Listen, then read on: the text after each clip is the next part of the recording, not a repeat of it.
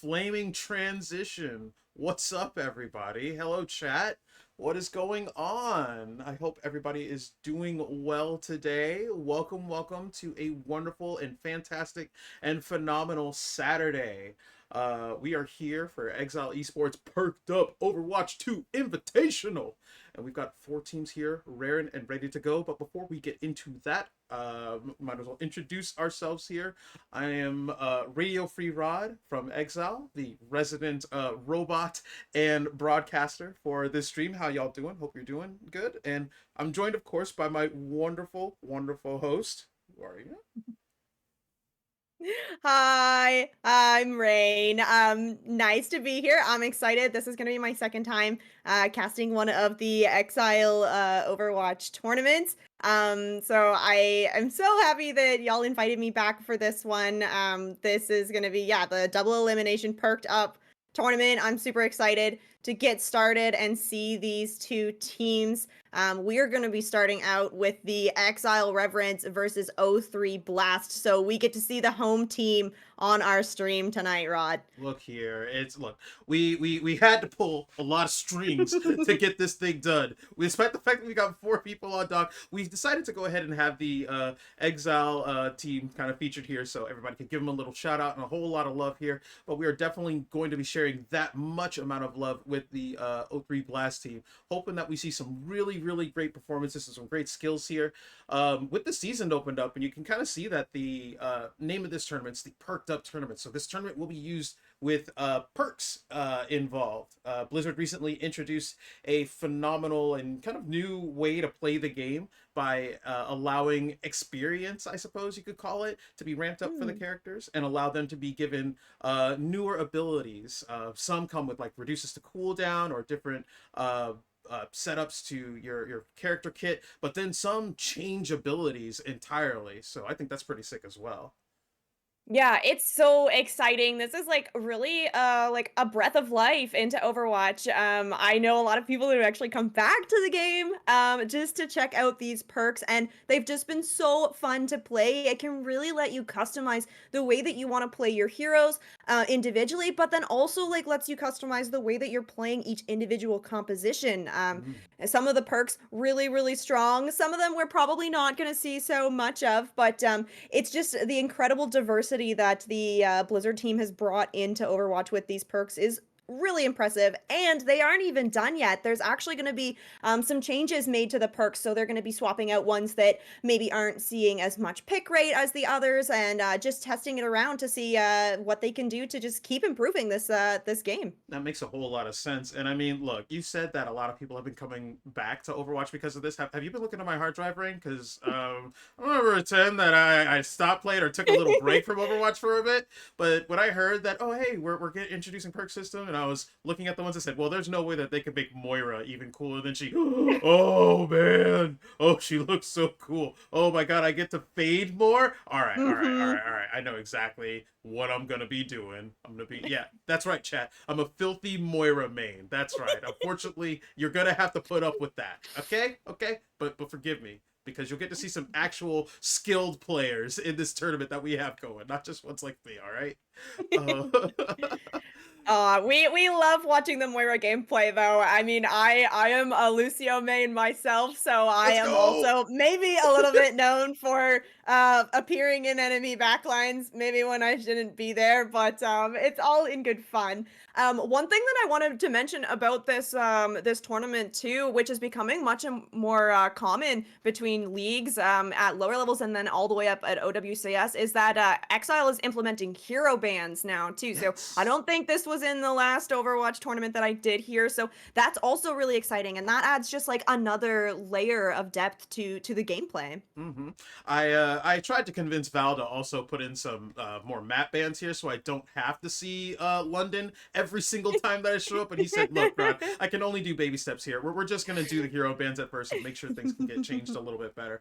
I think it's a good way to also add a little bit of diversity. These teams that might be used to the particular lineups or setups that they have when they're playing competitive might know that a certain character will be, oh yeah, I don't want to deal with that this time, or oh, this is a character that's got a really high pick rate or a really high win rate, So let's just see if we can adjust it and make sure that we don't have to see it again. But it also adds a little bit of in-depth knowledge to the teams that are playing as well, because hey, guess what? You ban that character, don't worry, I can make the adjustments. You ban say Ryan, oh no, I know how to play Hazard, that's great. Oh, is shoot, Diva gonna be gone? All right, no, that's fine, I've got a pocket Sigma as well, so hey, we can make it work. The name of the game in Overwatch is always going to be adaptability. Can your team adjust and make the proper necessary steps in order to get that win? Because proper composition means good competition. Just came up with that, yo. Yeah. Beautiful. All Beautiful. right, yo. I'm putting my Zenyatta pose right now. Oh, look at that. Come and listen at the feet of the great other robot, y'all. I'm not an Omnic, but I know what I'm talking about when I sound really cool. Hey, man. I love it. Yeah, those are words of wisdom for sure. Fleur says bars. I'm trying to spit. I'm spitting right now. Yeah, chat came for the Overwatch, but they're gonna stay for the bars that Radio Rod is dropping. Look here, y'all. Yeah, I was about to say. I was like, well, where are our friends at? Don't worry about that. Let me break up my lyric sheet right here. But bam, no, it's right there. Oh my gosh. Okay, I mean, yeah, but we do have Overwatch, which is really exciting too. We have all of the players in the lobby right now. So we had 03 Blast that was gonna have the first map pick here. First map is going to be a control map, and 03 Blast is going to be taking us to Lijiang Tower, a classic in my opinion. One of my favorite maps when it comes to playing Control. I absolutely adore and love all of the intricacies and ways to kind of set up and get to the point, depending on the maps that you're going to. I love the, I forget the actual tower, the one that starts on the outside with the two double bridges, kind of giving players an alternate way to get into gardens. It. Yeah. But I'm also very wary on this map because there are a number of ledges and things to kind of look out for. And as long as you know where you're stepping and you know the team that you're going up against, you can actually make it work. And I super dig that.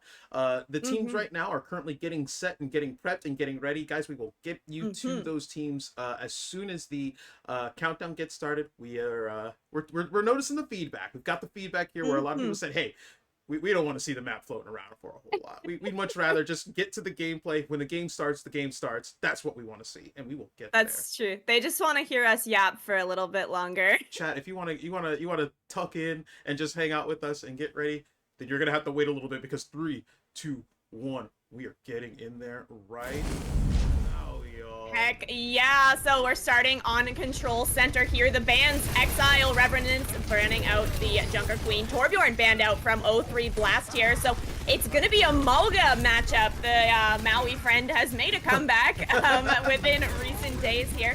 Looks like we actually have 03 Blast kind of getting a positional advantage to start. You're already pushed all the way up into White Room, so that's going to mean that Xzile Revenants has to push on to this point and try to take it away from 03 Blast, who's already starting to capture percentage here. Absolutely loving the pinning down that Doc is doing right now, making sure that they're able to keep this guy on the back end as we move towards Jake Blast, and he is setting things up. We are having a fantastic time fighting for this point, and it looks like 03 Blast is going to go ahead and take it and draw first blood here up against Team Reverence right now. Yeah, we can see that Reverence has just kind of positioned themselves around the outside, but they are eventually going to have to push on to the point. Percentage building for 03 Blast. This is their chance to try and take a fight here and flip it over. I have to say, Neko already almost has that orbital ray. You can see the power of the Juno in this composition. I'm absolutely loving the strong amount of push. The presence here from Xzile Reverence is actually happening, and there goes the orbital blast, giving them a little bit of power to go ahead and push and bully their way onto that point to get 03 Blast off of the point and make a good sweep of getting everybody down except for the good doctor there, who's managed to kind of peel back and make sure that things are on the safe. That's very nice play. I also admire the use of cover and environment to kind of get in and find the best place to get on that point. Good positioning from Reverence here. Yeah, that's showing a lot of patience from Reverence as well, to be allowing the point flip to happen just so you can get that positional advantage, build up to that orbital ray, and then a push back onto point all as a unit. Showing that like Neko on this Juno, this is why Juno is so strong right now. You can build this orbital ray off Malgus so quickly. Ooh. moving in there. We got that here with the fantastic Moira plays. Oh, I'm loving it. The bionic heals stealing your life. I love it. Bring down Cheese. And it looks like O3 Blast is back on the point with the presence of mind. And we are back in it again. And they're going to quickly catch up and overtake Reverence because nobody's going to be able to get to that point in the amount of time that's kind of going on there. That is very nice. Strong presence, strong play from O3 Blast. Oh man, I'm absolutely loving the positional plays here from J-Bay here on this Tracer, finding their way into the back line and harassing Reverence. But oh, Kita catches him and here now. Ooh, yeah, that's a big pick here. That's going to allow Reverence to walk back into this, and they have ultimates to use. It's going to be the overclock coming out of the cage as well. The Doomsday cage, man. It's dropping down. Cheese managing to bring down. Jumps in, tries to found the enemy Malga, but isn't going to be able to do it as they end up ducking out. Ends up finding Doc, where Doc finds Kita. Kita getting brought down by the good Doctor. Doctor putting some focus down on Sapwolf, pushing them off of the point, and Cheese doing his very best to try and stay there and be a one-man army, but one man is not enough as Blast says, get that out of here. This is horrible. Oh my gosh, the positioning from the Doctor there really is stellar because nobody from Reverence has any ability really to get onto that high ground. We will see Cheese swap over onto the Wrecking Ball. Gonna try to get a last minute touch here because 99% nearly there for O3 Blast, so Reverence have to flip this over. Absolutely moving in from Kita is trying to nail down she ends up managing to get the kill on that by popping that ult, tries to find Moira in the back line, but Moira manages to fade all the way into the platform, goes up to where the Doc's got that positional advantage, has been absolutely abusing that platform, trying to chase him down, but he manages to run away. Cheese on the Wrecking Ball, moving throughout the map. They're trying to blast O3 Blast off of the point, but ends up getting blasted himself by Blast. Bad Barbie on point, managing to throw some of that delicious lemonade onto the team, and brings down Kita. We've got the objective secured, and Open Blast is taking it. Round one. Very nice, very convincing. Ooh, Yeah, I like the way that O3 Blast was really just controlling every fight. Getting the percentage first, building up to like more than 35% just on that first cap. Although Reverence did a great job of like staying alive through that and re-engaging, that is still like more than 35% of the point that you've given up that you have to try and catch up to, and they just were never able to catch up in that percentage, despite having, I do think that Reverence are playing this comp really well, taking a lot of angles, but with O3 Blast just in control of the point and doing a really good job of like controlling the angles, following up on kills, they just come out on top in control center there. But we are over to Gardens now, your favorite Rod, and we have a Wrecking Ball on the field. I'm excited. This is a great fun map for a Wrecking Ball, but we do have the Pharah swap from Kita, so it's going to be able to put in a lot of poke damage onto this O3 Blast. We'll have to see what the Doctor can do to try and keep that Pharah in check. Absolutely said it at the very beginning of this map. It's going to be all about adjustments, and we're already seeing it from O3 Blast. They know the map that they're going into. They know that they just had to deal with a Wrecking Ball at the very beginning of the part, and so now they're going to have to be like, okay, what do we need to try and avoid that? What can we do to try and cause some damage to that? And right there, Kita has made sure to kind of stamp the ticket of that Wrecking Ball to make sure that that could happen. And we are pushing right into the 8% for Reverence as they manage to take that point. I'm really liking this change though. They did a really good job. Do you think that this was a necessary adjustment for O3 Blast to go ball for this particular map? I definitely think Wrecking Ball is commonly played here, not just for the environmental kills, which are always really fun, but there's a lot more lanes that you can control here. However, I do have to say, once a different, like, we have the Mauga composition on the point, it's going to be really hard for this Wrecking Ball comp to displace that Mauga who's set up very comfortably on this point. That boy is deep. Give that man a can of tea or a cup of tea and let him just settle and get comfortable right there. He is not moving whatsoever. Kamakana managing to bring down Bad Barbie. Ribbon piece of the fellow Moira player. Love you, love you, love you. But we've got Kita who's finding as much purchase as they possibly can, utilizing that structure to get as much cover as they can, manages to pop that Tracer, gets them off of the point up to 99% on the overcharge there for the ult. We might be able to see something big in a little bit. We have both DPS ultimates online shortly here for Reverence. O3 Blast, though, you have those mines. If you can get those on the point, that might be just what O3 Blast needs to try and displace this Mauga from the point. But we'll have to see what they can do. The mines actually come out into the courtyard here, so blocking off the point.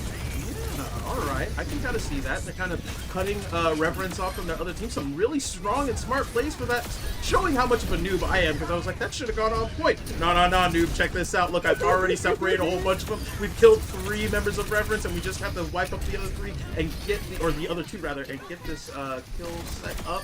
Take that point, and 03 Blast is on the board. Very nice. Very nice. Ooh, and you gotta feel really good about that if you're 03 Blast too, because you only used those mines, so you're gonna have all 4 of your other ultimates here, but Reverence, they played that smart too, right? No ultimates committed. They're coming back into this with 5 ultimates. We'll see what they do with the post. Oh my goodness. The ult economy expenditure is absolutely insane with both of these teams. Everybody's holding on to their ult, waiting to see who's going to go ahead and draw first blood. And it looked like it was going to be J-Fake, who went for the sticky grenade kill and got it. Oh, the Kamehameha away from Moira! No, she gets shut down by Brigitte! Brigitte does not like it when we have fun. Everyone, Brigitte hates anime. It sucks. Oh, it was really aggressive play there from Bad Barbie. Shout out to Sackle for recognizing that, popping that rally and just shutting it down. But there's a lot of ultimates Reverence putting onto the point here, despite not being in control to this point yet. Goodness, they are absolutely trying to bully their way onto the point and take it back for their team. I can completely understand it. Maybe they were just a little bit frustrated with the fact that the use of ult didn't really get anywhere in the very beginning. But right now, oh my god, it's not really panning out. We've got all 4 ults that have already been used by Reverence, with Cheese on deck with the last one on in his pocket. But unfortunately, I don't think he's going to be able to stand up to this onslaught. It's going into the fire here when he hops on the point. But I don't know. Oh, he's got support from Kita, managing. Oh, Doctor! Doctor, give him the news! I've got a bad case of shooting you with my tracking ball. I got a bad case of aimbot, alright?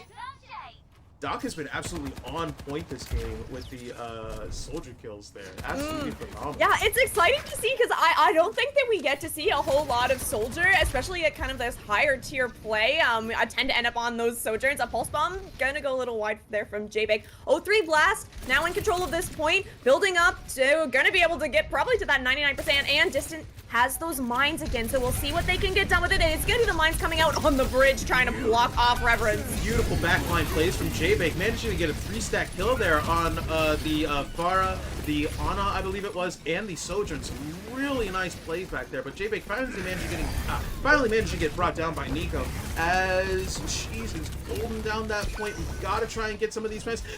Moira unleashing the strength of anime all over the place right now as we go ahead and heal the team up, tries to get as much killing out of them as they possibly can. Getting in Cheese's face, brings him down. The good Doctor manages to run back in there. They take that point back 100%. And 02 going to 03 Blast. Taking it for round 1. An absolutely insane play from 03 Blast. J-Bake getting the proper play of the game. Shoutouts to J-Bake, who was absolutely a menace in this backline. Look, Brig down. Watch this. Far down. Oh, hold up. I still got one more. I need to finish around that 3-piece. There it is. Right there. Wow. Yeah, the DPS lineup from 03 Blast doing really great work, right? We saw J-Bake in the backline just annoying the heck out of the supports and also some of the DPS. And then on the other side, you have the Doctor, who is set up on these crazy angles sometimes that just giving themselves so much space to work with, just pounding damage into the front line. So yeah, combo from 03 Blast gonna let them pick up Lijiang Tower. I have to say though, despite that being a 2-0, Reverence played really well, and that was actually a very close Lijiang Tower. So I'm excited to see where they're gonna take us for their map pick, because I think that Reverence is just getting warmed up. Most definitely. I'm not one to really harp on the idea of the tone is set by the very first match. You know, your best match is always going to be the second match. Some teams fight better under duress. Some teams fight better when they have their backs against the wall.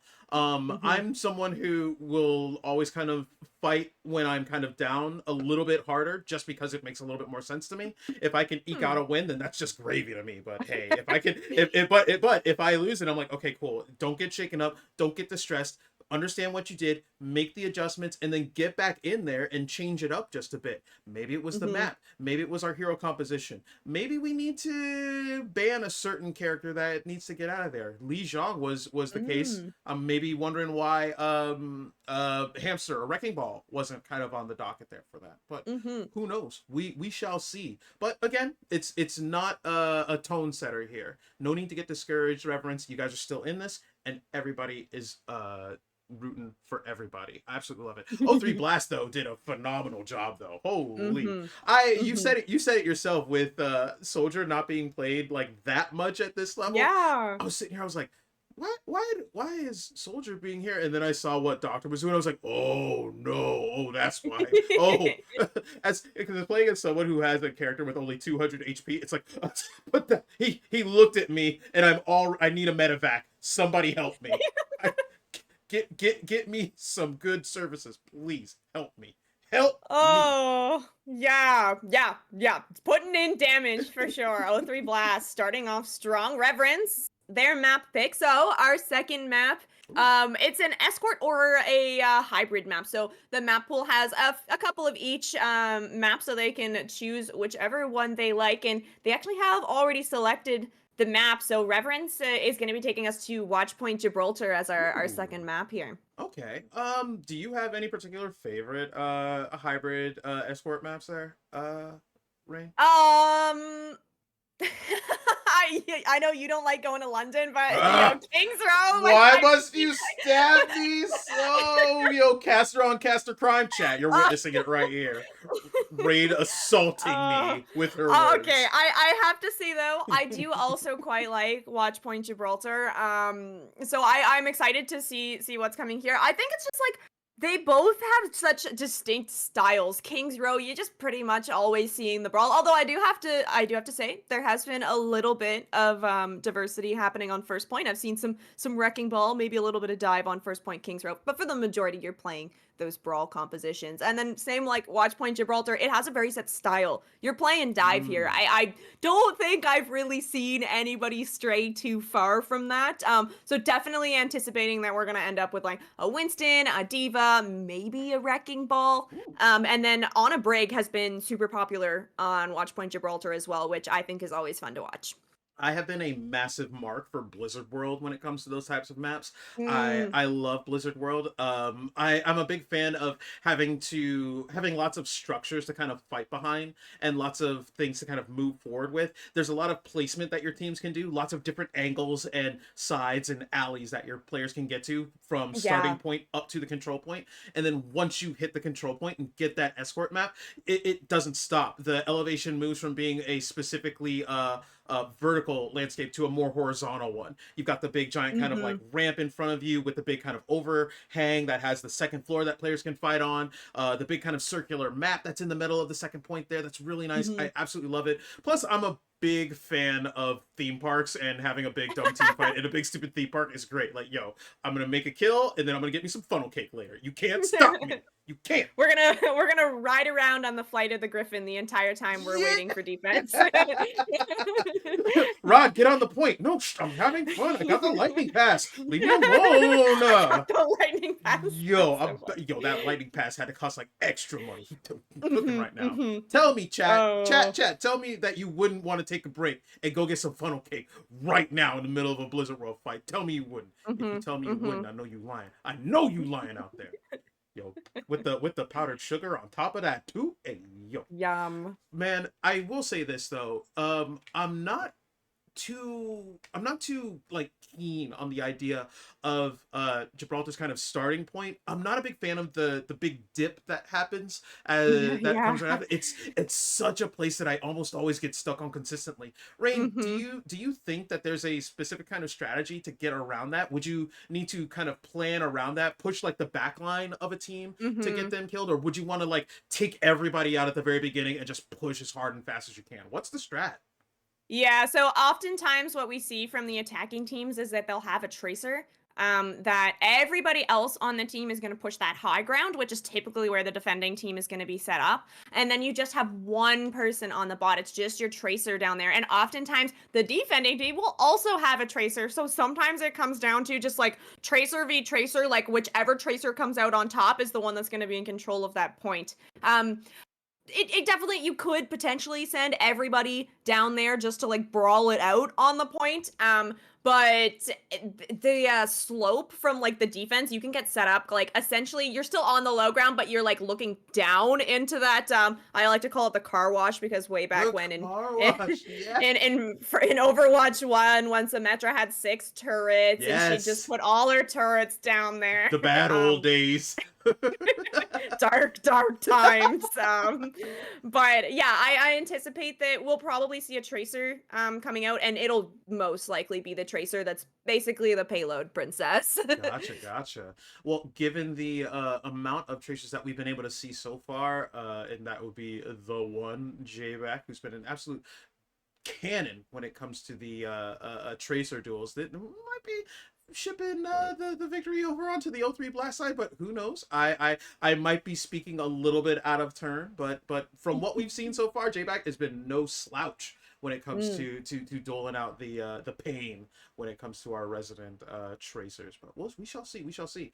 We've got the teams lined up. They are getting ready with 10 seconds on the clock, y'all. We are getting ready. Get hype, chat, as we move into round 2 here on Gibraltar. I will say we do have the hero bands, Xzile Bando, Widowmaker, who is quite popular on Gibraltar, and then O3 Blast Bando Diva, also popular on Gibraltar. So it's Monke v Monke here. I will also note that J-Bach actually has been swapped out. We have Raiden XL in for O3 Blast, and they're starting out on the Ashe here. So kind of in place of that Widowmaker, you still have at least a long-range hit scan. So we'll see what they're able to do on this attack. And we can see that Reverence is set up on this high ground already. An absolute dangerous opportunity there, right there. But I'm liking that Distance was able to Distance was able to close the distance. It's hopping up in there, trying to disturb as much of Reverence's setup as they possibly can, moving forward and absolutely getting the payload right at the very beginning of that little slope there, with no one actually willing to stop them. I am loving the emotes there. Let's go. I will never knock anybody for tossing out some emotes on them. Smell them roses. Smell the flowers. Yeah, this mythic Ashe weapon is so pretty. It has the roses, can just like toss them around the map too. It's so cute. O3 Blast, they're taking a lot of space here. Gonna be able to get this high ground. Haven't quite moved that payload just yet, but taking that first high ground is the first step. So now you're gonna have a couple people down on this point, and hopefully they can push it back enough that they're not gonna get stuck in that car wash area. Absolutely, and it's exactly the way it's playing out, nearly exactly the way that you went ahead and said it, aside from the fact that we're just swapping tracers for Winstons here for Monke. We've gone ahead and gotten these two teams kind of interacting with one another, pushing them back, laying as much ground and taking up as much real estate as they possibly can here, and getting that escort bar set up where they want it to be. So it's through the trouble point, through the choke spot, and okay, we just need to rally now, find some purchase, and then push it through. So some very good and smart plays from O3 Blast. They are more than willing and ready to have a game plan right now. They know what they need to do to take this. Yeah, absolutely. They have a nano as well. Fake is built up to that. We'll probably see it go over onto Distant, who is falling quite low. We'll be able to back out a little bit, though. Raiden finding Johnson, though, that is an opening here for O3 Blast to start pushing forward. Johnson did have that pulse bomb, but the nano coming out from Neko first here for Reverence. My goodness, she's moving into the back line there, throwing as much damage into their healers as possibly can. Manages to go ahead and pop ult. That Monke is going Primate on him. Yo, Primal Rage is absolutely coming into effect right now. Finds the Ashe. Somebody call the zoo. We need somebody to get this thing tranquilized and back into its cage. That's disgusting. She's falling so low, 37 HP, but manages to get out alive. Gonna get some heals from their backline there, and that was a really nice engage from Reverence using that nano first. O3 Blast did respond with a nano of their own, but it was just a little bit too late. The value already there for Reverence. So O3 Blast, they're getting set up on that high ground. Raiden will have this bomb, but they get... Oh my goodness! Boy, Gewalt! I think I'm gonna have to end up telling Val that he can't do this anymore, because right now he's giving me a heart attack with some of these plays that he's syncing up with, man. This is too much right now. Distant moving in, trying to find some purchase here. He manages to fight, starting a 1v1 with Cheese. He's also got his ult on deck super locked out, and he's raring and ready to go. I'm absolutely loving the amount of space that he's trying to find. He's everywhere and nowhere all at once. He finds purchase with some members of Reverence, gets into a fight with him, hits him with the shock tickle cannon, and then immediately jumps away. He is playing some prime Winston right now. I love it. Yeah, I think the backline from Reverence is set up really comfortably on the high ground. We see rallies coming out from both teams, but O3 Blast, their supports are a little bit split off in this server room. They do manage to get out alive with that rally. It's into overtime now, so O3 Blast cannot leave this payload. Hop on it, hop on it. You gotta stay on it. Ooh, he's got the high noon going off and popping on board. Let's go. Oh, and Genji managing to pop the ult. You are my friend. Oh, no, he's dead. Never mind. Sorry, guys. Song's over. No Naruto today, y'all. Overtime has clicked down, and Reverence has managed to stop right at the tail end, it looks like, of Car Wash. Just right on the outside? Man, okay. All right. That is an incredible defense from Reverence. I have to give a shout out to the backline. That Ana and Brig set up on the high ground, like behind the point, typically like further back than most people would set up, and they just never really got bothered too much up there. Did a really good job of just keeping Cheese alive on that Winston, building up those nanos. Yeah, exactly. This is the position. Yeah, your support set up here very comfortably. And this is a great look for Reverence on their map pick, because you did not even let O3 Blast get 1 point on Gibraltar. That is definitely a morale booster. If you're coming off of an initial loss and you're able to kind of hold the payload before it even reaches point 1. Oh yeah. Oh, we only have to get it that far. We only got to go that far? Oh, shoot. Yeah, we can do that. That's fine. That's easy. We can go ahead and get that done. Not a problem. Not a problem. I'm a big fan of kind of the backline playing it really subtly. Cheese having as much faith as he has in his backline to go up there, push as hard as he can, go down to 5 points of health, and then come back and be like, oh, yeah. It's a little rough out there. It's a little rough, but can use some healing. It's okay. It's okay. Nano charge for you, Neko. Enjoy. Yeah. Enjoy. Go on and get back in there. You're doing great. You're doing Lord's work. Right. Okay, we had Johnson actually use the TP, trying to go straight onto the bridge, but O3 Blast had all 5 members standing right there, shut down that teleporter very, very quickly, and that's gonna happen when you have the Doctor on this Cassidy, right? And you can do a lot of damage once you're up close and personal, especially against this Winston who doesn't have any of that defense matrix or anything like that to deny it. So this is a great position for O3 Blast to be set up in right now. Xzile, they really need to somehow find a way to get control of this high ground, and that's probably going to start with rotating your supports up to the high ground. Yes, it is a absolutely smart call. Rename everybody from O3 Blast or whatever their name is to Nostra frickin' Donis, because they saw that coming from a mile away. Well predicted, well scouted out, and smart plays. But they're going ahead and managing to get that push in. Absolutely, they've managed to secure the high ground, keep their other teams healed, and absolutely get in there. I'm loving the shot from Sapwolf right now, who manages to bring down Distant along with the help of Nico, and we've got ourselves a team kill, and Xzile Reverence has nobody to stop them or contest them from getting as much space as they can with this cart. Let's go, get the push. Yeah, they get the push and they get the positional advantage. You can see that Nico and Sapwolf are now set up on this high ground again, exactly where they wanted to be. What let them take that first little bit of space, but O3 Blast, they're coming back into it. You're gonna have the Deadeye, you're gonna have the Kitsune Rush soon as well. The point creeping ever closer. It forces O3 Blast to finally get a contest on the point. Oh my goodness, and there goes the NATO flat. Oh, Doctor calling up. He checks his watch. Hey, it's high noon. But I don't think anybody's listening right now, unfortunately, and he's not going to be able to make too much use of it. He had to fall up at the top of that tower there and get moved up. Cheese kind of holding it back, and I see Kamakana with a Deadeye of their own, raring it and ready to go. That thing is amped right now. A lot of good ult usage here from Reverence. They're more than ready to make this push in. If they can knock off a couple of important people here from O3 Blast, they can just bully their way to the point and get there. It looks like Johnson's moving in. He's with the point right now. Just to step right up, and Kamakana looking to find somebody, and he's gonna ward him off. What is it? Oh, let's go! Wonderful sticky there, just to give him some distance, some breathing room, but it may not be enough. Just touch the point. What are y'all doing? Reverence with a little bit of extra blood in the water there. They were like, yeah, let's punch somebody in the face a couple extra times. The point's on, what, 1.83? We can get that. We can go back and touch that. Surely. Sapwolf with the play of the game. The Brigida goat skin as well. I'm a big fan. Excellent job from. Oh no, this is where the it's deleted. No, Seth, why you bully? Oh, yeah. Why you bully, Seth? Why?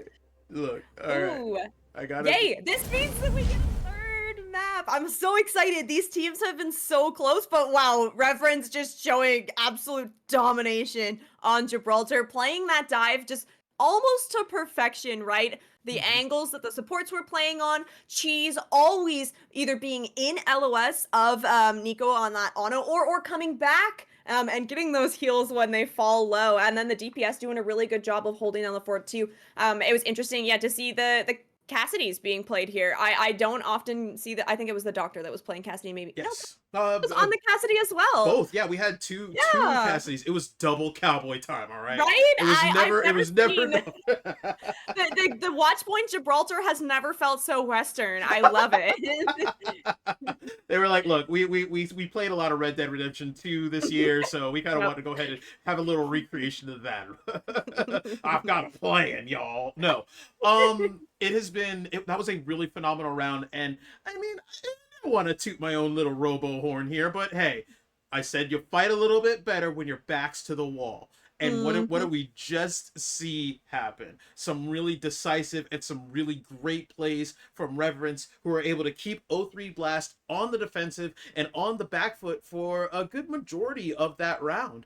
It's almost like they kind of swapped hats from game to game, right? Where O3 Blast really had Reverence's number in that first round, and it's like, oh man, that was some rough looking rounds here, a solid O2 here, and the Reverence says, nah, let's just go ahead and dial that one back. You ain't even gonna touch point one, and we're gonna take this point, all right? So we'll see you in third round. Let's go. Some absolutely wonderful plays. Third round, it means it's O3 Blast's map pick. It's going to be a push map, so we did have all four of the fantastic push maps in the map pool, but O3 Blast's map pick is going to be New Queen Street, so we're going to be heading to Toronto for our third map. Get me some coffee and some poutine. There we go. Yeah, absolutely. That's what I want there. I grew to learn to love the push maps a lot more than before. I think it was my idea of not having to be completely glued to the robot at all times and be like, no, we can do some backline foolings without losing too much percentage or too much ground as we move forward. It's taken a lot for me to get used to it, though. I'll tell you one thing, I kind of wish we got a new push map. I wouldn't mind it, you know. We can go somewhere else with this robot. Let's go somewhere else. Come on, man. I am right there with you, Rod. When push first came out, I was a skeptic, but absolutely, like, once the idea of like how these push maps actually play, and yeah, exactly, not being glued to the bot all the time. There's a lot of like mind games that need to be played in push. Sometimes a little bit more than compared to other Overwatch maps, because in push maps, like, sometimes we see teams just straight up ignoring the objective when they're in control, because you don't want to walk that bot over to the enemy and make it easier for them to contest the point. So I love the mind games and just like the amount of just outplaying that you can really do in push. So I'm right there with you. I'd love to see a new push map. I always thought that it would be maybe cool to like rework some of those old 2CP maps. Right? Into a push map, like a Paris push map. Maybe that would bring some love in for Paris. Absolutely. Yo, give me a push map on Hanamura with like more of the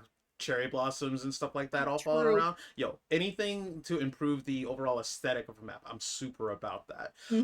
Also want to take a quick aside here.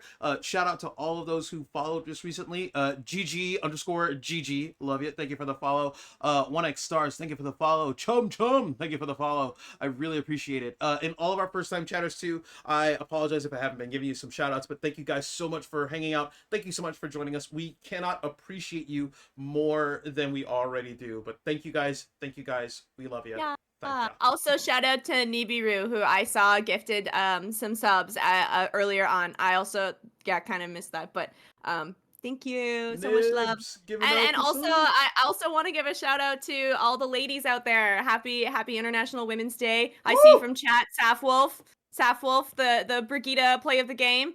Happy International Women's Day. Glad you got play the game. We Go love girl. to see it. What do we say, chat? We love women here. Yo, We you love bet. here. You Yeah. bet. You bet. All right. You see what I'm saying? We love it. Look, there goes chat. Chat going crazy right now. Absolutely on Women's Day. Hell to the yeah.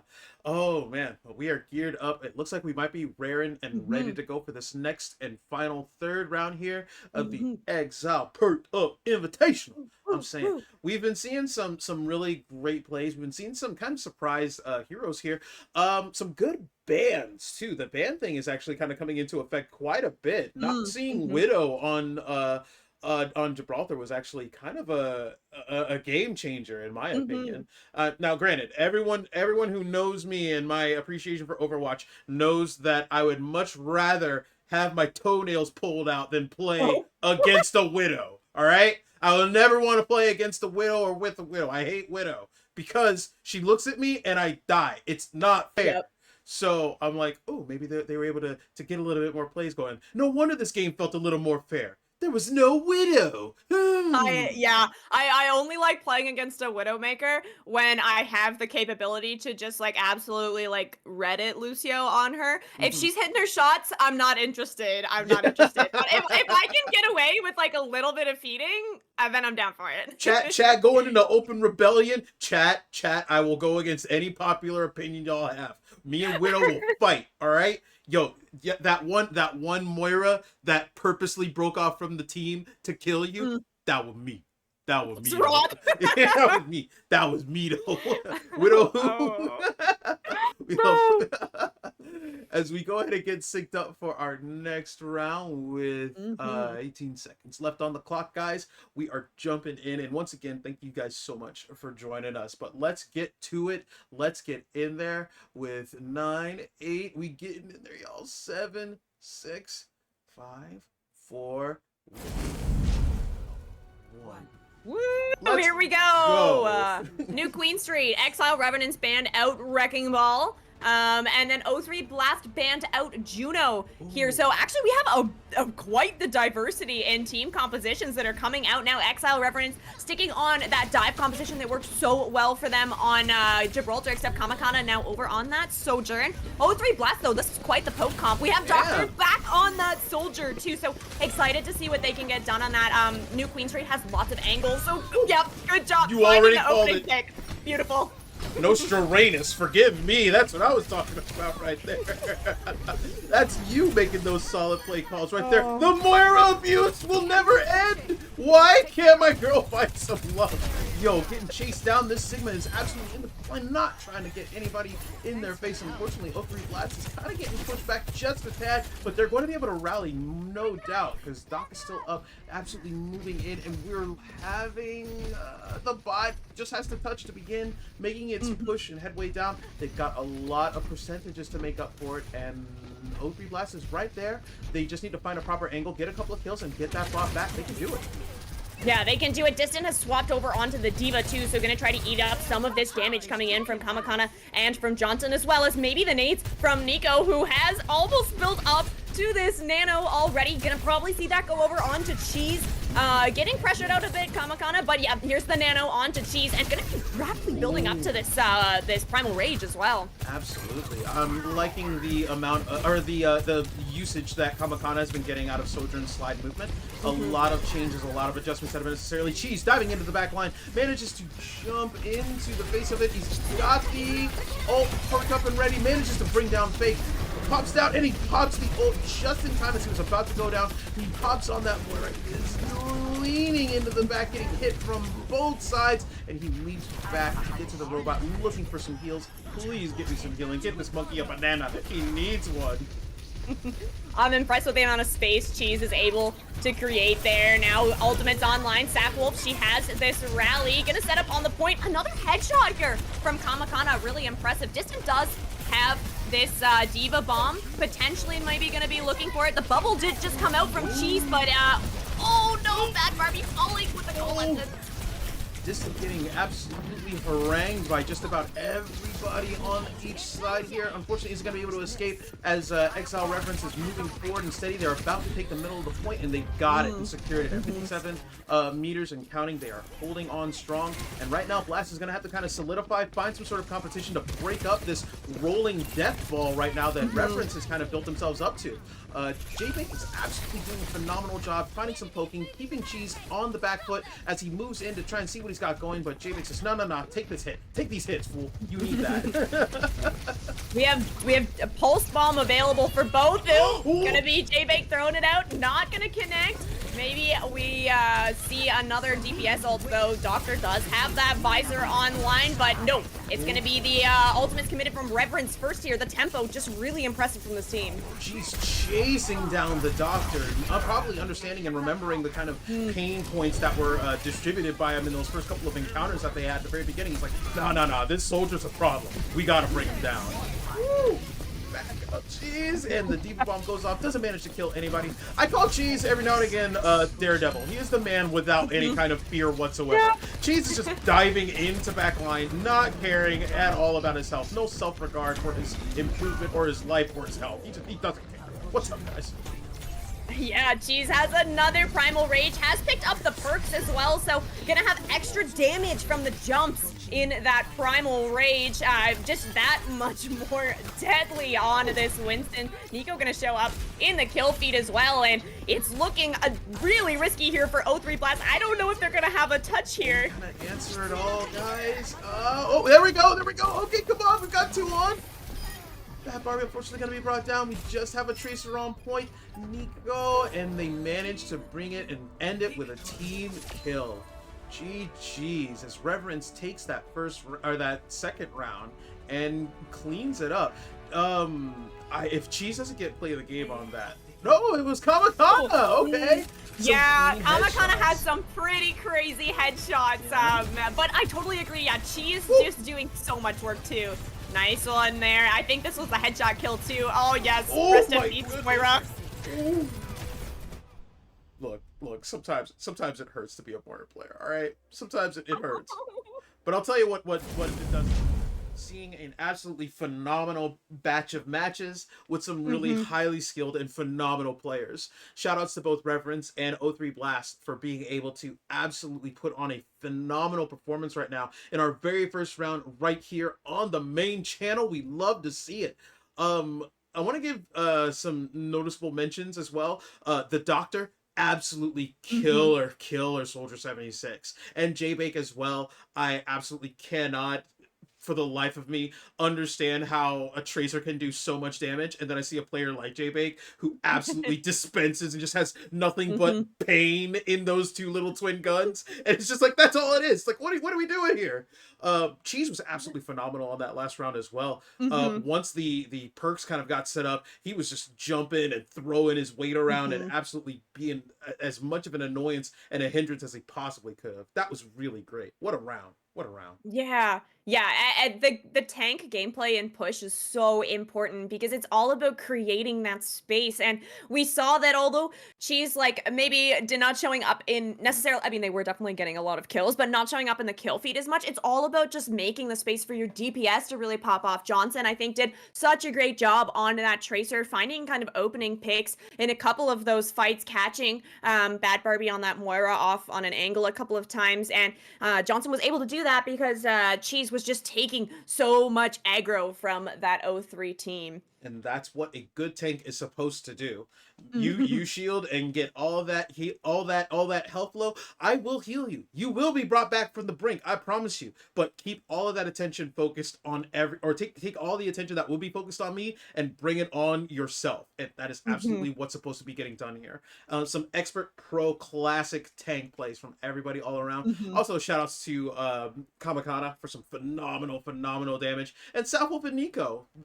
Look, support, all right. That's the mantra that me and my buddy both play healers, and that's what we tell each other, or tell each other whenever, like, we're in the back line, we're doing something good, like, look, support, that's what we do. And there was definitely a whole lot of supporting in that round. Absolutely phenomenal work from everybody all around. Absolutely. Yeah, it's impressive to see, like, how fast these supports were building their ultimates too. Shout out to that because that's impressive. Like, that's kind of the meta right now, is like which support can build up to their ultimate the fastest. So both of the teams doing a really good job, but yeah, definitely Safwolf and Nico edging out there. Most definitely.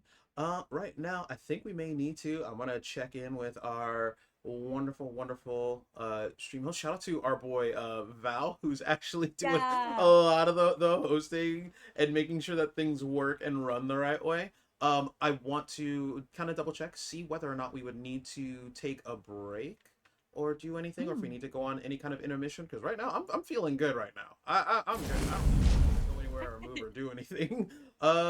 We may need to be doing just a little bit. I feel like we could take a quick 2 minute intermission. Just take a break, get some water, maybe Yeah. go to the bathroom, guys. We'll be right back. We can get this thing started, and we'll be right back when we can. Okay. All right, let me get 2 minutes on the clock here. Phenomenal game engine. Here we go. We've got it ready and ready to go. Alrighty, so take a break. We'll be right back, guys. 2 minutes.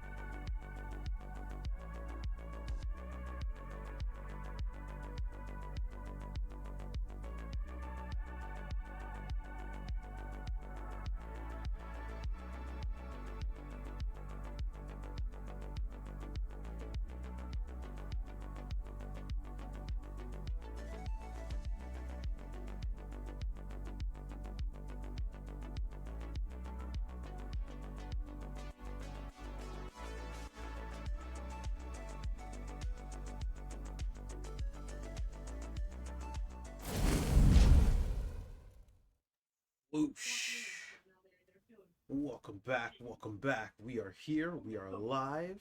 What is up, everybody? Hope everybody's having a phenomenal time, a great time here. We cannot thank you enough for joining us as we present to you the Xzile Esports Perked Up Overwatch 2 Invitational. Our 2 minutes are up and we are back, and I'm having a glimpse down into the chat, and it looks like we are raring and ready to go. Chat, you excited? You all set? All set for this next couple of matches? I hope so. I certainly hope so. But once again, just to reorient and reintroduce ourselves, I am Radio Free Rod, Xzile broadcaster, and resident layabout robot. I guess I could say myself. I'm just here cruising. I'm Rain. I am the guest, streamer or caster here tonight. This is going to be my second time casting with Xzile. I'm super excited to be here. Every time that I've come and cast for Xzile, the matches have always been really good. The production's been great, and the community is just so lovely. So I'm super excited to be welcomed back for my second round of Overwatch matches here. Oh, well, we're most definitely happy to have you back, and pleased that being in such close proximity to a pleb such as myself hasn't scared you off. And she's like, no, I don't want to do it again. No, we're back. Absolutely nice. not. No, we're absolutely happy to have you, and we cannot thank you enough for joining us on this next tournament that we've got going on here. Who do we have right now dialed up for our second round of fights going on right now? Who is this? Yeah, so we are staying in the winner's bracket here because this is a double elimination tournament. So we're gonna get to see Xzile Reverence once again. And this time they're going up against Ragnarok Sif, who is actually a team that I manage. So I'm super excited to see them play, and shout out to Sif. Happy International Women's Day. This is a team of all ladies, so Hell super yeah. exciting. Yeah, this is gonna be a good matchup for sure. Ooh, so you can provide us the inside information then on this team yes. here? Yo, the commentary better be crisp. They're gonna be listening to the podcast and they're gonna be like, she better talk some really good shit about us. She better have made us sound so awesome. Sif knows that as much as I love them, there's no bias here. So Reverence and Sif are gonna get equal amounts of love from me in this match. Excited to see what's gonna start. I'm not actually sure who picked the map, but I do know that we are going back to Lijiang Tower. So round 2 of Lijiang. Let's go. Can't complain. Love that map. I will never not turn down that map. That map is my King's Row. Like, everyone who I talk to is like, oh, I love King's Row. I want to play it all the time. And I'm like, I hate King's Row. I never want to see that map ever again. And then when I talk to anybody, they're like, oh, Lijiang. I don't want to play Lijiang. And I'm like, I'm building a tent in the backyard. Like, yeah, I love it here. It's great. I love being here. Lijiang forever. Got a big L on my forehead, and no one has told me to take it off yet. I'm super about that. L for Lijiang. I'm telling you, maybe we'll even get lucky enough to see all 3 portions of Lijiang this round, huh? I'm yeah, saying. True. We didn't get to see Market on the last one. That's a really fun one. Sometimes a little bit quirky with some Symmetra teleporters. Yeah. And the wall setups and everything. They held back on that last one. Okay? They did. They were like, they knew I was watching. They were like, nah, let's just let O3 Bass was like, nah, let's just end this right now. Rod's enjoying himself way too much. And end the Lijiang maps. We can't have it going on anymore. Yeah. They wanted to make sure that we'd still have some voice left. You know, we got a couple more matches to go, so they didn't want to get too involved, too many maps there. But yeah, Lijiang, we're starting on Control Center again. So back to back. Okay. Yeah, Absolutely. Exciting. Yeah. I do like this Control Center map, right? This is a great one to get started on because it's pretty predictable usually what teams are going to roll out on. You're usually going to see that brawl here. It's a very introductory, I feel, map. It's nice and balanced. You don't have to worry about any sort of extra gigas or gimmicks or things like that. Might throw you off. It's like, oh, hey, guess what? You have a perfectly balanced and equilateral map. Everyone has the same amount of distance. Speaking completely equilateral, I'm seeing both of the Malgas staring at each other longingly from opposite ends of the room there. They're even nearly dancing the exact same way. Double Genji, double Malga, double Sojourn. Yo, copy my homework. Copy my homework, team. What are you looking at here? Here, copy my homework, but make it look a little bit different. Am I seeing double Junos? Is this a 1-to-1 team? We absolutely have a mirror match here. So this is what I was anticipating to see at this Brig Juno backline with the Malga. Definitely the meta right now. So the bans that came out with the Diva and the Pharah, not gonna matter at all for Control Center here. Both teams are doing that Spider-Man pointing meme right now as they stare at each other. That is insane. I did not even really caught that until I had a quick glance. But hey, we'll do our best to try and call it right down the middle. Cheese running in with a big giant stomp, taking out 2, and Kamakana managing to bring down Vamp Queen, and Xzile managing to bring that point back under control to put some points on the board to try and catch up with Ragnarok Sip. As they have built an early lead with a 20% full, but Ragnarok Sip is definitely not going to go silently into that night. They are rallying, getting together once again, and pushing together as a unit. I love that in a team. Get that ball going, keep the heals spread, keep the energy and damage contested and congested, and move together as a unit to focus down one person and take down the Xzile team one by one, member by member. Get in, let's go! Please move in strong with that push right there. I love the presence and the dominance of being shown display right now. Excellent to Kamakana managing to bring down Vamp Queen with the help of Deco as we go ahead and hold that point. Brig ult coming out from Taiko. Taiko really didn't get that tapped in, but unfortunately isn't going to be able to keep out there as Johnson manages to take out the ult and make some swings. Genji ult for Genji ult as the two ninjas are swinging and singing the Naruto theme as loud as they possibly can. Whose soundtrack is louder? It is definitely going to be Yeah, Reverence holding on here, 62%. A lot of ultimates committed from both teams there, but Reverence did manage to hold on to both those support ults, which can be so impactful here. Vamp, she does have an orbital ray, again, a potentially fight-winning ult. Laser, she's got the cage as well, so we see the charge in from Laser. Ray's gonna pop that overclock as well, and it's an ult fiesta here from Sif. Let's go. Look at Ray absolutely pumped up and slinging out those plasma bolts everywhere that they need to. We have a team kill from Ragnarok Sith. Let's go. Ultimate's committed there, so the orbital ray from both teams actually used in that fight. Ray used that overclock as well. Safwolf using the rally in there somewhere, so Reverence is going to be coming back into this. They don't quite have anything built up. They're going to have to try to just build up to one of these ultimates that not really too close. We do have Laser with that cage, so we'll see what she's able to get done with that. Not able to like combo it with anything, but sometimes just getting them low enough in the cage where you have that Genji Xythrin, she can get those dash resets and potentially just find eliminations just as is. We'll see. Reverence are opting to take a bit of an angle here. I think this is really smart with this Sojourn. You want to be able to get some damage out onto the tank, and you basically just build up your railgun off this Malga and then try to find a headshot onto one of the squishies. Xzile Reverence is doing their very best to try and take the slow approach here and try and get in and find a way into Ragnarok's defenses. Ragnarok has been absolutely offensively centered and offensively minded when it comes to bringing in Reverence. Reverence tries to find a way inward, and then as soon as Ragnarok finds one person to bring down, they take down the rest of Reverence. It's like pulling a leg out from a table, you know. Oh, you don't need to stand out on there? Perfect. Shove the rest of the entry, the rest of it all the way over. They've been doing a great job. Beautiful ult managing, and with this Brig to hold at 90-something%, they are going to utilize that to hold for as long as they can to keep Reverence in this back door. But it looks like somebody manages to sneak onto the point. Who was that?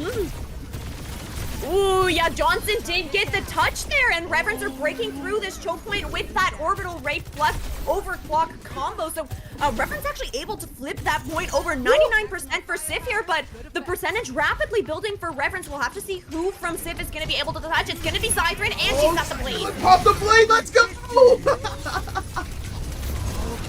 There. Oh no! And blade for blade, Johnson answering back to clean up the rest of Ragnarok to keep them off of the point. Oh, and it looks like Sif might have counted their chickens before they hatched by staying at that doorway point and thinking that they kind of had the win there. They weren't counting on Johnson managing to get the sneak around because honestly, you had to have used your dash a couple of times to make up for the ground. Genji's not that fast, but I guess utilizing the movement speed, the blade swipe and all that to get to the point and start establishing some touches, Ragnarok had to turn around, and that was when Reverence kind of sprung their trap. Nico popping the orbital ray, and then they utilized that to kind of push and coast into the fight, fully amped up and fully ready. They knew what they were doing. That was really strong.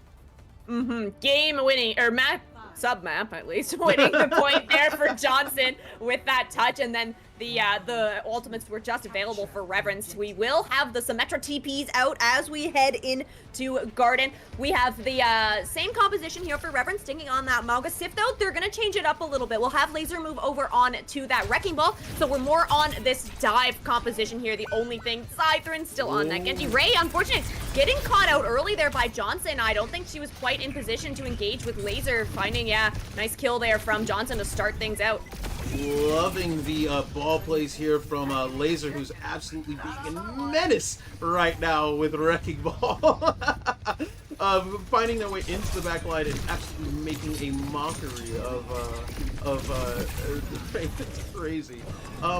Scythrin absolutely trying to find some kind of purchase here. Gets a couple of touches on Cheese, but moving forward, getting some deflects right there. We need a little bit more healing on that back line. Oh, and unfortunately, not going to be able to hold it. That stinks. Those pulsars from Juno, so deadly because they lock onto you, and even if you get around a corner, they're still following you. So both the DPS falling there for Sif. We will have a couple of swaps coming over. Ray, she's going to move over onto that Sojourn, and then Taiko's going to move over on to this Ana. So definitely looking to shut down Cheese on this Mauga. If you can hit an anti-nade onto that tank, it's going to take down so much sustainability that Mauga has, which is really important here for trying to take this point back, because this is similar to like we saw on the last earlier. Yeah, I was about to say I'm getting some cases of deja vu right now from watching this map. Oh, but unfortunately, they're not going to be able to stand up to the amount of damage that they have coming through. A lot of times, we're seeing a bit of the Ragnarok isn't playing nearly as close together as they previously were. The ball is kind of separating a little bit and moving into the back line to try and cause some havoc, but the havoc isn't really working that much because Reverence just kind of gets a little bit of distance between them, and then they find each other once again. Giant orbital ray comes back down. Vamp Queen trying to find some purchase, get back on the point, but isn't able to land it and dies. And then here comes Johnson. Wow.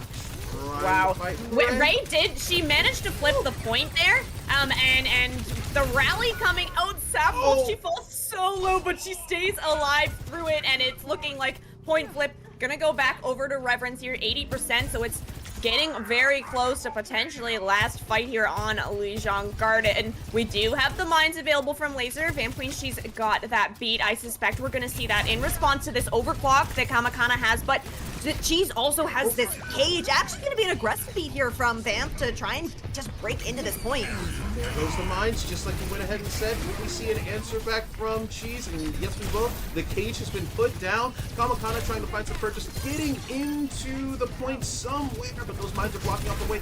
Jumps on Ray. Both Cheese and Kamakana managing to bring down Ray, and it looks like they're going to be blocking overtime and managing to push off to an early lead with a 2-0 defeat to Ragnarok. Man, I am never going to see the third map, am I? We've been denied market twice now. Absolutely heartbreaking. I feel like to go with the play of the game. Wow, we get another Brig play of the game here, and another lady with the play of the game on Brig. I love it. Yeah, excellent job here.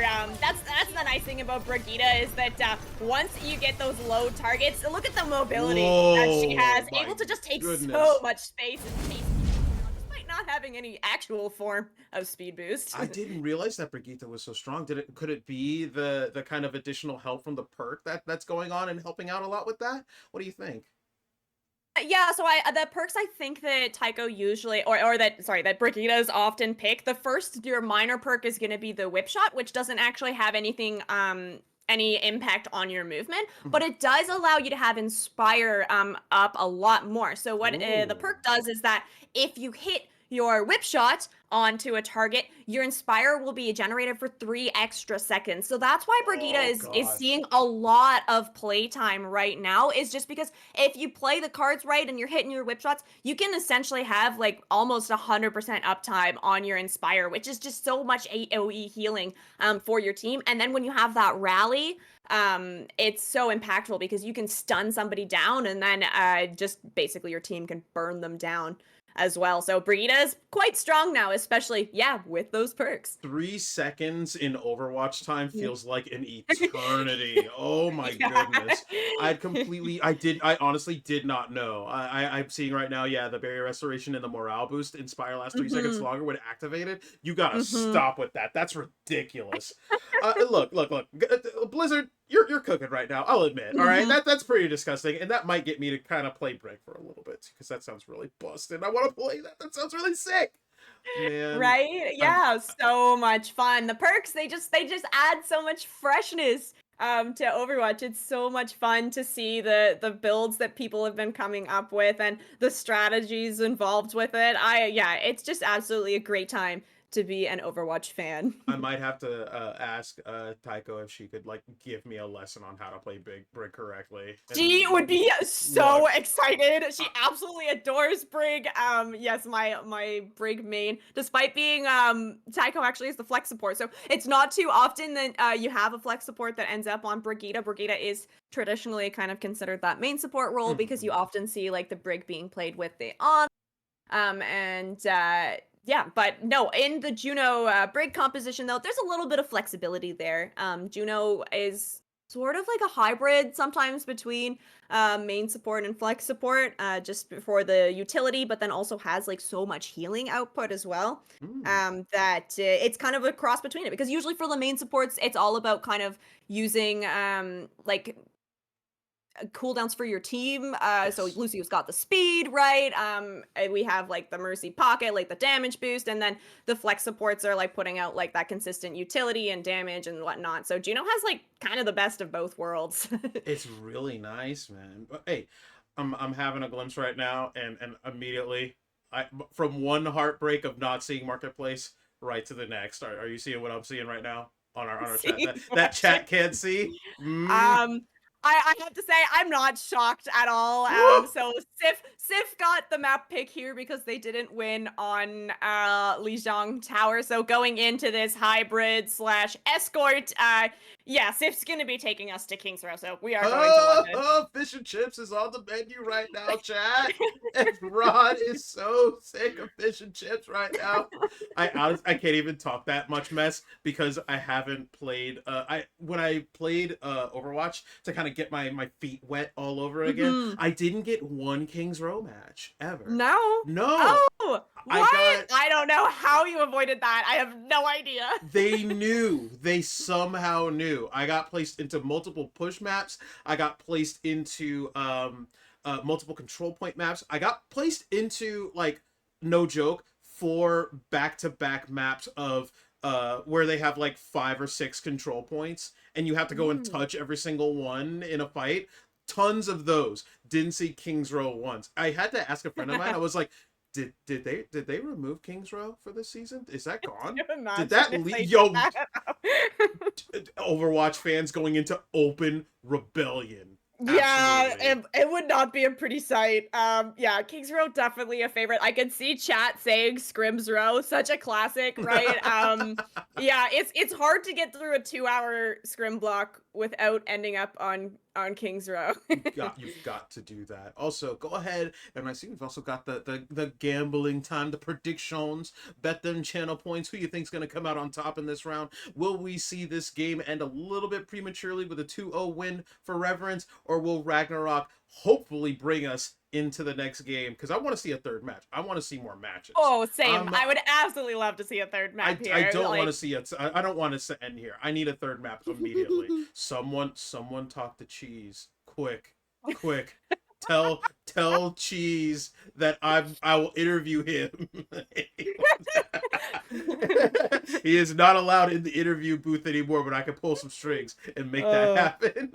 That's funny. That's funny. Oh Yeah. man. But we are here. Okay. Yeah. Kings Row. We have the bans in place too Ooh. as well. So Reverence have opted to ban out Juno. And then Sif are sticking with their Pharah ban. Wait, no, that can't be right. I don't think. We probably need to Maybe, just change that up. Or maybe they're just hovering over it just as a joke. I don't know. Maybe. Possible. Oh, here we go. We're getting the update. The slots are happening right now. Here we go. Torbjorn ban coming out from Sif. Okay. I like that. I like that. Good ban. How would you play this going into this next map, Rain? What would Ragnarok need to do to counteract what we saw last round? So I do have to say, I think that the DPS from Reverence are doing a lot of damage, especially in this backline. So Sif is going to have to play a little bit more peel-oriented. And on that note, we do have a laser on this Diva. And then with the Lucio Curie backline, that's going to allow the backline to be a little bit more self-sufficient in kind of peeling for themselves or just running away, which is also a great option. That's a good Coming strat. up against, it is a good strat. Nah. Coming up against Reverence here, though, we have Cheese on this Junker Queen. So Junker Queen can do a lot of damage now, and she does have a perk that gives her lifesteal if she hits that Carnage axe. But no lifesteal available. It's going to be Cheese falling first here. That's a big pick for Sif. Absolute just disgusting display here. You don't need to tell me that. I didn't need to know that in my life. That's like, I don't know, fighting. That was me finding out that dinosaurs had feathers. I'm just, no! Don't tell me that! No, you ruined it! No. The Junker Queen with lifesteal being played by Cheese, just absolutely disgusting. 100% lifesteal from Carnage for one of the major perks. It's pretty I'm wild. feeling nauseous right now, but I'll tell you who's not feeling nauseous. Ragnarok Sith, who has moved so strongly and so firmly in taking this escort map immediately. That point didn't even live to see any, like, briefly a minute of life and play, and it is already over and done with. Ragnarok Sith moving absolutely firmly and down that front line. Cheese having some poking issues here. Moving forward, we've got Xzile, who is up on that Pharah right now. Pharah scares me on this map. The amount of rooftop cover, the building and structure cover that Pharah gets, blended in with the high damage rockets. Oh man, I can't deal. I can't deal. Yeah, it's a lot of damage coming in from Sif here. Xzile on this Pharah. It's going to be really hard from anyone from Xzile to even deal with it. We do have Johnson on the Echo, who can sometimes beat, but look, Laser has chased them down. She's going to find that kill onto the Echo, and that's another opening pick from Sif here. Barrage from Xzile as well. Xzile, please! Oh, no. And Laser bringing down Sapwolf in the back line as well. And it looks like Ragnarok Sif is moving absolutely strongly down the side. They've got an Ana kind of pinned down in the back line. Who is that? Nico being brought down. And if we can get a couple more bodies on the escort, that is going to be a captured point right there. Yeah, and as you say that, Rod, we're going to have 3 members from Sif on the point here. Only the Barrage committed there, but Reverence, they're making some swaps here. Cheese is moving over on to this Winston. Kamakana swapping over onto the Cassidy here. Somebody has to deal with Xzile. Tycho finding Sapwolf fell already. Sif are picking up kills. It looks like second point has been collected.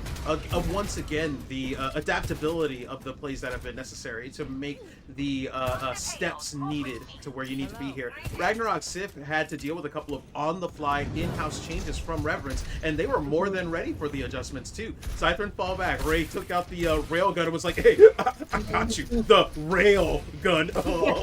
Bam, you're dead. Bam, you're dead. Let's go. We do have Reverence stabilizing here, though, so Cheese finds that kill onto Ray, and both support ultimates are going to be available from Reverence here. All along, Reverence have been putting that nano over onto Cheese, so I anticipate we're going to see that. Sif, they have ultimates to respond with, though, everything except that barrage And it's going to be the Kitsune Rush to start things out. Okay. I was going to say, absolutely, I don't think that Xzile will have any sort of issue racking up the amount of ult charge that she needs to, just because she's been absolutely devilish with this Pharah the entire length of the battle. I am not having any sort of issue right now with the amount of ults being spent right now. They're going 1 for 1 here and fighting hard as possibly they can to get this payload where it needs to be, and that's right in the middle of the choke point, right between the two furnaces here to get it to the point. They're doing very well here. Ragnarok, it's high noon. Hold up, what's up? Check your time, Joe. It's high noon. Check your time. Chopper hiding and covered there as Kamakana manages to find some purchase here and cannot stand up to the onslaught that is Ragnarok Sif as they move the purchase. That is a 0-3 claim from Ragnarok. Let's go! Yeah, with 3 minutes and 38 seconds in the time bank, that is a very healthy time bank to be finishing King's Row with, pretty much just moving through first point and second point with ease. Adjustments, though, made from Reverence come this third point, so now they know potentially what to expect from Sif, so we'll see what they opt to start with. Seeing that Cassidy swap makes a lot of sense. Xzile was putting in a lot of work on that Pharah. I think that Sif did a really good job there of just rolling forward, right? We didn't really even see a point contest until the very end because Sif just kept pushing forward, putting the damage in, and with that Pharah and the Sojourn combo, it's really hard for Cheese to stay alive because there's so much poke damage being put into this tank before Cheese even has an opportunity to find a dive. Yeah, absolutely. It's just like, yo, wait, hold up, I'm on the ground. Oh no, I'm getting shot. Oh wait, hold up, I'm okay. No, I'm in the air. Oh no, I'm getting shot as well. And the damage is so high. That's the other big problem too. As a tank, it's like, yeah, sure, you can manage to take that hit, but if it was me, I'm playing like my low cost, my low HP characters. Nah, I take a couple of glimpses at him and I'm put in traction. Ragnarok Sif did a phenomenal job of keeping both the skies and the ground completely covered with damage. That all their bases were covered. Every angle that they had to look after or make purchase for, they did a good job of covering it. Even when I noticed that Xzile was taking a step to the back line, Laser was there to make the cover. Hey, I'm in the air as well, right? As soon as Johnson went to Echo, it was like, no, I've got that covered. It's not that big of a deal. Ooh, speaking of Johnson, is gonna find that first kill onto Xzile. She's now on that Echo! Double dink. Oh, Vamp Queen falls as well, and it's just the Johnson show here, taking down 2 members from Sif and getting set up on this point. I'm gonna say we may need to go ahead and I don't know about y'all, but the Cowboys aren't around anymore. At least I don't think. Johnson, please stop. You ain't gotta play Cowboy. Relax.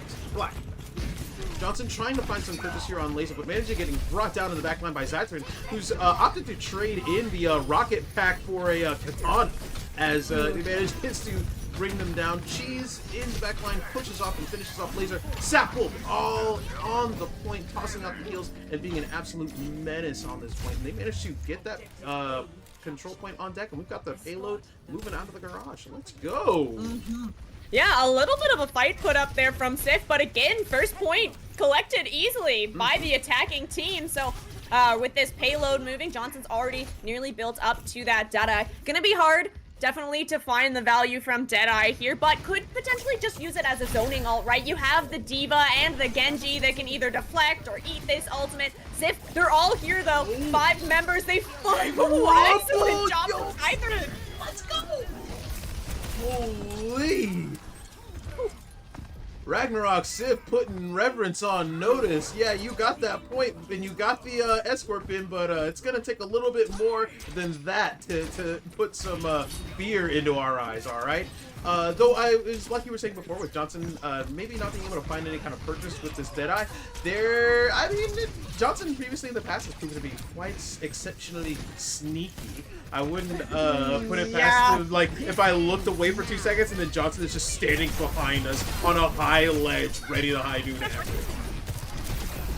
Absolutely, yeah. We have the ults committed here from Sif first. Ray, she manages to pick up one with the overclock. It was the rally in response from Sapwolf. Wasn't going to be enough to keep the tank alive, though, and It's an even trade for ultimates, but Ragnarok is holding on to 4 other ultimates. Nano here, on to Cheese, who's gonna be able to build up the Primal too. Oh my goodness, Cheese finding a way. Oh, the Xzile managing to pop the sword. Let's go. Puts it away. Katana done. And Cheese not really managing to get too much purchase off of that ult. Well, off of the Nano there. Yeah, see, so that's the nice thing about running this Lucio Kiri backline is that even though it's the Nano Monkey that's diving in, both the Kiri and the Lucio have easy escape routes. So the response from the Nano is the blade and then engage on to that Brig on a backline from Reverence. So just denied the value from that Nano. But Cheese did build up to the Primal there, so gonna go in with it and has the perk to get the extra damage from these jumps once the Primal is engaged. Hop in, punch to Ray. Cheese with double combo, managing to run down Laser, gets the kill. We've got Xzile on the back line, ends up getting killed, and Vamp Queen getting brought down there. I think that is as close to a team kill, a dirty team kill, as you possibly can get right there. That's a nice engagement too from Reverence because they didn't have to use any ultimates for that. It was just well-timed dive into the backline, finding Tycho on that Kiriko. And Cypher coming back into this fight, you only have the Diva Bomb now to work with, and it's turn for Reverence to have 4 ultimates online. Ooh, gonna lose Nico though, and that's a big source of healing for Reverence. Alright, Kamakana managing to pop ult along with Cheese, along with Sapwolf. There goes the high noon from Johnson. We are looking and trying to find as much purchase as we possibly can, and we're getting it with these ults as we manage to both find Laser again and brings it down. Johnson with a stun into shot, and that's all she wrote, unfortunately, for Laser. We managed to get to the next point, and we are putting up 2-3 for Reverence. They just need to get to the point, and we can go ahead and push this into a 3rd round. Man. Yeah. Will not be able to complete the map with more time than Sip, but as long as they can complete it, it will take us into overtime. That was an expensive fight for Reverence, using all 4 of their ultimates. Nico is almost building up to this Nano, but it's another overclock available from Ray. She's done a lot of damage with these overclocks so far, and then this is it. We have a swap coming in for Reverence, so Cheese is moving over on to the Zarya. A classic counter for Laser on this Diva. Absolutely. I have to admit, though, I'm absolutely loving that Ragnarok seems to be taking this entire thing in stride. They have not really shown any sort of morale loss here. Every single fight that they've been able to get into with Reverence, even with Reverence kind of winning on the front foot with lots of ult uses and expenditures, Sif has always managed to rally and push them back temporarily, costing them more time that they could be using to push onto the escort or get back onto the payload. It's very smart. Ragnarok has been kind of slowly bleeding them as they manage to try and push in, because every time they do, they get set up, and then Ragnarok manages to pull off Johnson and gets killed. Or Nico gets brought down and gets killed. And so we've got to reset up again. Some very good stuff. Really great patience display from Ragnarok. I love it right now. In from Xzile. It's going to be the Nano on a Cheese to try and deny value. Does end up falling. Johnson finds that kill on to Xzile. Okay, bomb from Nico here could be a stabilization from Sif, but ultimately progress is going to be made for Reverence. Might be able to work this out. They are absolutely doing their best to hold on to it. They've got 2 on the point right now. Cheese is about 13 points away from managing to hit ult with 88% and climbing right now. He could definitely do it in the next team engagement. We just have to wait and see what happens. Could he possibly Graviton surge them away from the point to get the secure? Nope, they're back. Might be possible. I suspect we might see a combo with the blade. It's gonna be the Nano onto Laser first. Oh, she pushes forward. She's making space, but here it is. The blade coming up for Johnson. The blade manages to find Logan, tries to find someone. That's a big grab. Oh, there's the grab! Jeez!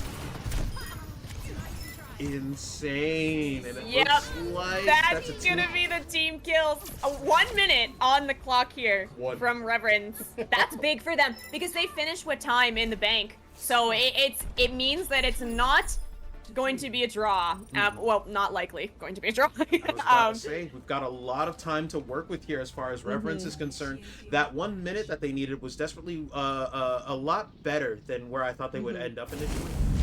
Will so strong coming into that initial round, and they were able to find so much purchase and find all the answers that they needed to on offense, and as well on defense they were able to get some proper plays, get some good stalls, and even though Reverence was able to get to the very end of the map, they still did a phenomenal job stalling them out. 1 minute on the clock seems like a lot of time, but when you compare it to 3 minutes 48, it's a breath, honestly. That's maybe a couple of team fights into overtime. That's what I'm gonna say right now. Yeah, and one of the big important things about having this disparity in the time bank is about how fast you can build ultimates. 1 minute is just not a lot of time to build up an ultimate. We'll have to see what Reverence start out on. I suspect that you might be able to build up to like a support ultimate, potentially like the Kiri Rush or something, but a lot of this falls on Reverence just having to outplay Sith, try to open up a push to this point. Sith are going to be on this dive composition.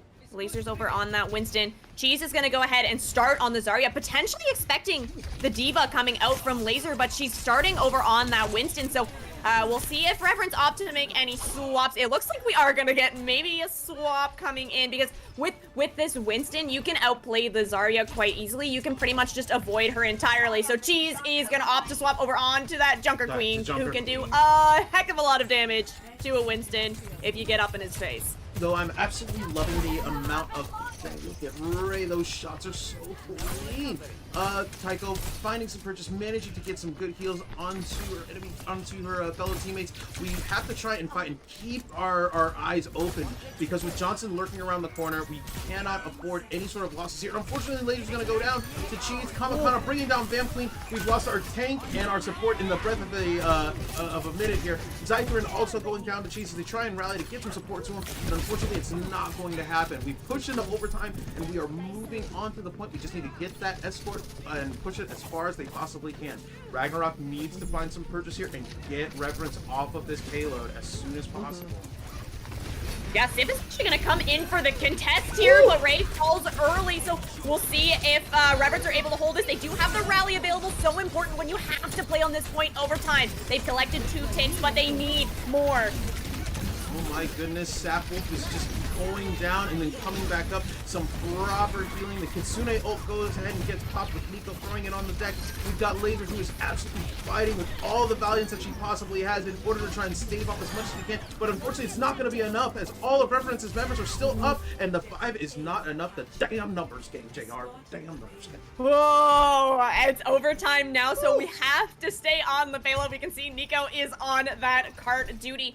Sif, you didn't all get close spawns here, so you need to regroup as 5. You're gonna have some ultimates that you're building up to, but it's the blade available from Johnson here, and soon Kamakana gonna have that overclock as well, so it's gonna be tough for Sif. You're just working with an overclock of your own. We'll have to see what Ray can get done with it. She's been phenomenal, but there's a lot of potential here for Reverence to just keep pushing this point forward. Oh my goodness, and absolutely some phenomenal plays coming out here from both Xzile and from Ragnarok Sif as the blade comes out. Johnson trying to make some purchase here, wants to get some kills. He needs to get as many people as he possibly can down in order to try and bypass and get this, get the attention focused off of the cart. Laser bringing down Kamakana, removing a large part of their damage potential. Xzile bringing down Johnson, and we are absolutely having a slugfest right now on top of this escort map. Cheese is doing his best to try and keep this up, and Laser gets brought down eventually. We've got Xzile and absolutely moving forward. Oh,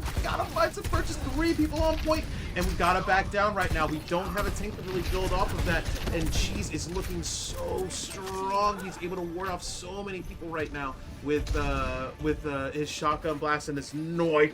I'll tell you what. Yeah, this is a lot of progress here for Reverence. We have the barrage available. It's going to be the combo, and the beat keeping Xzile alive. Not quite though. No. Oh, and she doesn't unfortunately find any kills with that barrage. I feel like we might have only had 1, I think. Oh no, what happened? How did you get pushed? No. Kamakana managing to bring down both Tycho, Nico bringing down Laser, Cheese brings down Vamp Queen, and 4 members of Reverence. Xzile is on the point, and they are pushing this in overtime to second point.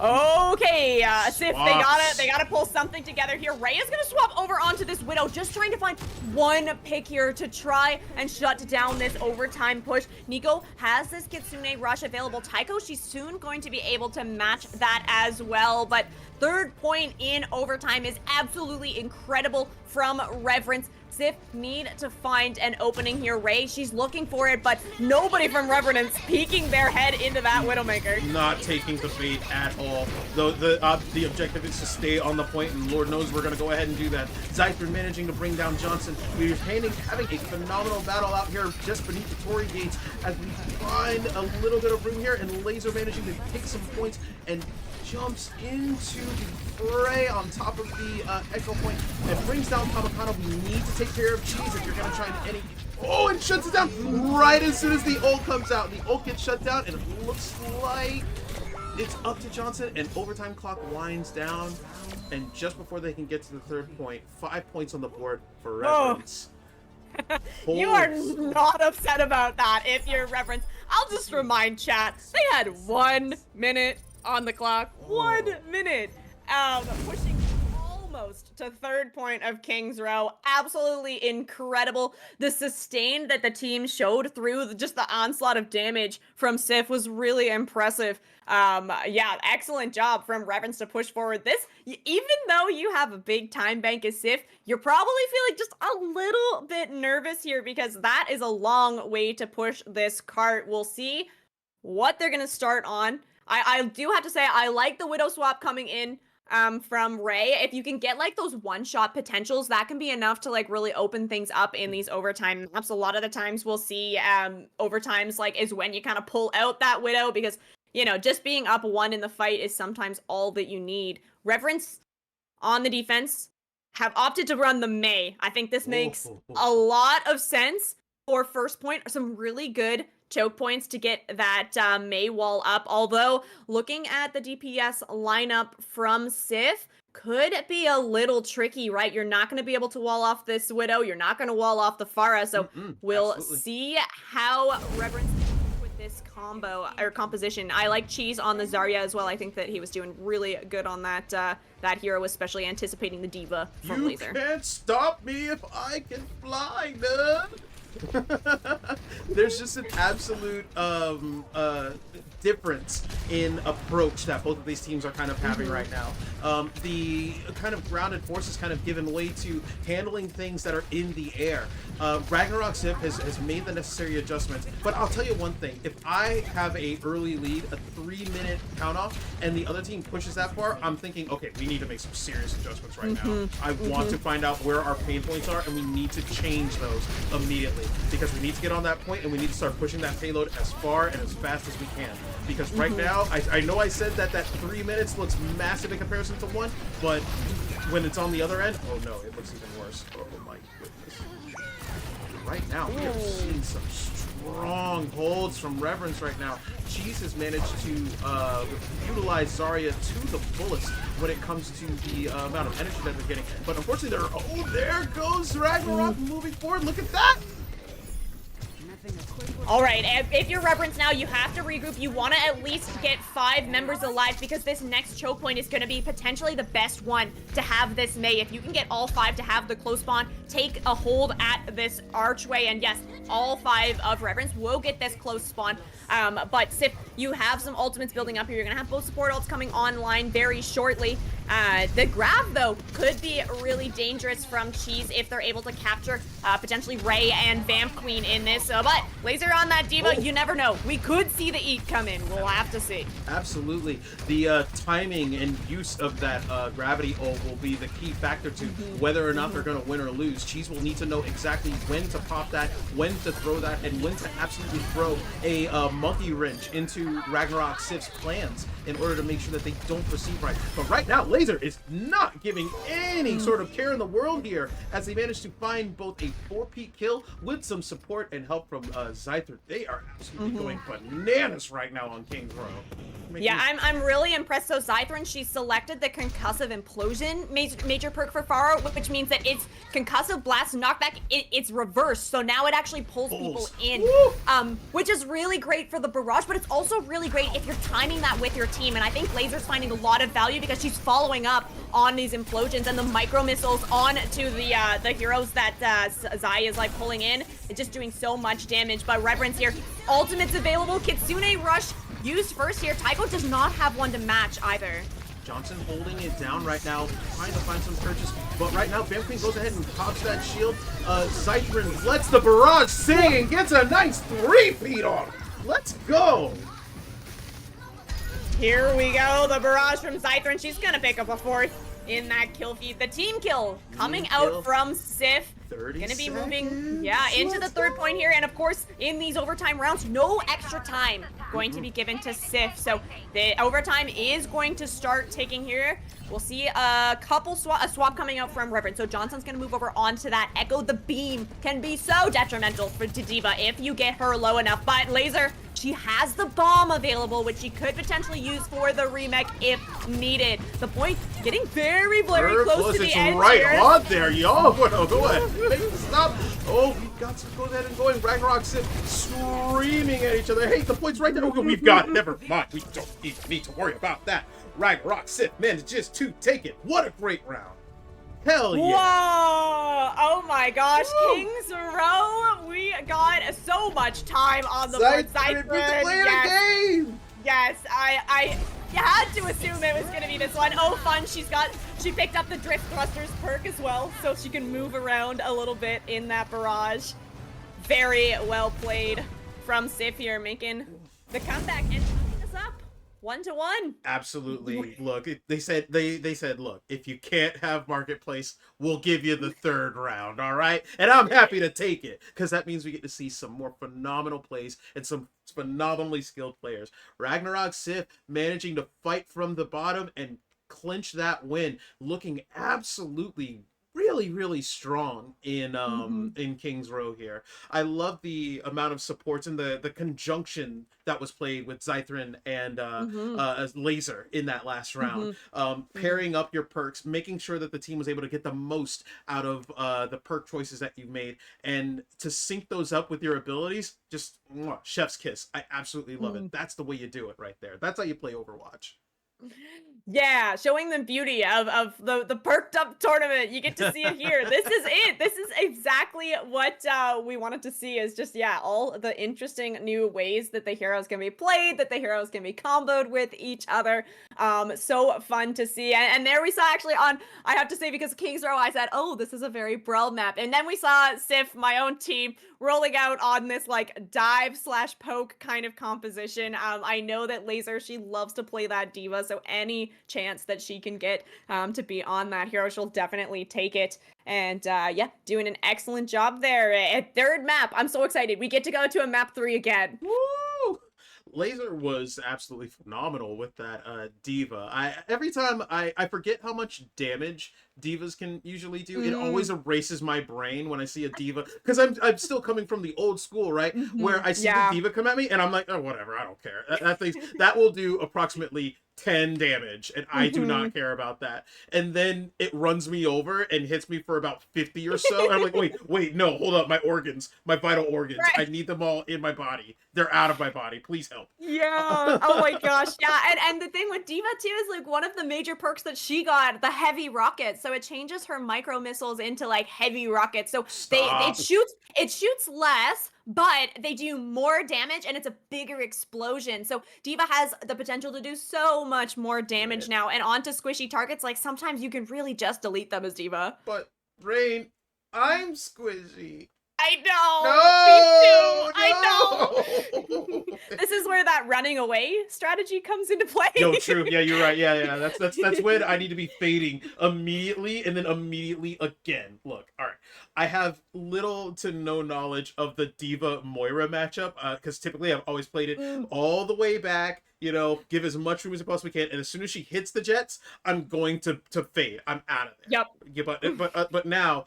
It seems like that might be a lost cause, because holy god, she does so much damage. You're telling me heavy rockets does all that? Get out of here. Yep, very dangerous. You have to be careful of these heroes now with these perks. Yep, you gotta be paying attention. So yeah, when you're in game chat, if you don't know, when you press tab, you'll be able to see what perks everybody has selected, but it's only gonna be the icon. So that means y'all have to do a little bit of homework. Research. Although I will say, actually, sorry, they actually did add in a little hover button. So if you press your ping button and then you hover over the icon, it will tell you. Good to know. But then you gotta press the ping, and it's not very efficient. It's not very fast. So yeah, study up. People who play Overwatch are like, no. I need less clicks. How do I get that in less clicks? That's so true. Can so I true. potentially have this just overlaid on my eyeballs as I play? That will also allow me to see the game. Please tell me that there is a way. Because if not, I'll just do the hover. It's all big. I don't care. Moving on, though, we are heading into the third round, which means we get ourselves another push map. Tell me where we're going, Rain. Where are we going right now? All right, Reverence are taking us to Colosseo. Very exciting. I love this map. Again, a great push map. Not as open, potentially, as we got to see on New Queen Street, but definitely still a lot of options for heroes that can be played here. However, there are 2 heroes that cannot be played here. Reverence have banned out the Pharah, emotional damage from Xzile from King's Row. What a shock, what a shock.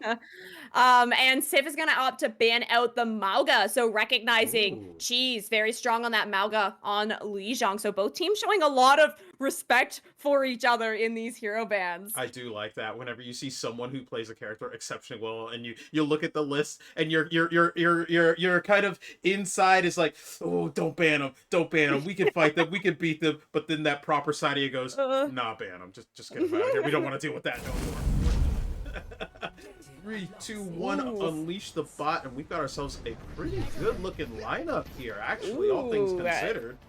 Yeah, I'm liking what Reverence is rolling out on here. Cheese on that Junker Queen, the Soj Genji combo that I love to see. And then the backline is quite unique. We have the Brig and the Kiri here, so we don't often get to see that. A lot of survivability in this backline, but Sif, they pulled out this Wrecking Ball comp that they played on Lijiang Garden again, so no backline here, really, from Reverence to target. So we'll have to see what they're able to get done with this Junker.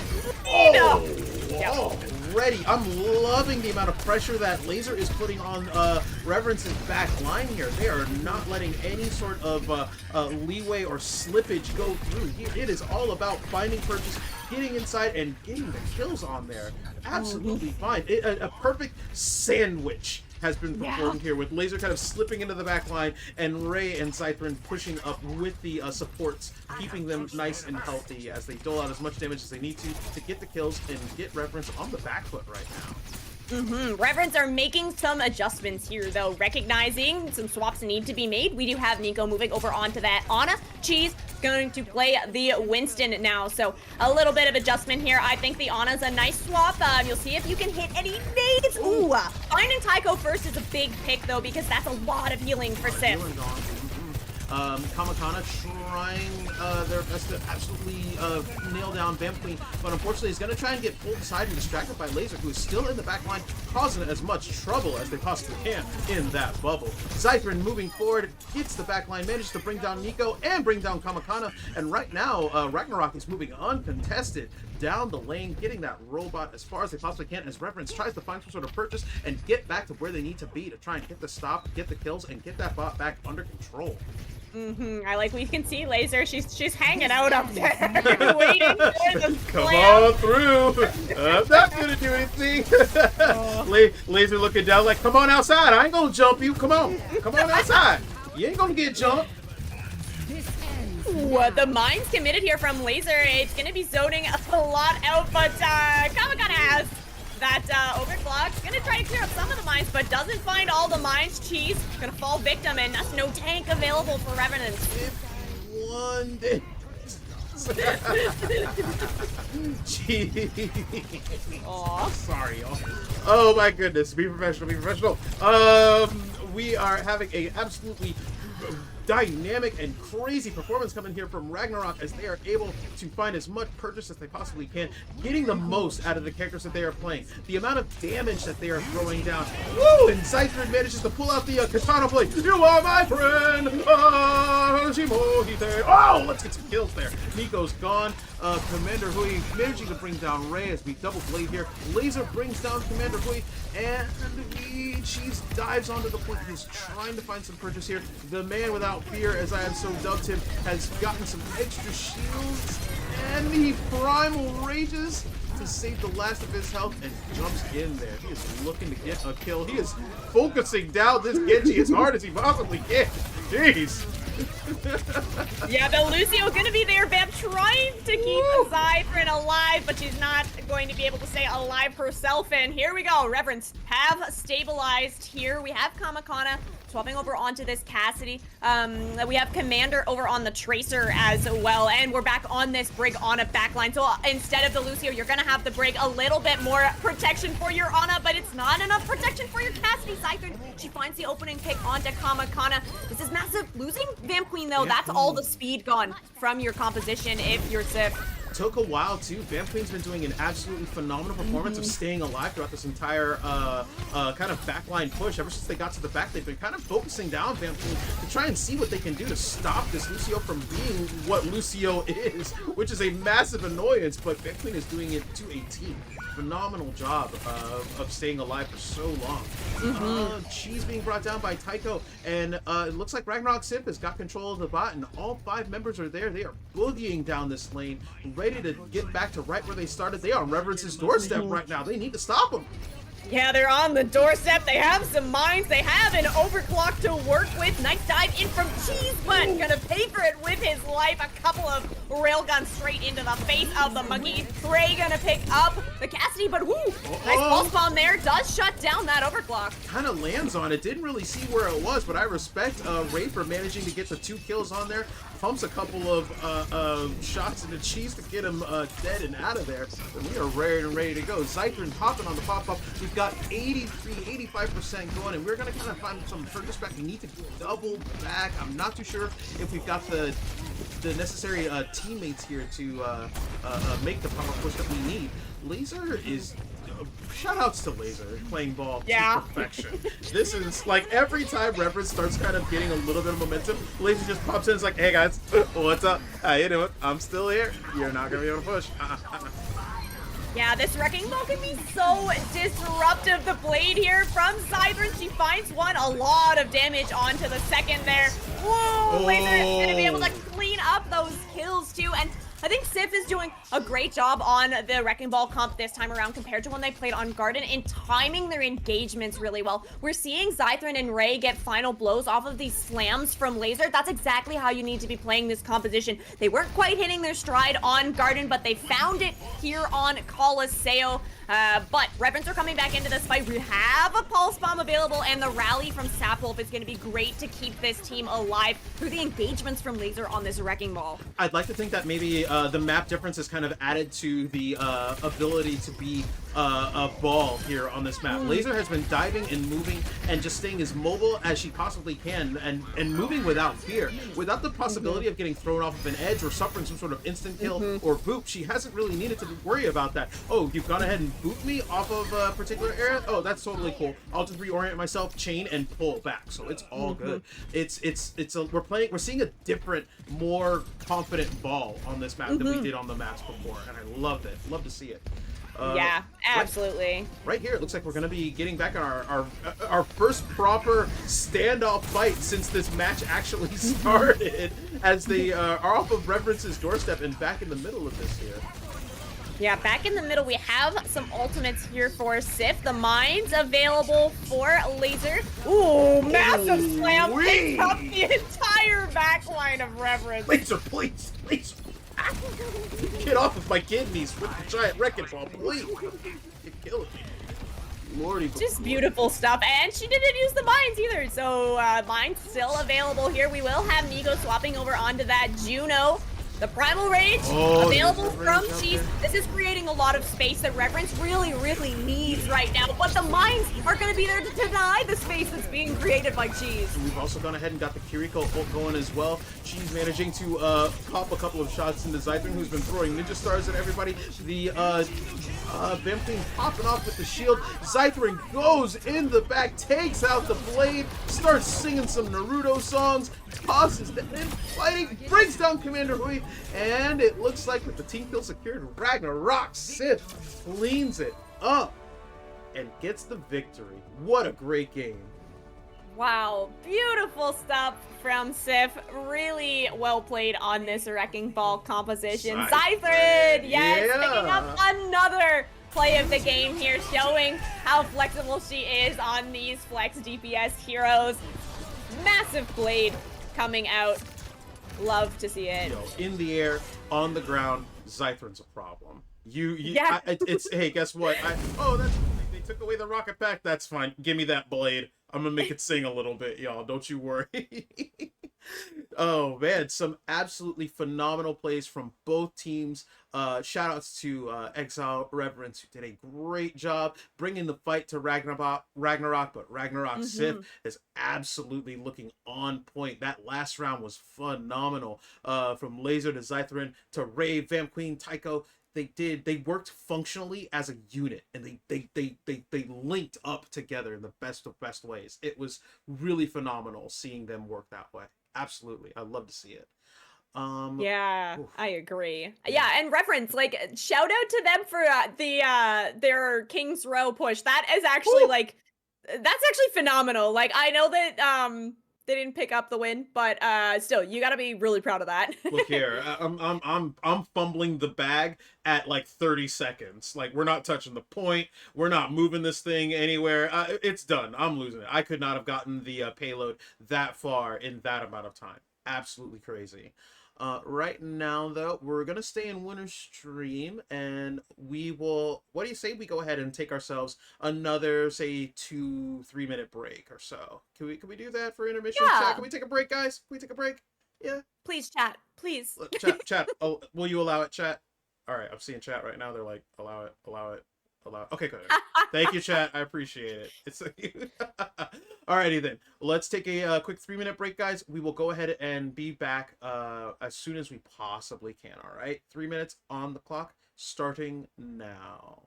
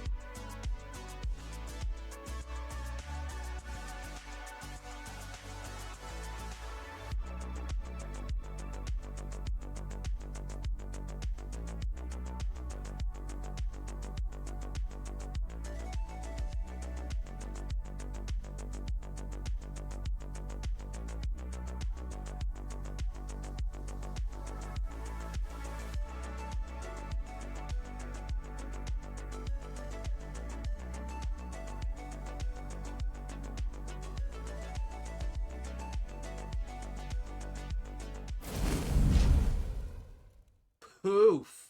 What's up, chat? We're back. Back yet again. You can't keep a good bot down, and you certainly can't keep a good Rain down. Rain, thank you so much for joining me. You have been absolutely stellar and crucial to this to this cast. I always Um, make a to do over Xzile, making sure that I only cast with the best, and so far they have knocked it out of the park each and every time. I keep telling them, I'm like, man, I'll just need to go ahead and replace me because I'm clearly just coasting right now. no, you add so much character to this. I'm so happy to be here and so thankful for Xzile for putting on these tournaments. I mean, just the quality of games that we've seen so far has been so impressive. I'm so excited to be here and I'm so excited to see what we get in this next matchup. We are in the lower finals. So once again, we get to see Xzile Reverence, another one. And then we are up against Neo Monke Mafia, making their debut on this stream, but they were on Ari's stream earlier for anybody that got to catch that. So I'm excited to see this team play for the first time. Monkey Mafia is probably one of the coolest team names I have seen in my times as a caster for this channel. I always make a point to always like solidify or kind of call out one team who has either an awesome member with a great name or an awesome team with a great name. And right now, Monkey Mafia is winning it right now. Easy peasy. Because I look at it and I think of little monkeys in suits with Tommy guns. And that No. fills me with so much joy. It makes me, I'm so happy. Like you're about that Pokemon life, right? Like Oh, I so am. I so am. like if you gave a Mankey or a Primate like a little Tommy gun and a little hat, like that would sell like gangbusters. I would love it. I fear the damage that would be done of a primate with a Tommy gun. I Yeah. fear that's so dangerous. Oh my gosh, pure chaos right there. But I am absolutely excited to see where we go from here. I'm wondering exactly if we're going to get any sort of map changes or any sort of differences. Will we see a three-peat for Lijiang Tower? Can we Nibiru, can we maybe get like a quick 5-minute poll or like a quick poll? Will Lijiang Tower be up and ready to go? Like, will we get Lijiang for a third time right now? Yeah, that's so true. Maybe I'll just take a minute to remind chat what the other options even are, because maybe y'all have no idea what the other control maps that can be picked are. So There's other the control maps? there's other control maps. It's insane. So the other maps, we have Lijiang, we have Busan, we have Nepal, and we have Oasis. So there are some other options in this control map pool that maybe we could go to, but yeah, I don't know. And that's the thing, even though I really like Lijiang, I actually like Busan a lot as well. I like Busan. What was the Nepal? Did you say Nepal is in that? Yeah, too? Nepal I and like Oasis. Nepal, actually. No, Oasis is only okay, but I think that those are some really solid maps for both of that. You could go to any of those three. Like it's a 3 out of 4 effectively for me. And even the fourth one is just like yeah, I'll play it. I don't mind it. But I also think it's just because I really like Control too. So I absolutely same. Yeah, no, I love control maps. I have to agree with you. I like Busan a lot as well. I think that out of all 4 of the maps that are available for control, Busan might have like the most variability. Because like Mecha Base, you can play like you can play a lot of Brawl, but you can also play like Dive on Sanctuary, which is like the one with kind of like the drum point in the middle. We can see like Poke, we can see Dive, and then on Downtown again, we usually see a lot of Dive, but it's just like the variability and comps that you can play on Busan is really impressive. Lijiang Tower, we've been seeing a little bit of variation, right? But unfortunately, you and I haven't seen Market yet, so that's sad. They keep denying me every single time. It just makes me a little more sad and a little more upset at each and every pick. If we somehow do go to Lijiang Tower, I at the very least hope that we might be able to either start with Market or get to Market somehow. Though I will say I want to put my hands in the air and give as much energy as I can to the Overwatch gods. to Nepal. Mhm. Please, To if we can have I it happen. I'm so sorry, Don't do this Rod. to me. No. Your prayers have not been answered by the Overwatch gods. No. We're What? getting the three-peat. We're Oh, going to Lijiang Tower. what? Every time, guys. Every time. I'll never, ever, ever be happy again. No, I'll be happy all the time because I'm hyped. Because we get to see some more phenomenal games. And I know for a fact that with both of these teams fighting as hard as they can to get into the finals position from losers, they're going to give us a phenomenal Mhm. three-peat match. I'm ready for it. I want to see this, all right? It's going to happen, chat. I believe. You got to believe too. Yes. Yes. We gotta believe. We're channeling a third 3-point match right now. We Right are here. gonna go to another map 3. I'm feeling it. It's gonna happen, guys. I'm gonna put my little Gengar buddy with his little hands in the air right now in chat. Mhm. Bam, boom. He's getting in there. He's summoning as much energy as he possibly can to make this happen. All right. Will we be Thank you, free? Gengar. Look, I have nothing but respect and love for all of these teams that have decided to show up and join our phenomenal invitational. You guys have made this event absolutely great and fantastic. I was super nervous coming into this cast. I will totally admit it because I was like, man, I it's been a while since I've cast. Overwatch took a bit of a backseat for me as far as the Mhm. things that have been going on and playing and stuff like that.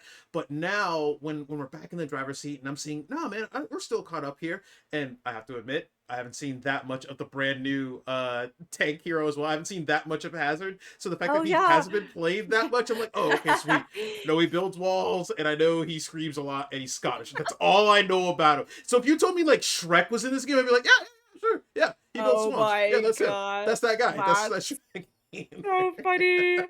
Yeah, Hazard was really in control of the meta for a little while there, but once the perks came in, Hazard's perks, although they're still pretty good, they're not quite as strong as some of the other tank perks. So Hazard has one of the minor perks is the violent leap, so he can jump in and do damage. And if you do that, it'll actually do more damage to heroes that are above 250 health, which is That's really kind of crazy. interesting. That's pretty unique, right? It makes it like a really great engagement tool. But compared to like we said earlier, like Junker Queen has a major perk that gives her 100% lifesteal. The Wrecking Ball perks are really good too. We saw quite a bit of Wrecking Ball in that last matchup between Sif and Reverence. And one of the minor perks for Wrecking Ball is that all health packs will heal an additional 100 HP, Get which out can of be here. massive, That right? little horrible creature is even more dangerous to kill than he Mm-hmm. already was. Come on now. What are you Yeah. doing? Blizzard, stop. You're gonna make me play tank now. I can't do that. Oh my gosh. Mhm. Look, look, that might happen. Rod might have to cross the line and You should do it. You should no. do it. I can't do Yes. it. I can't go back. I can't go back. I can't. It's so funny because in Overwatch 1, I was actually an off-tank player. I played Diva and I played Zarya a whole lot in Overwatch 1, and then when we moved to Overwatch 2 and they got rid of one of those tanks, I was like, "Oh, I don't know if I have the confidence. I don't know if I have the confidence to be the main tank." So I moved over to support. But now with perks back, I do find myself playing tank a whole lot more, and it feels a lot better to be playing like that solo tank when you can adjust it to your playstyle a little bit more. These types of things elicit the necessary amount of changes that can get a Mhm. game interesting again. Right now, I see both teams are completely assembled and getting raring and ready to go. We've got Xzile Reverence going up against Team Neo Monke Mafia in Lijiang Tower. Though I appreciate, you know what, Val did me a super solid Lijiang Tower. It's in the daytime, not night. So he's Woo! like we get to see a little bit of a change, a little bit of a difference, guys, as they go ahead and count down and get their teams sorted out and get their composition started. Chat,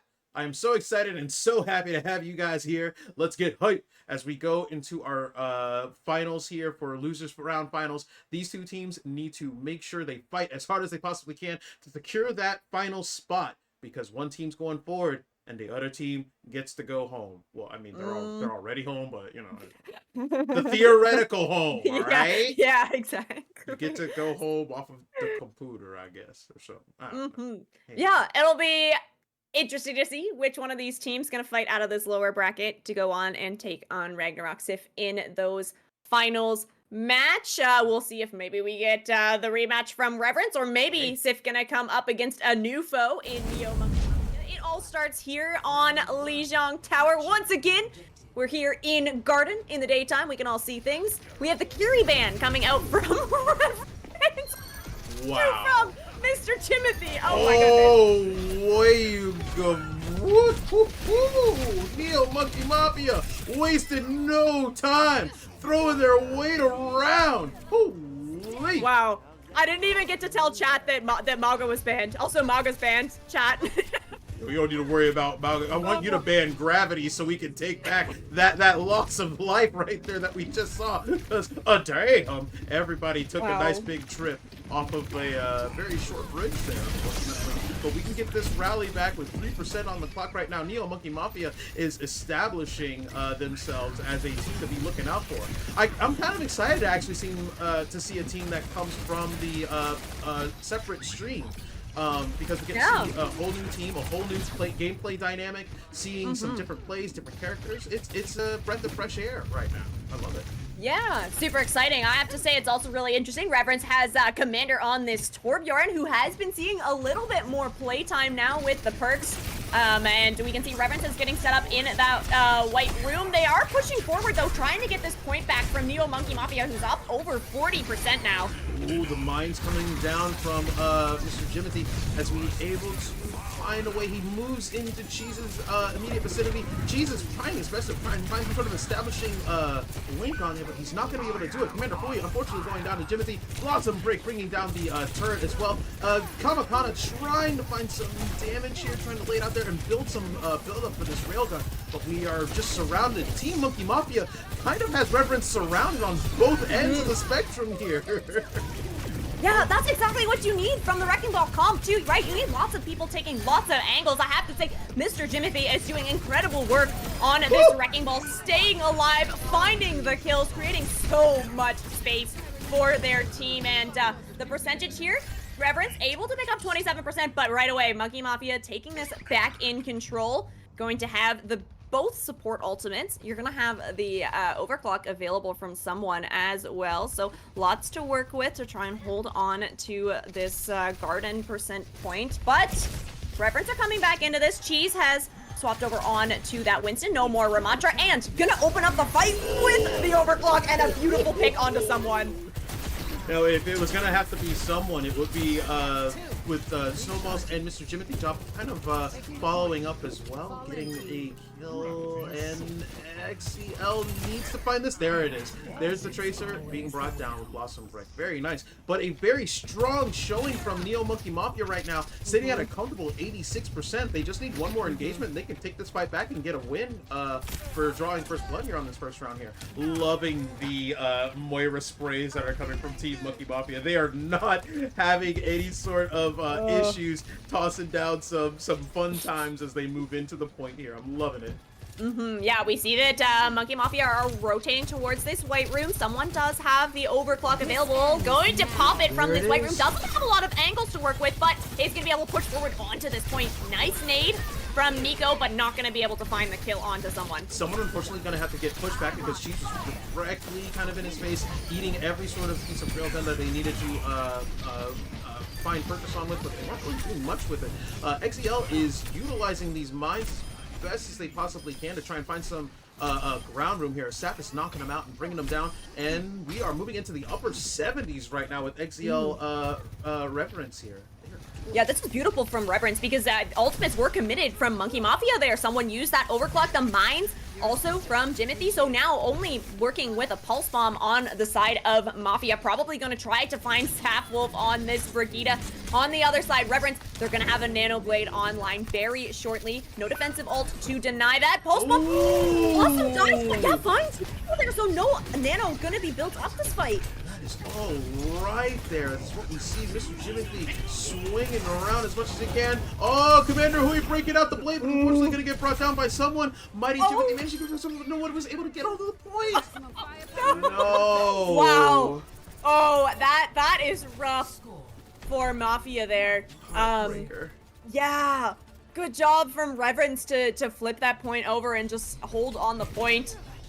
Wow, yeah. Very close though. Wow, Garden was so back and forth. I have a feeling this might be the Lijiang Tower where we get to go to market. Maybe. Oh, don't put that maybe evil in the air. It's gonna happen. All right, you gotta believe in it. That ain't believing. Saying maybe is not believing right now, Ray. You gotta believe it. Do or do not. There is no maybe. Hell yeah. Oh man, an absolute strong show, of course, from Neo Monkey Mafia, but unfortunately they weren't able to seal the deal. I'm not ready to throw them under the bus completely, though, as Neo Monkey Mafia, once again, is a team that Reverence has not encountered yet, and it looks like with these couple of swaps as well, Neo Monkey Mafia is not willing to show their full hand in this round right now, as Mr. Jimothy has gone ahead and swapped from Hamster to, why am I forgetting his name right now? The Ramatra. Ramatra. Yeah. I almost called him Zeddy's brother. Zeddy's brother. Oh, that's really it's like when funny. you know. It's like when you know someone through, and you know their brother, but you don't know their brother's name. It's like, oh yeah, it's Greg's brother, Tim's brother. Yeah. I will say, Monkey Mafia were able to pick up the first flip on Control Center here. Blossom finding two, but is going to die to that shield bash from Saf Wolf. But regardless, it doesn't look like Reverence are going to be able to get the flip. Both supports still alive for Monkey Mafia living. Ooh, just barely though. Snot almost falling. Sheesh. Absolutely holding my heart here as I was doing my best to kind of will him to stay alive as much as he possibly can. Cheese on that Junker Queen in these past games that we've seen has been absolutely deadly. So yeah.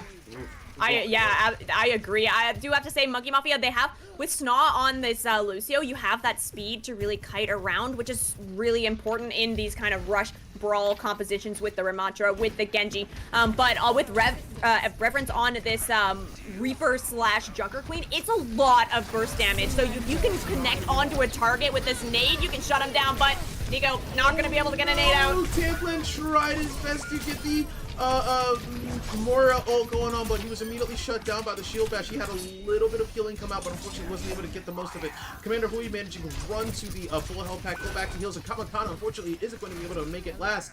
Right now, Commander Hui is running for his life as he has a whoa! What a fight! Will he be able to bring down two? What? He will! Commander Hui going insane right now. Can he get away? Can he live? He gets some beautiful heals, Commander Hui. This is a call an ambulance, but not for me. Oh my gosh, what a turnaround from Commander. It's so impressive, and Reverence have broken their way in. Gonna start building up percentage here, 89 for Mafia, and Mafia only committed that coalescence there, so you're coming back in with 4 ultimates, but Reverence, you didn't have to use any ultimates there, so you're gonna have everything online except for the rally as well, including that Nano Blade, so we'll see if that's what they opt to go for here. It's the Blade coming out. No nano though. Oh! Well, maybe because they might have predicted the Lucio shield that was coming out as well too. Yeah, they were just like, oh, no, don't even try and waste it. Someone, Jimothy, Blossom, Brick, all on deck with ults and getting a solid wipe. Is that a team kill? Look, it's gonna be really tough for Reverence to touch, which is really unfortunate because you got 3 ultimates here. We see the Reaper coming in. Oh, deflected back onto it, and Monkey Mafia has delivered. We're going to Marketplace, baby. There is no baby. Oh my goodness. Let's go, guys. Holy. Wow. All right. Yeah. No. Nice job from Monkey Mafia there. I do think that the speed, the Lucio, is so important in that composition, and we saw in that last fight. The Blade came out from Commander and tried to go in. The beat came out from Snoz, and then Blossom immediately popped the Blade as well. So going in with a beat plus the Blade, they had so much overhealth. There was just nothing that Reverence could do to try and stop that Genji. So we're going into market here. We'll see Monkey Mafia on that Wrecking Ball. Jimothy maybe looking to get some more environmental kills here on the side of Reverence. They're on the Ramatra, and they actually have the Symmetra as well. They've taken the TP. They're getting set up on point. This could be really dangerous for Monkey Mafia to try and push into. Absolutely. They are doing their best to try and establish a absolute Good basis right here. Commander Boy switching over to Symmetra. Have we set up any turrets yet? I'm not even sure if they got set up or if they them out already. They don't even want any. Oh, I see. Yep, we got a couple turrets there. I'll do this plain. I don't care. This is the beauty of the Symmetra on this map. There's that angle where you can get the TP in, you can avoid all the damage in from the choke point, and that allows Reverence to get the first cap fairly easily here. Now, with Mafia on this Wrecking Ball composition, you can take a lot of angles around the point, but it's all about trying to find this damage in. You're gonna have to really rely on someone to hit some headshots of Boom. Oh, doesn't find the environmental kill. I like the attempt, though. Jimothy, you holding again, grabbing my own heart, checking my blood pressure. It is spiking right now, thanks to you, Mr. Jimothy. Wow. I need you to stop that. Jimothy going crazy. Gets a grapple kill, gets a melee kill, blocks him Frick with a follow-up, finds Sapple, gets the melee kill as well. And right now, it looks like Cheese might be the only one on point, but he ends up getting killed as Blossom Brick manages to bring him down. Someone and Blossom Brick as well as Mr. Jimothy are all on point, holding it down, and they get it back. They need it too, as Xzile Reverence has only managed to get to 50% here. We're going to have ourselves a very close game here. Yeah, we can see that Reverence is sticking on this Symmetra. Gonna have that wall available very shortly, so I anticipate another teleporter. Yep, straight on to the point wall. The pulse bomb, no connect. Nostradamus range. Strike it again, y'all. All the ults coming out immediately. Woo! Tamplan getting some severe ups with that as he moves up to the top, throws down some healing as Cheese holds that point down. He needs some upper heals to get there. All right, looking strong as we try and chase down Mr. Jimothy, who's tossed down some mines in the back line. We're looking around. Oh, they are everywhere and nowhere as Monkey Mafia is diving in, poking generally around these corners, finding angles to just harass Reverence as much as they possibly can. But Reverence manages to hold together, keep the fort down, and remain steadfast in the face of the oncoming threat that Monkey Mafia is presenting them. It's really nice. Some good plays.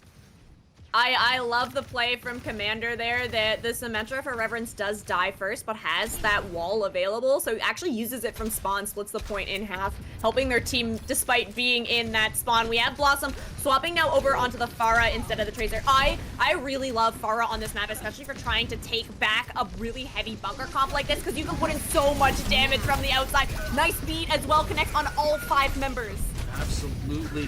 Pharah on this map is really disgusting because the placement for the control point, it forces a team to kind of coalesce and congest together, which is absolutely perfectly what you need when you're a Pharah player. Hey, guess what? I only need to shoot one spot to get more of them. Bam, bam, bam. It's all over. Yeah, looks like Reverence is going to swap off of that Symmetra now.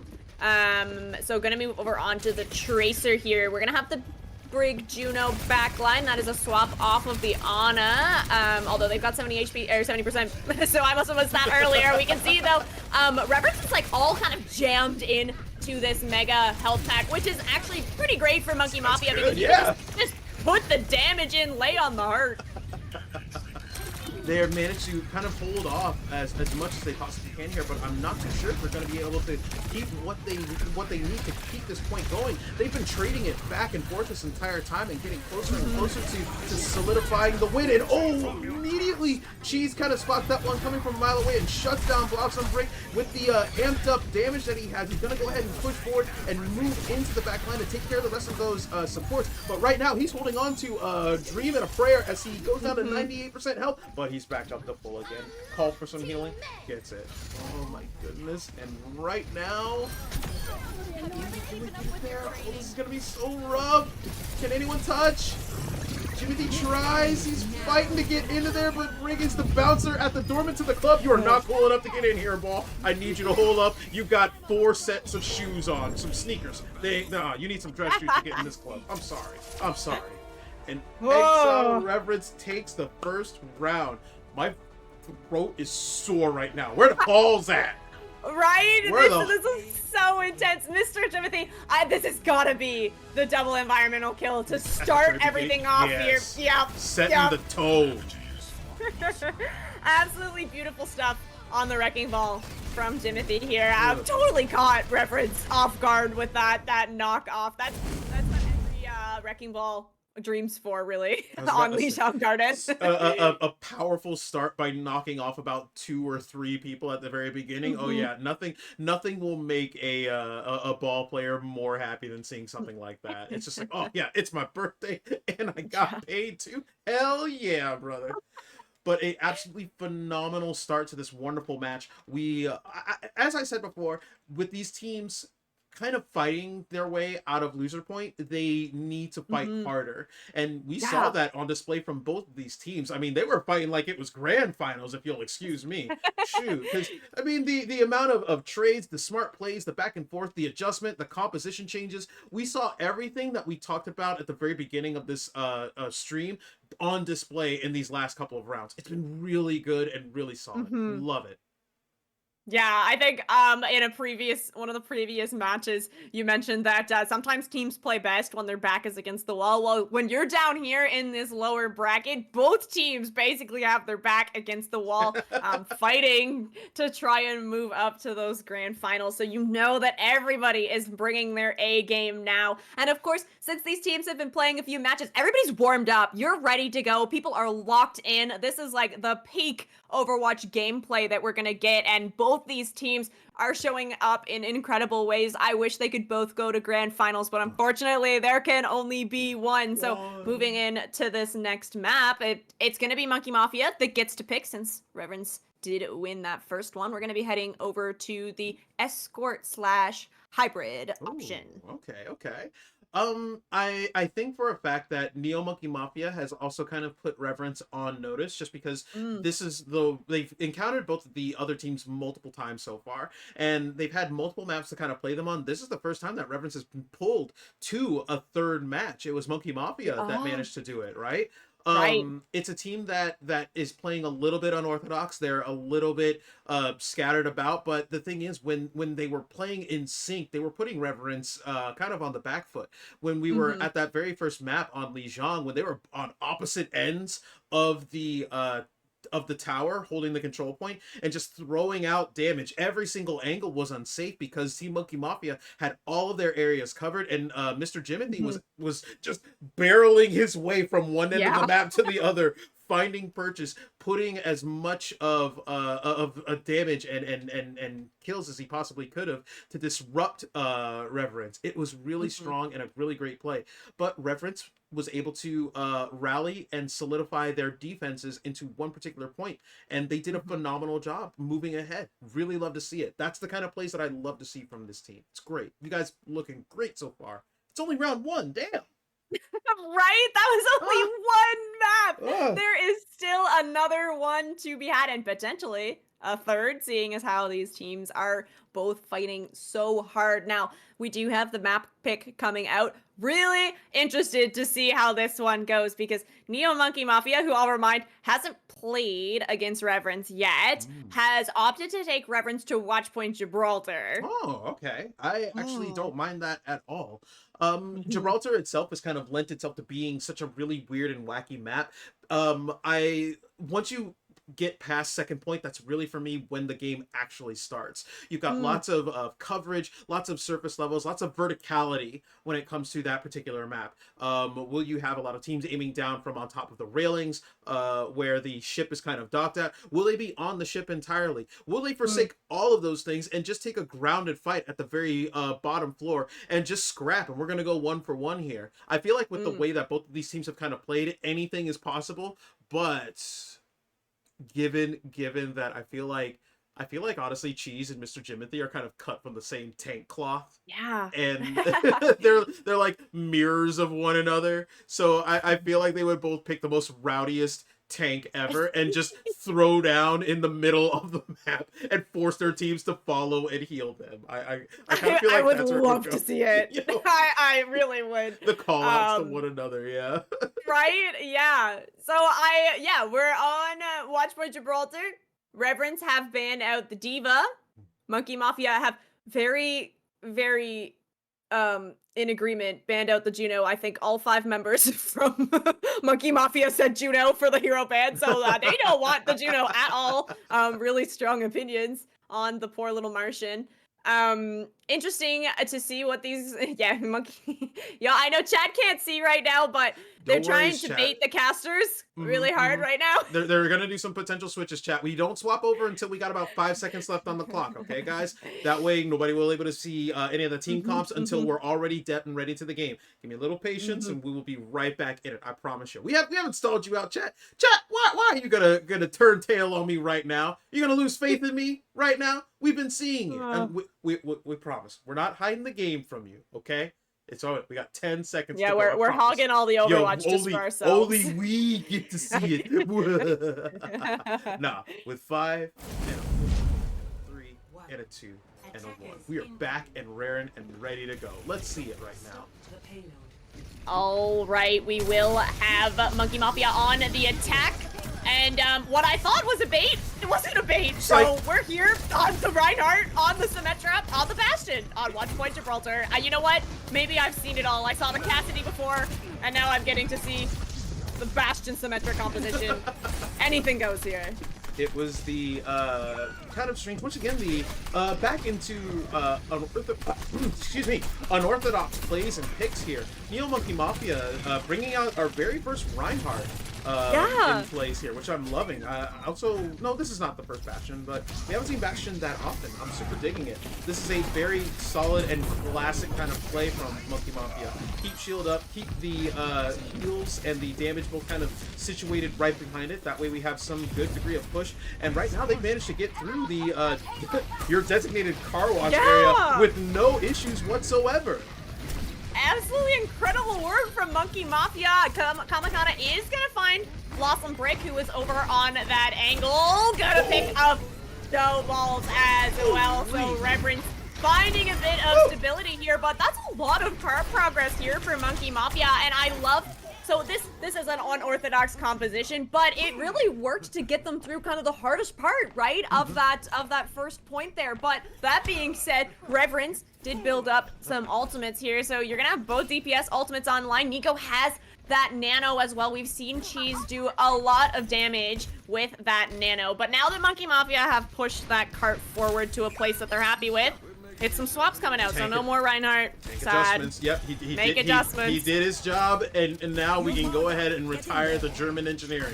Push it all the way back. We don't need it here anymore. We've got a hamster in a giant ball, and he's gonna get us all the way to where we needed to go. Unfortunately, Nico managing to bring down Blossom Brick, and right now I'm seeing a lot of the same kind of methods that Reverence used before. We are holding this back line. Support is kind of standing on this secondary floor, not really needing to move. They're taking care of each other, protecting one another. And as soon as Cheese needs to call out for heals, then Nico has been making some absolutely bullseye plays here. Oh, and got Mr. Jimothy trying to find his way into the back line, but Sapwolf is staying there. Ooh, Cheese! Popping the primal rage, but he ends up dying. No heals whatsoever. The Kitsune Rush just does so much damage to the giant monkey. The Deadeye does come out from Kamakana. Isn't going to find anything, but the dive in from Jimothy is punished right away, and the Pulse Bomb goes wide as well. The rally ready, so Reverence looking to put up a fight, not going to give up first point Gibraltar. They are really looking to hold right here, right now. Absolutely loving the reaction skills from both Kamakana and from Sapwolf. Blossom Brick tried to trick him with the sticky bomb there, but Kamakana had the roll raring and ready to go, and as soon as he saw it down, Pop got to move back, and Sapwolf was on the other side holding the shield to protect themselves and the Ana as well. Smart plays, good plays to keep your backline protected from any potential one-shot death that they had on deck. Very good stuff. Yeah, it allows you to build up another nano, which goes again on to Cheese, trying to dive into this backline of Monkey Mafia. Nice peel here from Mr. Jimothy, who has swapped over to a Winston of their own, trying to create some space here because someone does have this tactical visor available. It's going to be coming out now. We'll see what they can do. Oh, Cheese. Oh, Cheese. 4 stack and a team kill, guys. Come on now. Native the so crazy. Lord, wow, that was crazy. Neo Monkey Mafia is going to have to reset and get this thing back to going, and we are going to be able to do it. We are never going to see what's behind that big curtain. We're going to have to rename Watchpoint Gibraltar. Watchpoint Reverence? Reverence Gibraltar? Something like this. I'm so impressed with how well this team plays Gibraltar. This is the second time they're picking up this first point hold on Gibraltar. That the positioning is just beautiful from them. The engagements from Cheese along with Commander, just absolutely phenomenal. I'm so impressed with their defense. We'll have to see what they can get done on the attack, but you know, they don't have that far to go. They've managed to both find their rhythm and find their cadence on both sides of the map. From offense to defense, Xzile Reverence has been able to remain consistent on this map entirely. Same exact kind of if it ain't broke, don't fix it. If it ain't broke, don't fix it mentality has applied here. Keep the heals in the back line. Make sure Cheese has enough dive and enough offense on himself to keep the enemy team disrupted. And then as soon as he either needs healing, keep him healed, or if he goes down, get ready to burn ult and keep the other team pushed back until Cheese can get himself respawned and back in the fight. It's worked out absolutely well for Reverence, and it's going to work well for them again, and already worked well for them again here on this map. It's been crazy. Yeah, I will remind chat too that this is still a first to two. So if Reverence are able to pick up Gibraltar, they will be heading to the finals. But Monkey Mafia, it's their turn to fight back here. They are on that defense now. We have the On a Break coming out from them. We have Sombra coming out from someone as well. So this is an interesting pick. Nice nade in. It connects on to 2 from Reverence. Nice, very nice. The attempted sleep onto Cheese did not work, unfortunately. But hey, we're kind of utilizing nearly the same rules and aspects here. Keeping the supports on the back line, keep them on the secondary observation deck to get a good eye on everyone that's needed. Very beautiful nano throw there. Oh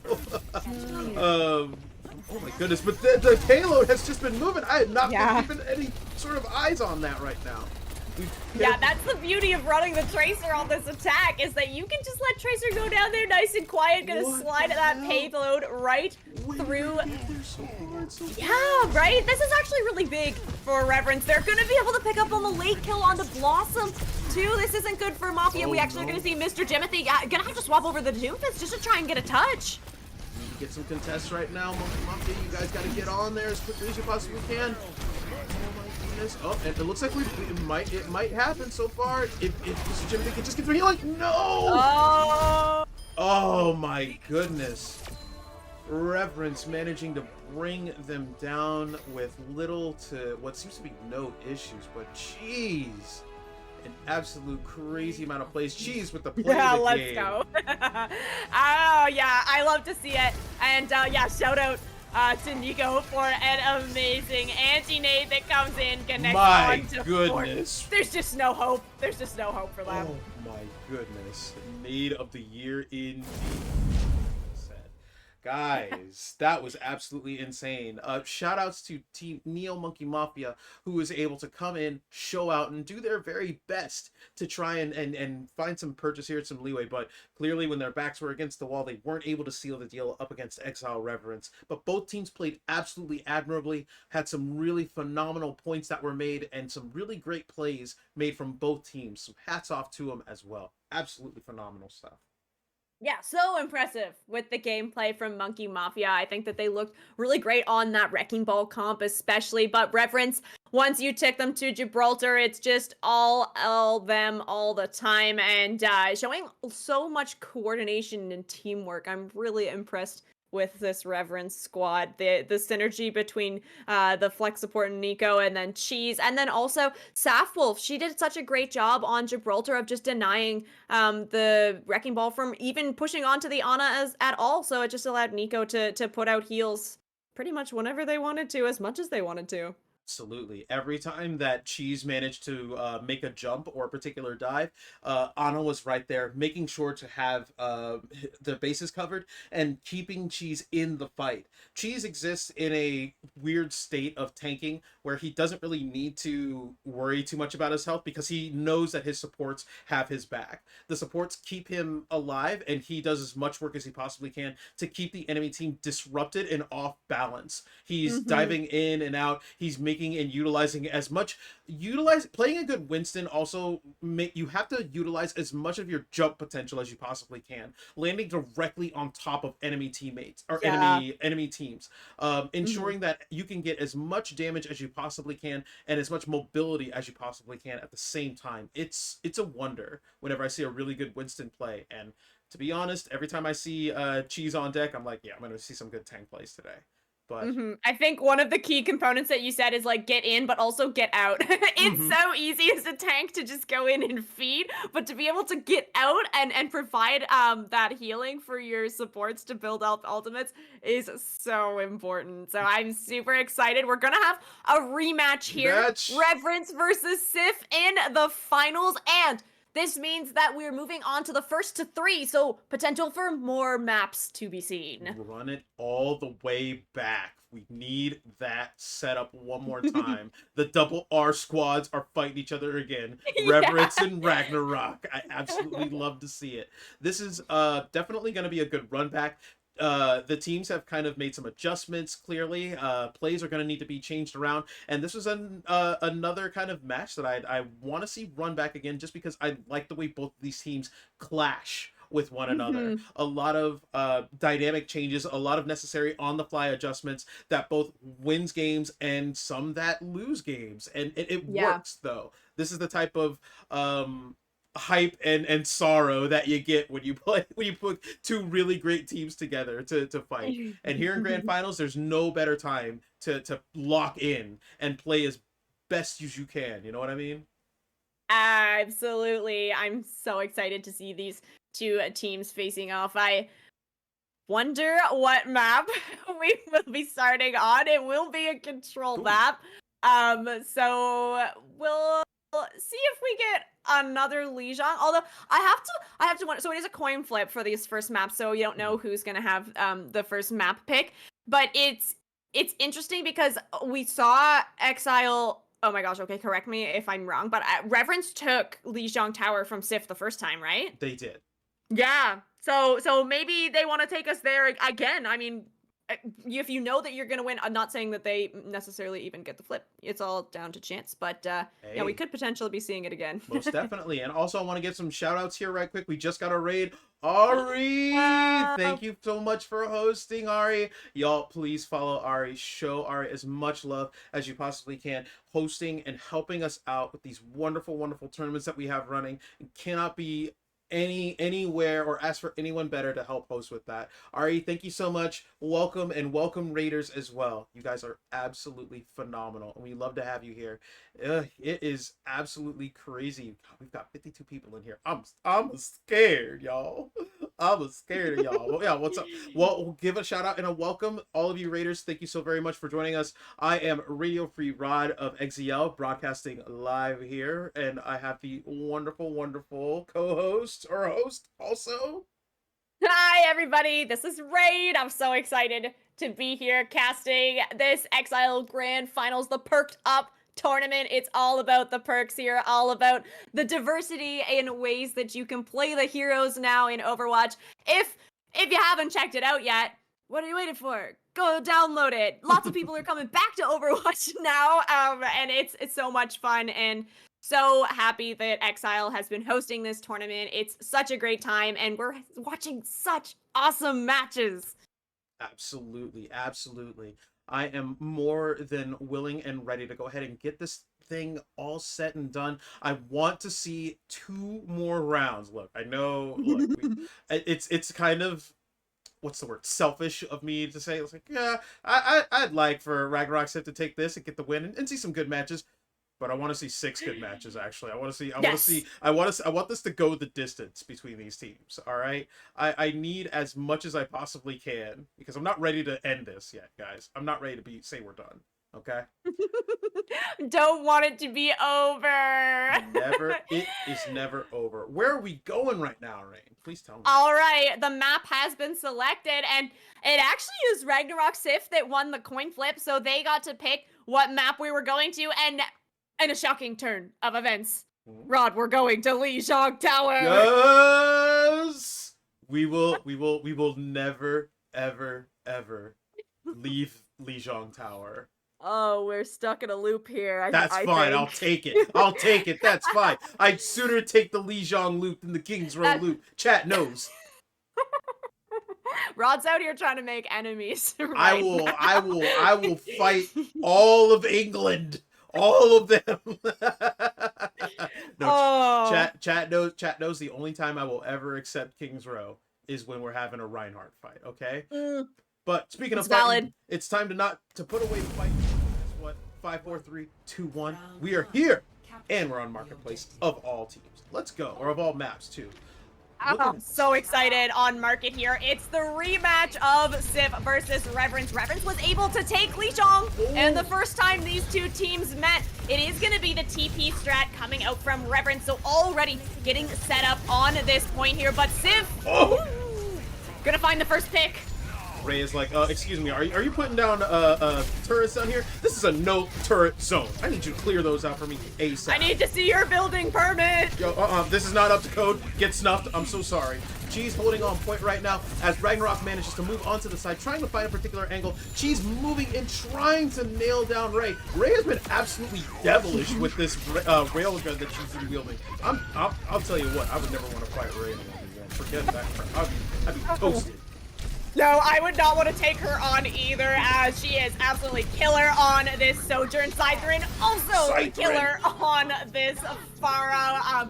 So excited we get to see this rematch again, and Sif, they might have anticipated this Symmetra comp coming out, because coming out already kind of on the counter for that, right? We have the Pharah that can do all the poke damage, we have Ray on that Sojourn, and then you have the Curie Lucio backline, so a lot of stability in this backline and a lot of survivability, and that's going to be Sif flipping the point over 22% though, gained for Reverence there, as they do swap off of that Symmetra Commander on the Tracer, and nearly built up to a Pulse Bomb already, so putting in a lot of work. They absolutely knew. Laser and Xzile are definitely forming the conjunction junction team.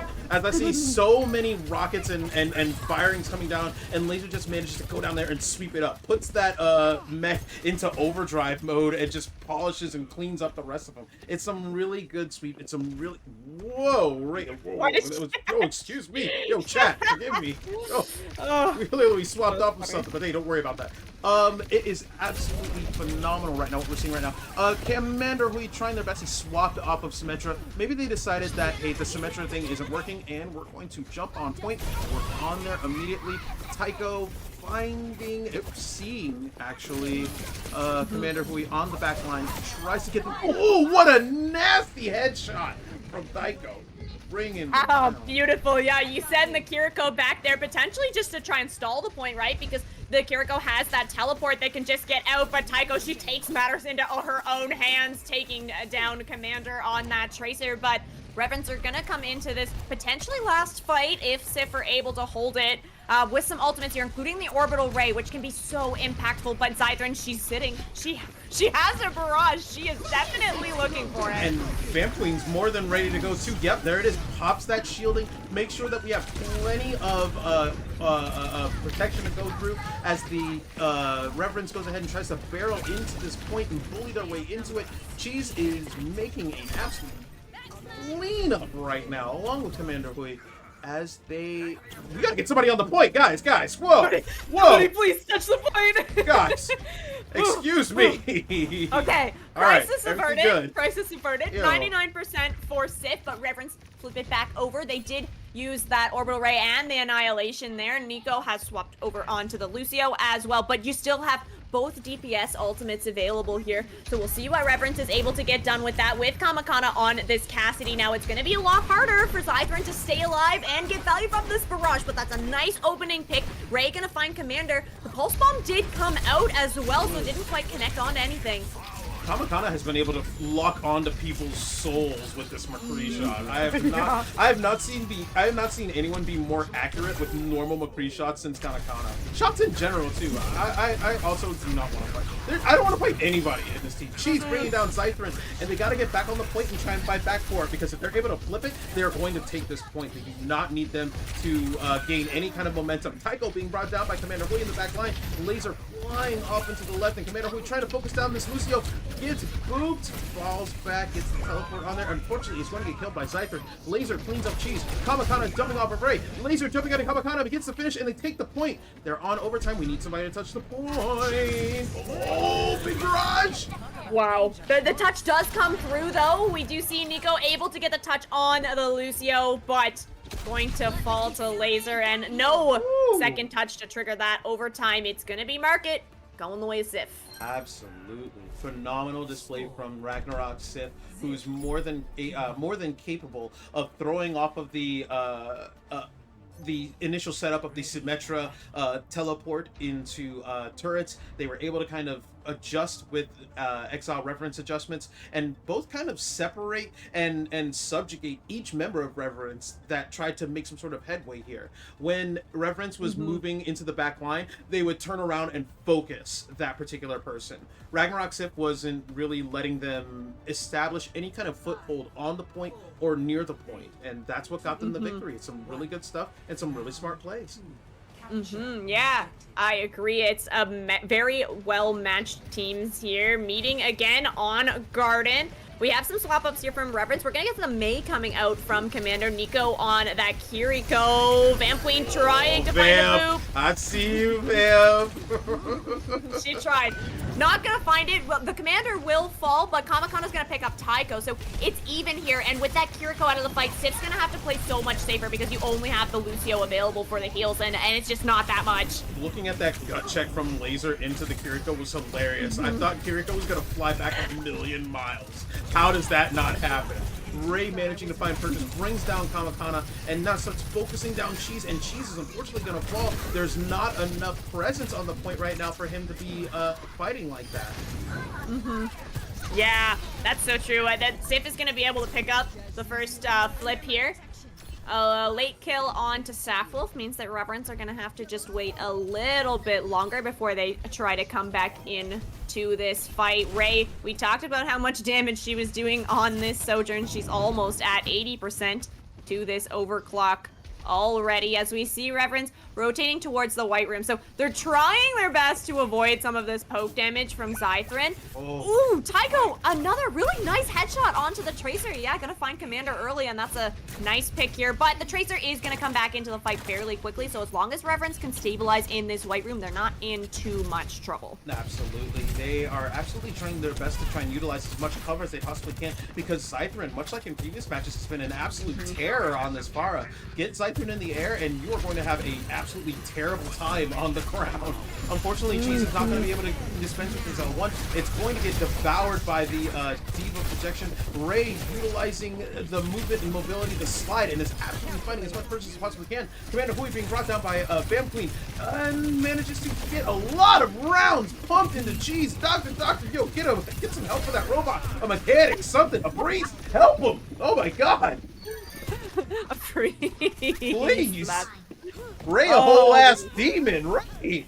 Oh. Yeah, yes, she definitely is. The overclock was committed in that fight, but Sif still have all 4 of their other ultimates. Reverence, though, gonna have 5 on the board shortly here, including that Annihilation. If they can get onto the point, that can do a lot of damage, but it's the Kitsune rushes dueling out on the bridge.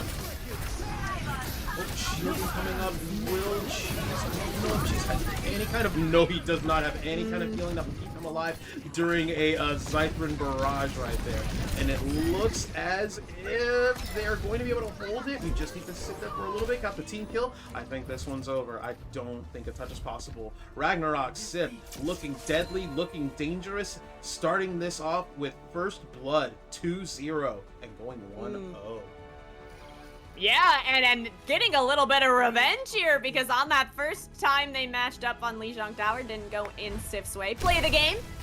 Going over onto Laser. Like I said earlier, once she gets to play this Diva, she's so impactful. An excellent tank player on all the tanks, but the Diva, she really makes the show. And yeah, really impressive work. Like you said, comboing really well with Xzile to find a lot of those kills. composition and consistency with your tank is what's needed to excel in a game like this. You Mm, need someone who can make good callouts, make good plays, say, hey, we need some damage over here, and to be able to make the cleanup for it as well is what's next for it. mhm. Laser appears to have so much good coordination with her team. Every Mhm. single place that she's in, she's not ever alone. Whether Yeah. it's Ray giving some good solid ground support and shots from the railgun, or it's Zythrin in the air as Farah, or also on the ground with Genji. Laser is a consistent 2v1 matchup always. And Mhm. each time that Reverence has been able to be engaged or get caught out by somebody, they've been able to fight two people all at once. Yeah. It's just a little bit, what's the word? It's a little bit disheartening to not see them kind of stand up together, Mm. because we need to start sorting them out and staying together. A lot of kind of pushes that we've been seeing previously from Exile aren't working as well as they have been right now. Cheese has Mhm. been diving very well and doing a really good job, but unfortunately, Ragnarok Sif's backline and support line has been able to kind of loop Mhm. around and find the remnants of that team and clean them up. Mhm. So Cheese has no support when he goes in. So maybe they Mhm. need to play it a little bit tighter, play it a little bit more consistently, and hopefully we can see some changes here because, guys, I do not want this to end early. Come on now. We can't have that Yeah, happen. we need reference to lock in here. We're gonna go more than 3 maps. I have no doubt in my mind this team is so strong. And you mentioned, yeah, some changes, some adjustments that Reverence could really make. I see the dives coming in from Cheese. I think that when you're playing against a team like Sif, where they're running this Kiri Lucio backline, it's really hard to dive on that backline. So you want to get your setups in place a little bit more before your tank goes in for the engagement, because you have to anticipate that Cheese, okay, gonna dive in, try to get the backline, maybe try to find Ray on this Sojourn, but the cooldown, the mobility cooldown's going to be there. So you have to have Commander Huey already set up on an angle to anticipate where this backline or this Sojourn are going to rotate to in this initial dive from the Monkey. So basically, you want your Monkey or your dive tank to kind of flush them out, and then it's Tracer that really needs to kind of chase them down. So doing a really good job. They just need a little bit more setup so that they can confirm the kills on these dives. Absolutely. I firmly think that if Reverence wants to kind of take this away from Ragnarok and utilize their best kind of abilities, it's knowing that they don't have to rely on the old tricks of diving to make this work. Mm-hmm, I know for a mm-hmm, fact that this team can work consistently if they stick together. Maybe change the tank outlier a little bit. Keep playing either Ramatra or Winston, but maybe play him a little bit closer to the team. Don't dive so deep because Ragnarok right now has fought you. This is their second engagement with you, and they've kind of got your mm-hmm. number. We might have to go Yeah. ahead and make some adjustments, do some changes. Hey, don't dive so deep. Come back, keep alive, keep harassing them, and then go back in. Recontextualize yourself as far as how you're going to play this tank role. Maybe that will hold, but we'll see. We'll see. We'll see. Mm-hmm. But it looks like Yes. we're ramped up, getting raring and ready to go for this next round, guys. I think we're all set. I think they're ready. Where are we going, Rain? Tell me. All right. So, if Chad didn't have enough Lijiang Tower, how does Chad feel about Watchpoint Gibraltar? We're going back to Watchpoint. This was, of course, Exile Reverence's map pick. They have looked absolutely phenomenal on this map so far. Two first point holds already. I'm trying to look for a third one. I think this makes so much sense. If you're Reverence, go to something that you've already, tried and tested. You've won over and over again, really dominant and showing a lot of understanding of how to play this dive composition with that Brig Ana. So we'll see what Sif can do against this. They weren't able to find the win against Reverence on Gibraltar last time. A really nice showing from Reverence. So we'll see what Sif is gonna swap up, what adjustments they're gonna make to try and find a win on Gibraltar. Now, with Ragnarok Sip kind of knowing that this is Reverence more or less home territory, we could say that all for casters get that blood flow. I'm getting some stretches and some posture checks Oh, coming in. Oh, okay, shoot, and yep, a hydrate? Yo, hold up. Oh, okay, Some thank you, water. chat. Yo, Thank you. chat gifting us with the blessings from on high. We appreciate Hydrating. it. And you gotta hydrate, go for it. I will keep Mhm. on yapping then. Hold on. So with Reverence, what Ragnarok needs to do with Reverence is, if they want to go ahead and make these necessary changes and make these proper adjustments to how dominant Reverence has been on this map, they'll need to try and find a way to solidify Cheese. Cheese has been a key component for them when it comes to the problems that they've been having with this map. He's been able to make the proper callouts, make the proper dives, knock teams off kilter, and keep them from pushing as hard as they possibly can. In retrospect, when they start on defense, Reverence has always kind of had home territory, which is good. Mhm. If they manage to get onto offense on the first round, that would be pretty crazy, but I think Reverence is all about this is the established line, this is the point in the equalizer that we need to get to, hold this line, and that's all we need to worry about. We can make up the difference when we go offense. And just from adjustments, spoiler alert, chat, it looks like Reverence is on defense. Oh, ho, ho, ho, touch my nose secretly. They sure are. Suppose we could talk about the hero bands too, because you mentioned if Sif needed to do something, they needed to shut down Cheese. Now, Xzile banned out Diva, which is pretty detrimental to Laser, but also protects the tank. So Ragnarok Sif actually banned out Ana because Nico was doing such a great job keeping Cheese alive on that Ana on Watchpoint Gibraltar specifically. So the matchup now going to be the Wrecking Ball composition coming out from Sif. We have Ray on the Widow. And then Xzile, they're going to change things up quite a bit. Oh, nice pick here. I was Ray just going to ask you. I know Ray is scary on Afara, and I know that Ray is scary on a Sojourner. How scary is Ray on a Widow? Yeah, she's pretty scary on the Widowmaker as well. Widow Ray, get Yeah. off! I do have to say, Xzile rolling out on this Torbjorn Ashe is really interesting because that's a lot of poke damage here. The Torb turret can do so much damage if you just let it stay alive. It will be Laser taking out that turret right away, but the Torb itself has so much survivability as well with that charge up, so it's going to be tough for them to find the dives here. Absolutely. Ooh, Sapwolf with an absolutely precise whip flash, as I like to call it. I know that's not the proper name for it. Chat, forgive me, I'm not a real Overwatch player. I know that's not true. It's not true. But it absolutely dynamite. It's tough to get a nail on that one. But we have managed to see, oddly enough, it feels like history's repeating itself because the payload is right where it usually is when we see Reverence set up here. Oh, wait, hold up. Is that Xzile sneaking over onto the payload? Manages to bring down the turret as well. And now kind of giving some issues to Kamakana. We're looking. I'm trying to find some purchaser. Ooh! Kamakana! No, that's so big from Kamakana. Ray wasn't even looking in their direction. Gonna find the Widowmaker right away, and that's a lot of pressure off of Reverence. Now you can afford to peek your heads out. You don't have to be scared about losing it. Wow, both supports down immediately for Reverence. So Sif turning this around very quickly. So once again, just like you said previously, another what is it? Call an ambulance, but not for me. Moment here, as it looked like, oh yeah, we don't have to worry about the Widowmaker. Hold this pulse bomb for me, please. No.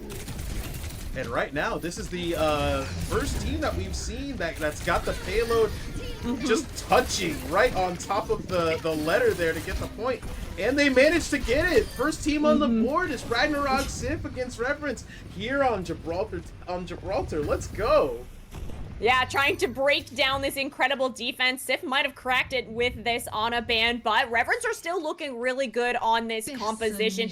We have the sights coming out from Ray. It's going to force Reverence back a little bit. We will see the swap off of Torb now, so Commander's going to move over onto that Tracer. Going to try to put some pressure onto Xzile, who's been doing a lot of work on the Tracer on her own. Both support ultimates are available for Sif. We'll see what they get done with it. The beat might be used kind of aggressively here because you don't really have anything that you really need to use it defensively for. And Ray, that's the third pick here onto Kamakana, doing a really good job of controlling this Ashe.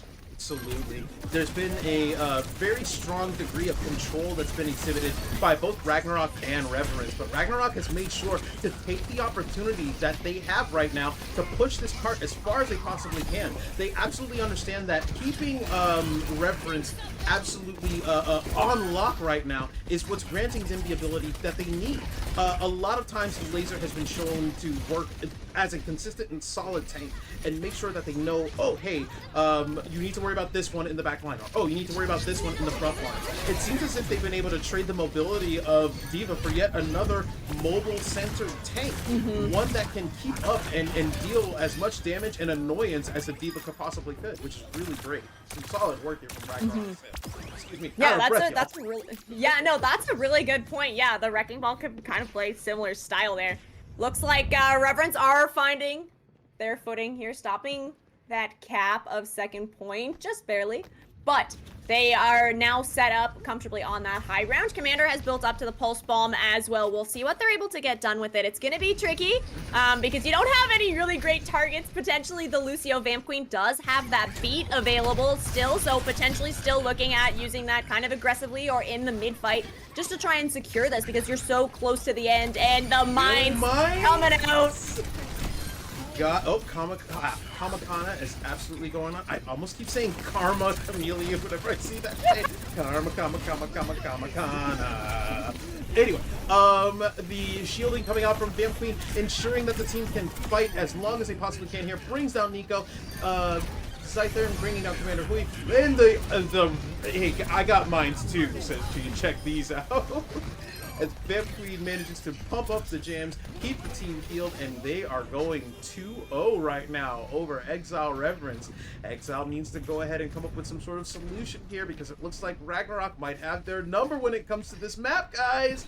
Send up your love, chat. You gotta see it happen.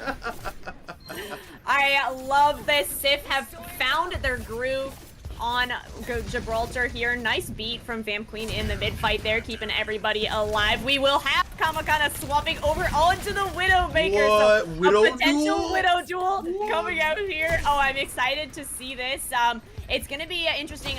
Reference, they're still on this Brigida. Saf has built up to this rally, and you can see that they're positioned actually up here with Kamakana, kind of the bodyguard for the Widowmaker against Laser on this Wrecking Ball. Oh, and Ray! Yeah. I'm putting my hands in the air and flailing them about. I get it away from me. It's a demon. It's not real. So we see again kind of the teamwork between Laser and the rest of her team because Laser goes in and is taking Kamakana and Sapwolf's attention, and that's when Ray is able to snap in, find that headshot onto Kamakana while they're not looking. Really well played, but gonna have to survive through Cheese, who's looking to do the same thing for their Widowmaker. She's locking in immediately and fighting that Widow. Oh, he's bothering you. Or she's bothering you. I got you. Don't worry about that. Yeah. Let's go. And mines for mines once again, noticing a very similar pattern going here in this these hamster ball plays that we got going here. Mine for mine, separate the teams, kind of have to go and fight each other as possibly. Oh, can we get in there? Nico throwing as many kunais as they possibly can. Teleports in there to get in there and assist Cheese as much as they possibly can. But unfortunately, we are running into a 1v2 situation almost, or a 4v2 situation right here. Whoa! Kamakana picking up Taiko with a glint and a glimmer. Manages to pick up Ray as well. Kamakana trying to find an escape from Lucio, but the damage has been done here. Oh, two strong contestants. A very strong DPS and a very strong support taken out in the blink of an eye. Great work, Kamakana. Great work. Yeah, that's beautiful for Kamakana as well because Taiko did commit that Kitsune rush, so unfortunately, Sif not going to be able to use that Kiriko ult, and coming into the last 30 seconds here, Sif's just working with the pulse bomb. No, you lose Taiko again. What a massive pick. It's all about the time right now, so if you can just find pick after pick, that's what's going to allow Reverence to win here, and they still have both DPS ults. Ray, trade back for that Widow though. That's payback. Once again, more tank consistency and camaraderie on display from Ragnarok Sith, as Ragnarok was able, as Laser was able to utilize a little bit of attention, snag and steal away Kamakana's attention away from her and get the distraction and get the kill. Kamakana finding some payback there and keeping the kill on Laser, and now we're just looking for death right now as Kamakana is trying their best to get a kill here. Oh, yeah. going down. It's overtime now, so Sif have to stay on this point, but the bodies just aren't there. It's gonna be Reverence stopping the full cap on Watch Point Gibraltar. Yeah, that's further than anybody else has taken them on Gibraltar so far, though. Put a feather in your cap, Ragnarok. You were able to push the distance further than any other team's been able to do it, so that is a definite good thing. We're liking to see that kind of stuff. The pick bans have definitely been noticeable, have elicited a noticeable change on both sides of the teams. Reverence isn't able to keep Cheese or a consistent backline heal without having Ana there, but likewise Ragnarok hasn't been able to get as many consistent kills, I would say, without having D.Va around. Laser has adjusted wonderfully playing ball, and it's been really good. The team has been able to adjust and function together in that same way, but I can definitely see that maybe a little bit of pacing's just thrown off a little bit. Laser, I feel like she's a little bit more at home behind the controls of a mech, right? Rather than in a ball. The ball, yeah. I agree. No, that's a really good point. The D.Va, like, I think that it's a little bit easier. Despite Wrecking Ball having lots of movement, it's a little bit easier to keep the tempo going with D.Va, because unlike the Wrecking Ball, where you have to kind of like get out of the fight, go get that health pack, come back into the fight, with D.Va, where you have that defense matrix, you can stay in a fight for a lot longer, and that allows you to push forward and take space a lot more. So finding kind of stagger kill after stagger kill, it's a little easier to chain those together when you're on that D.Va. But now we have Ragnarok on the defense. Immediately though, Tycho gonna get caught out by that shield bash. Tycho getting immediately jump scared by Cheese, who just showed up in the doorway with Monke and was like, "What's up?" Oh! Scream. Cheese is absolutely best using and utilizing as much mobility off of Winston as he possibly can. Manages to chase off Laser, and right now we're in one of the rougher choke point areas here. Cheese doesn't have as he's gotta find a way. He is not going to have that much health. He needs some consistent healing behind him as well. Right now, Xzile Reverence is kind of spread out right now. They kind of got to get together, formulate some sort of team consistency and cohesion, and get on that point. Yeah, I like what Reverence is doing now. You're trying to rotate everybody up towards that high ground, take a little bit of control away from Sif, and get yourself set up for the dive here. With that Tracer, you really need to create some space for Commander to get in behind. Oh, and that's a good start, actually, because losing the Tracer there for Sif, it means that you're not going to have that cart contest anymore. They have been making sure to get the proper picks and proper plays that they need to stay in this fight. The really weird problem that's going to have to be deal for them is whether or not they're going to be able to stay consistent and keep people down. They need to kind of rotate and get this team to stagger, force them to commit more team members to sit back and wait for all of us to come by. And that means you're going to have to go out and hunt, you're going to have to go out and kill, and get back to the point where it needs to be. Divide your attention up perfectly, and you'll be all right.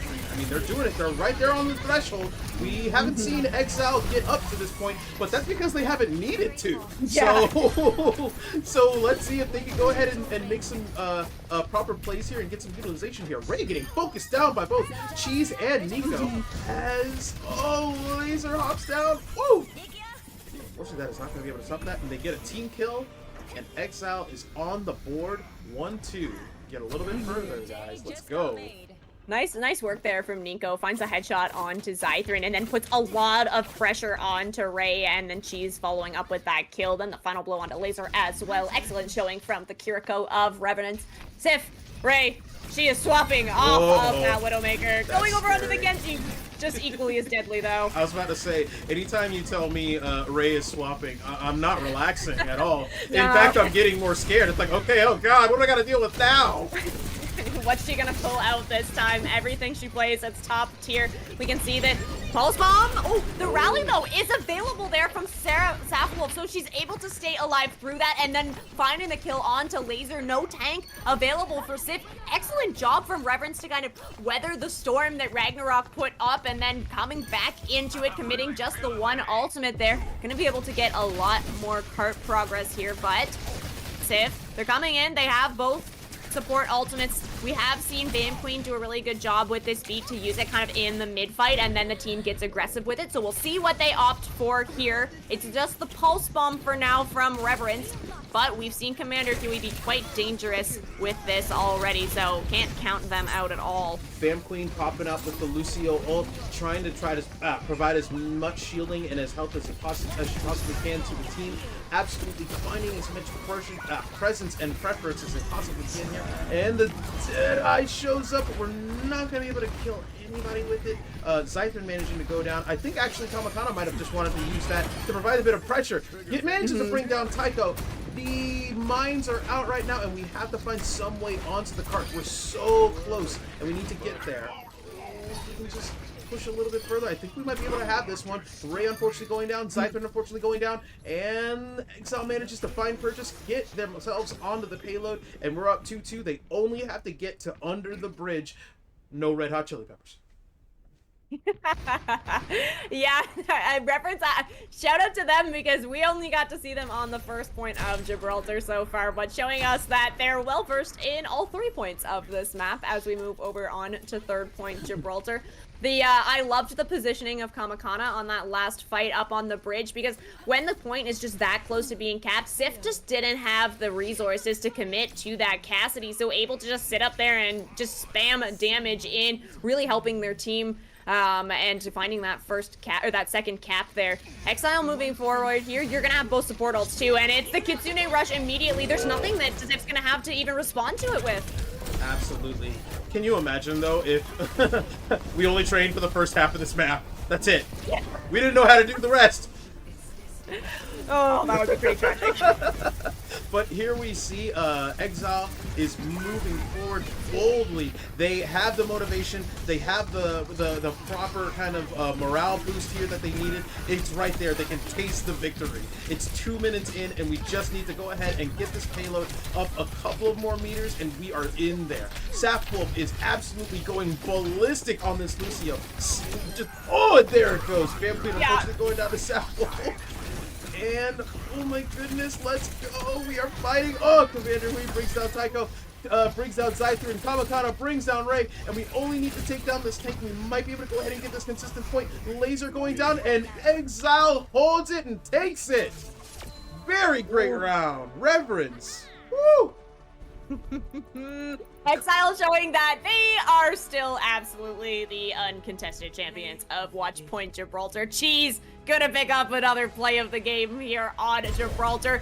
Still getting insane value on this Winston, even if you don't have the Ana, they're backing you up. I have to say also, shout out to the DPS from Reverence. I think that Commander really stepped up here, and then seeing Kamakana being able to take those Widow duels against Ray, no small feat. So well played from Reverence, tying us up here in the finals 1-1. I would not have it any other way. Absolutely. As we also, I take a quick glance over at chat, and I give a quick Ave Maria to Kodak lose points as they burn. Unfortunately, Kodak, I'm so sorry about that. But I will give a shout out because I actually caught it this time. Seraph, thank you for the follow. Much love. And thank you, chat, for hanging out and sticking with us so far. We are going to be moving into the third round of losers of grand finals, effectively. Forgive me, it's not losers final anymore. Of grand finals. And we are at 3 hours 20, y'all. We are absolutely going bananas right now, having some fantastic, phenomenal sets, some great skills, and some beautiful, beautiful plays being made by our wonderful, wonderful teams that have committed themselves to playing in our fantastic Xzile Perked Invitational for Overwatch 2. We cannot thank you guys enough for joining us. You could have been anywhere in the world, and you chose to be here with us. So thank you guys. Thank you, thank you, thank you. It means a lot. Yeah. My gosh. Where do we go from here? Yeah.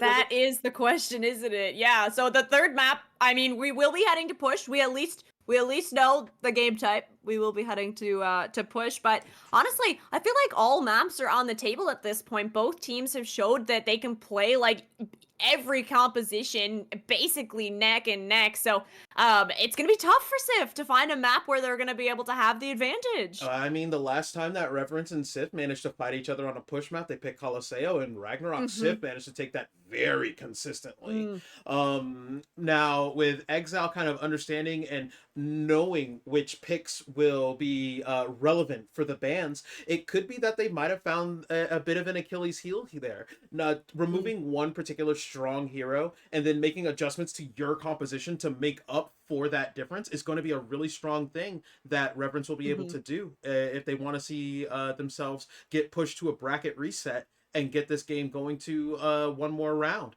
I'd love to see it. I want to see it right now. I mean, I'm not done. The night is still young. Yeah, it absolutely is. And I'll remind chat that this is a first to 3. So no matter who wins this next map, we're gonna at least get another one. Hopefully more than that, but we will see.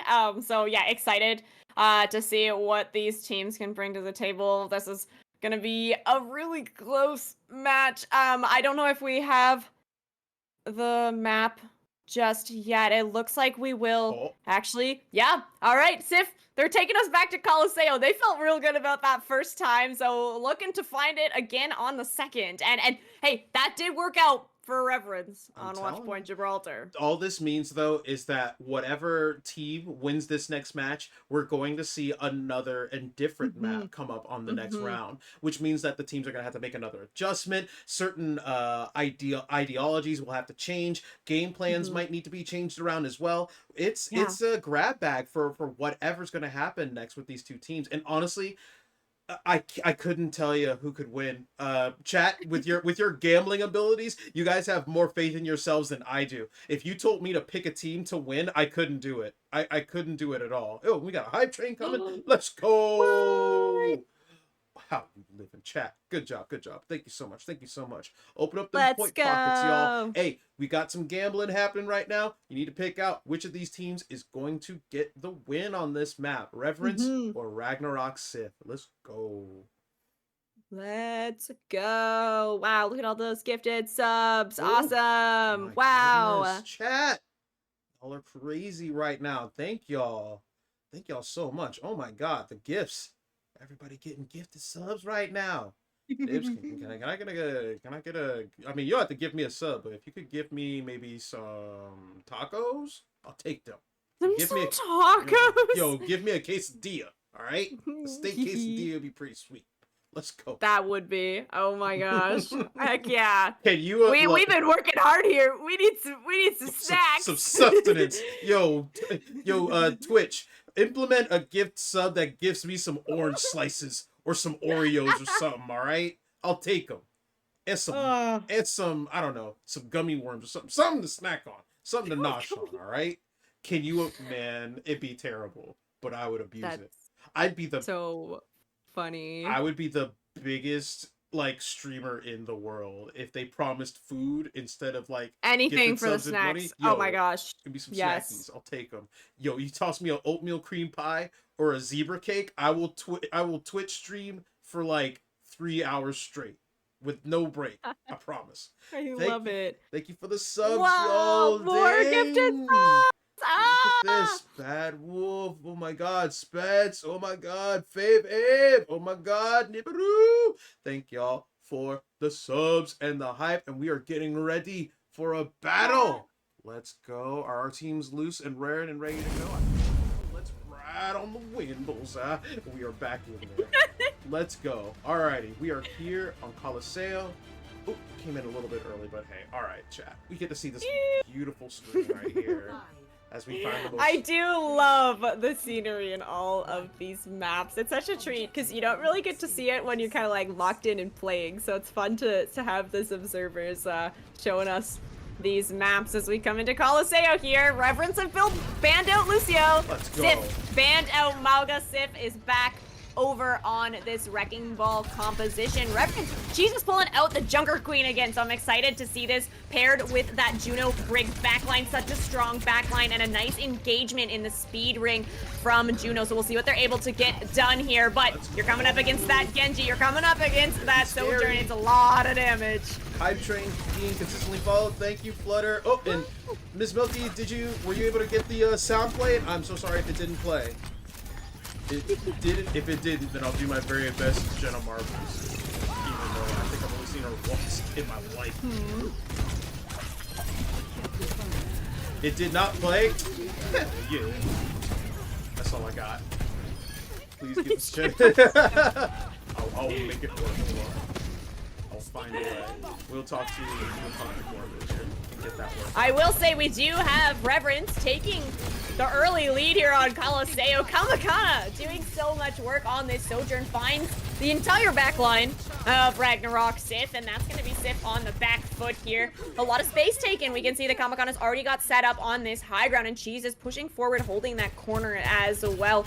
Ultimate's being built up quite quickly by the backline for Reverence, so we're going to have that orbital ray available soon from Nico. Sif, they're making some adjustments here, so Tycho is going to swap over onto that Brig. They're going to have Vamp Queen on the Juno. Laser's going to move over onto that Ramatra, and Ray's going to pick up that kill onto Kamakana, who was frankly kind of just bullying Sif, so yeah, that was needed. Kamakana has been one who's been able to utilize all of the mobility that they have in Sojourn and just turn it into real estate everywhere. Yeah. Kamakana's on the second floor shooting people in the face. Kamakana's on the ground shooting people in the face. Is that Kamakana in the sky shooting people in the face? That character can't even fly. And Kamakana's like, I found a way, don't even worry about it. I got you. Blah, blah, blah, blah, blah, blah, blah. But here we've got Ragnarok Sif back in control of the bot, moving down the lane and trying to find some consistency here, trying to find some real estate of their own as they move forward to try and establish a bit of presence here. They're managing to round that corner, which I think is a really rough area to kind of get through. We've got Cypher in there, 99% close to breaking out that blade, but ended up getting stunned. We're at 60%. He's gone, unfortunately. Oh, wait, no! She's still alive. Oh wait, no, she's dead. Commander with a absolutely remarkable play. Cheese cleaning up Vamp Queen, and they've got control of the bot back. It seems like Xzile has managed to find their rhythm here on this map. We are not seeing a repeat of what we saw on the map before with this one. Nope, definitely not. I like this Queen combo that's coming out from them. That we did see both support ultimates used there from Reverence, and the blade still available from Scythrin. That rally's going to be available from Tycho as well, which could really make it hard to take down Scythrin on this Genji as she slices and dices through the back line. But the pulse buff, wow, that was so close. Vamp Queen has 1 HP. Yeah, no, she's gone. Yeah. Come on now. Oh my goodness.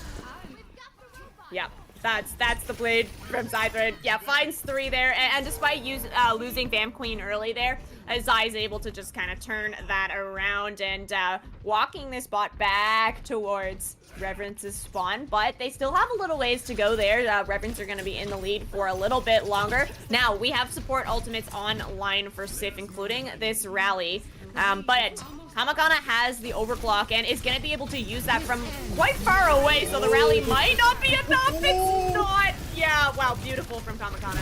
One of the absolute abilities to adjust and adapt to your gameplay is something that is being put on display by this team. Absolutely. They do not care at all for the kind of setbacks that they've had. They've taken the lemons and literally turned them into lemonade for this entire exchange, and I'm loving it right now. Yeah, they really have. We see Cheese has swapped off of that Junker Queen, moving over on to the Genji now, so a little bit more of a dive happening. The coordination between Cheese and Commander allowing Reverence to take a lot of space here. Ray is going to have an overclock of her own, plus the orbital ray, so we'll see what they can get done with it. Oh, wow, Cheese falls so low, but in Cheese fashion, right? Cheese gets out. The man with no fear. Oh, finally getting taken down. As Vamp Queen just looks over and goes, put the monkey down. Bam! He's dead. Ray bringing down Commander Hui, and Vamp Queen is on that payload, getting that robot back to middle position, starting position. They've only got 30 meters to go. It's not that far. They could go ahead and get this tied up. 5 minutes left on the clock. This is still anyone's game. Yeah, we'll have to see what Sif can do. They still have those 2 ultimates available, but in the meantime, Reverence has built up both support ultimates, and it's dueling orbital rays happening down the middle. Let's go! There's so much happening on screen right now. Oh my goodness. As we move forward, Commander Hui managing to bring down Ray, and Cheese brings down Tycho, Cheese brings down Xzile. Absolutely moving forward. Sapwool keeping the protection going, and Commander Hui brings down Laser, and Xzile stands firm. 5 of their teammates are consistently sticking together. I like that. We've still got Cheese ult and Commander Hui ult on deck right now. That was a very, not expensive, but very well-timed economic use of ults. I do feel like Reverence is getting, oh, wow, that's a beautiful stick onto Tycho, who was building up to that rally.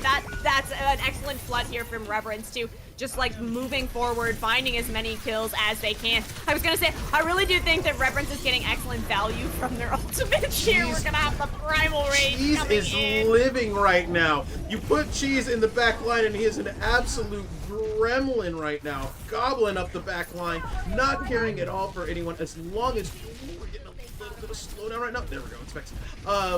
Absolutely having no issues whatsoever when it comes to finding and picking out targets. And as soon as Ragnarok gave him just a little bit of leeway, he went and pushed his way all the way in. He was ready for that. I love that. Great stuff from Cheese, but great stuff from the Steelers as well. Wow, we had the dueling overclocks there, and Ray actually slid into Kamakana trying to take the 1v1, but doesn't come out on top. Kamakana gonna pick up 1, gonna pick up 2 there, and all the while, at this point, moving forward for Revenant here, who's made absolutely amazing adjustments on Colosseo against Sif. Sif trying to find some kind of an answer to this dive comp. We do have Xzile that's moved over on to that Torbjorn. The turret gonna offer a little bit of protection for the flanks of Commander Hui, but we do have a pulse bomb. It goes out, doesn't find anything. But this is forcing Sif to come in aggressively, has to pop the Annihilation. My goodness, there goes the Annihilation, and the Laser is on top of Kamakana, brings down Sapwool, brings down Commander Hui, Xzile brings down Nika, where, no, she's already dead and buried on the ground. Lay down in the ground and rest, says Ragnarok Sith. You will not be needed anymore. We shall take this robot from you. Let's go. Yeah, Sif has a long walk to go here. You do have the rally available. Xzile's going to be building up to that Molten Core, but we see Reverence have the support ultimates available again, and they've been doing a good job of layering the orbital with the rally, and it's basically a fight win for them. You stun somebody into that orbital ray, and then it's just the entire team collapsing onto that member. So we'll see. I think Reverence is doing a good job of using their ults first, too. So finally, we actually will see an ult here coming out from Xzile. Gonna use that Molten Core just everywhere. We are having the kind of consistency as the tanks are kind of back and forthing when it comes to the fights that they're having right now. We are... We are having some... Here. Give me one quick minute here, chat. I'm going to refresh to see if I can make this a little bit more consistent for you guys. Yeah, a little bit of freeze frame happening here. Xzile manages. I'm a little bit. It's not too bad right now, though. Okay, so alright. I was worried that it might be me. It could be just this. So, alrighty. Let's keep an eye out here. Anyway, forgive me. Back to the game, chat. Yeah, we do have the checkpoint here being captured by Sif, but Reverence are gonna come back into this with the Primal Rage from Cheese, and Kamakana has another overclock. We saw the overclock last time, and Kamakana did come out on top, so we'll see what Ray can do. I'm actually gonna opt to just try and avoid this overclock altogether. I'm absolutely loving the shots from Kamakana as they're able to try and find as much as they possibly can, get us some kind of purchase here as they try and keep Laser held down.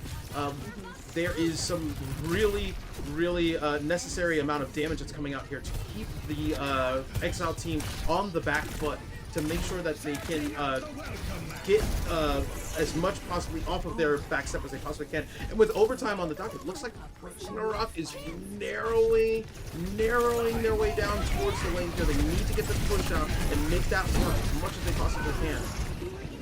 Yeah, it's gonna be close here because Laser actually did die first, so the tank for Ragnarok is not in the fight right now. The blade from Commander, it finds Cypher, and Ray will be able to shut that down, but the advantage here, the spawn advantage, is gonna be in the favor of Reverence. However, those overtime spawns means that everybody's spawning that much slower. The bot so close to the end here. We have Chief swapping over onto the Wrecking Ball just to try and get a touch. Laser, she's back in the fight now, though, so you gotta deal with this Ramatra. The boost! Oh my goodness! Oh, they're trying their absolute best to try and make some sort of headway here, but unfortunately, Xzile Reverence is holding the point down a little bit too strong for them. Xzile trying to find some sort of pocket to get in and do some damage to get the kills consistently. And here comes the rally from Tycho. Maybe they're going to be able to get some sort of purchase here, get some healing, and get something going here to try and keep them off the point. And Ray! Oh, it's just the Tracer alive. Commander playing not gonna be able to stall out. And wow, this fight. Wow. Okay, Sif lost Laser there. They end up being able to sustain through it so that Tycho can build up to that rally, and then she pops the rally. Ray has the overclock. She's hitting the shots, and Sif just pulled that back from the very brink. Oh, my goodness. Nice job on the Ramatra here from Laser. I like to see the swaps that Sif picked out. We did start, they did start out on that Wrecking Ball, so making adjustments as needed. Wow, another really, really close match. These two teams are neck and neck here. I'm so excited. This does mean that we're, gonna head over to the Reverence map pick. Absolutely. And rumor has it that it's a Flashpoint map that we'll be going to next. Could be those. All right, guys, we're gonna take a really very quick intermission real fast, less than a minute, maybe 2 minutes. Okay, we will get back to the action maybe sooner than that, but we just got to put some time on the clock, maybe get a quick look at the stream and make sure things are running correctly. Okay, we will be right back, y'all, promise.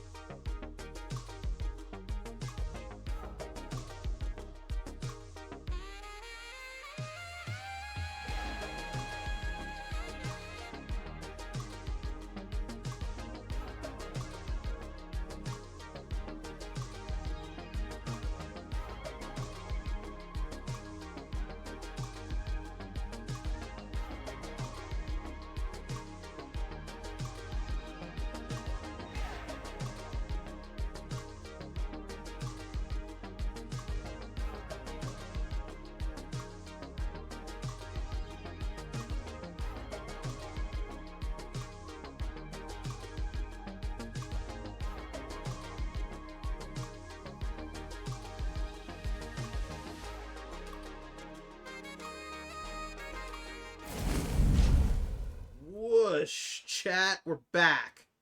All right, things are adjusted and should be a little bit better right now. We're still going to take just a little bit of a break right now. We are just making sure everything runs and is up to speed and up to snuff for you and yours, chat, for your entertainment, okay? Mm-hmm. We're trying to take care of you, all right?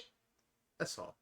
But we are here. We are live once again, just to talk a little bit about who we are and what we represent. I am Radio Free Rod, representative of Xzile Esports. We are a esports org that seeks everyone who wants to show up and come hang out. If you want a wonderful place to stay, we do all kinds of awesome things. We've got movie nights happening, we've got game nights, community nights, teams to play, root and cheer, teams to join and see play and root and cheer for. We do watch parties. If you love Apex, if you love Valorant, if you love Among Us, we just got done playing. We're having a night where we played some VR, not VR, but like virtual Among Us or 3D Among Us.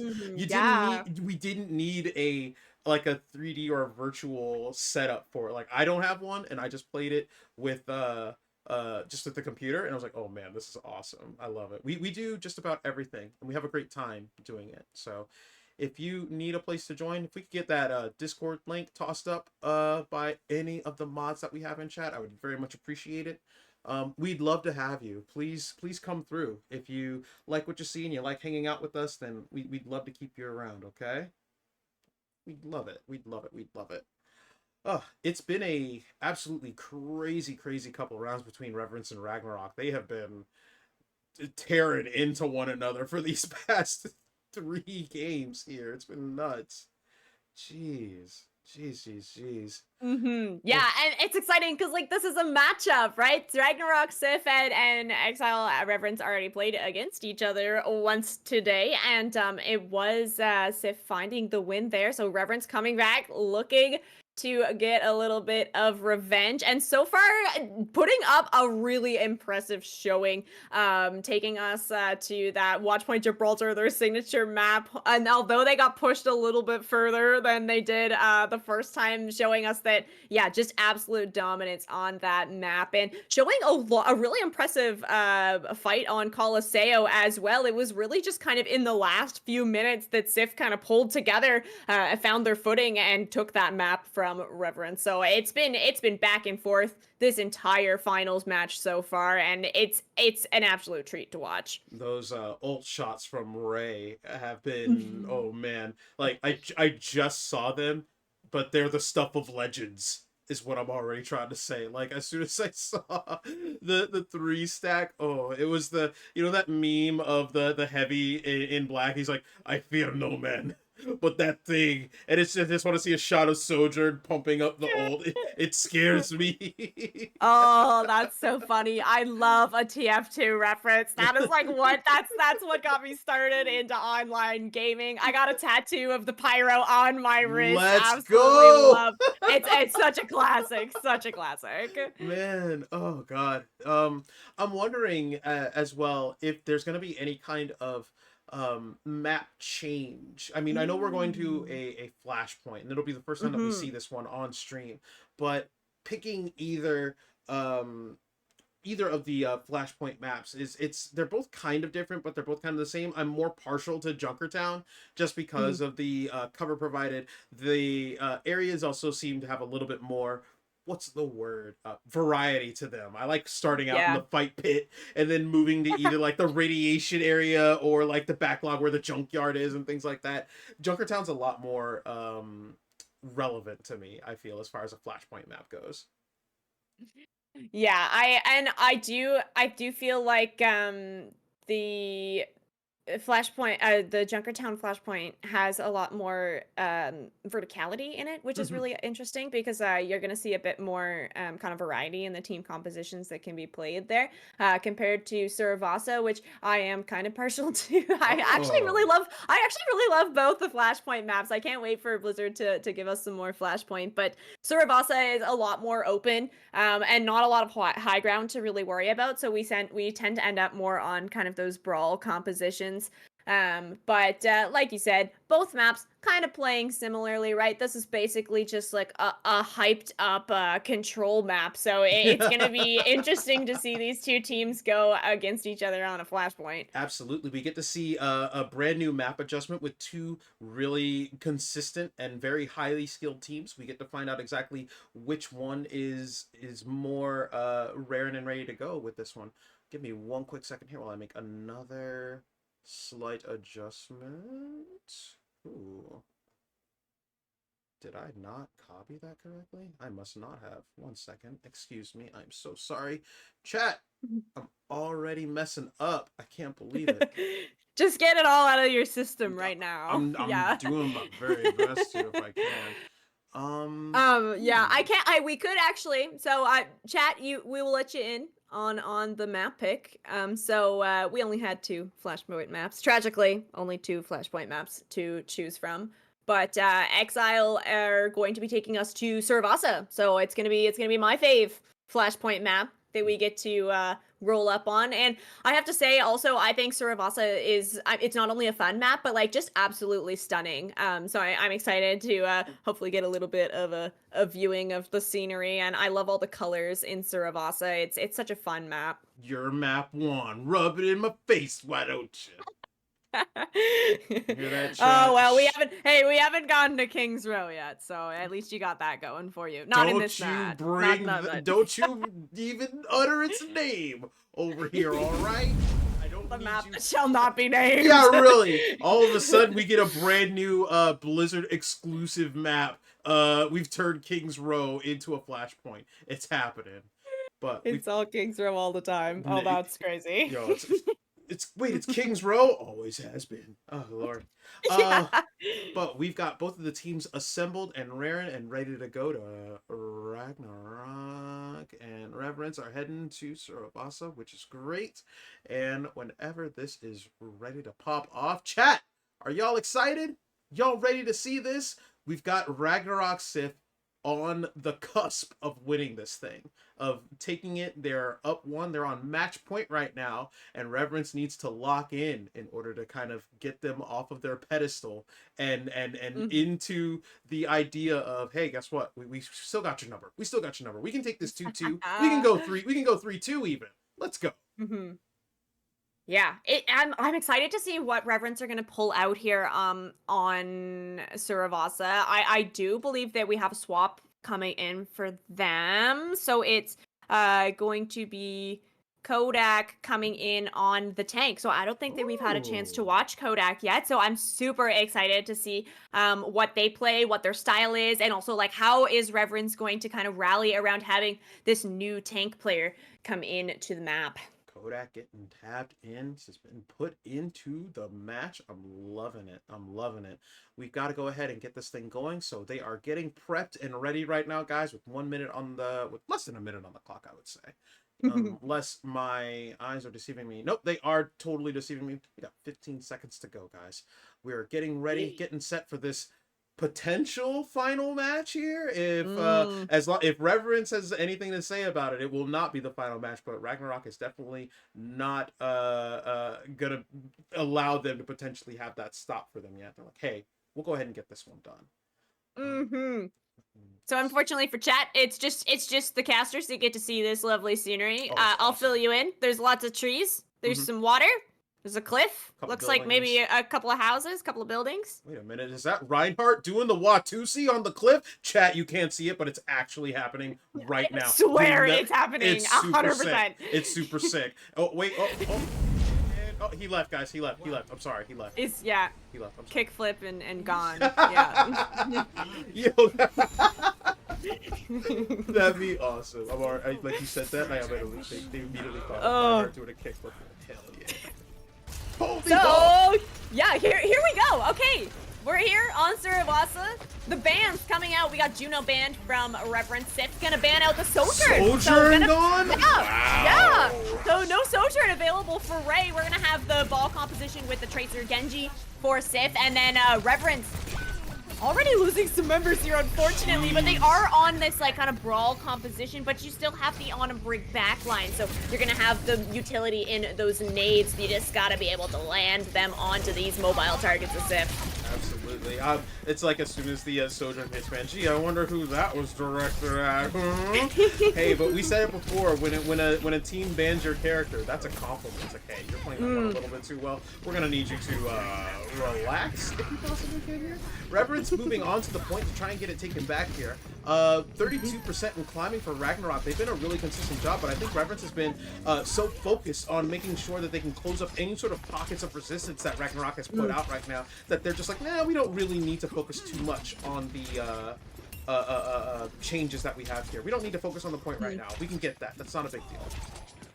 Yeah, I agree, and that's really important in these flashpoint maps. Although you need to get in control of that point fairly quickly, you don't want to let percentage build up. You don't want fights to be happening where you're not in control of this point. So Sif is going to be coming back in for the engagement. The pulse bomb not going to connect, but Vamqueen does find the Brigitte, so it's going to be hard for Nico to stay alive now on this Ana.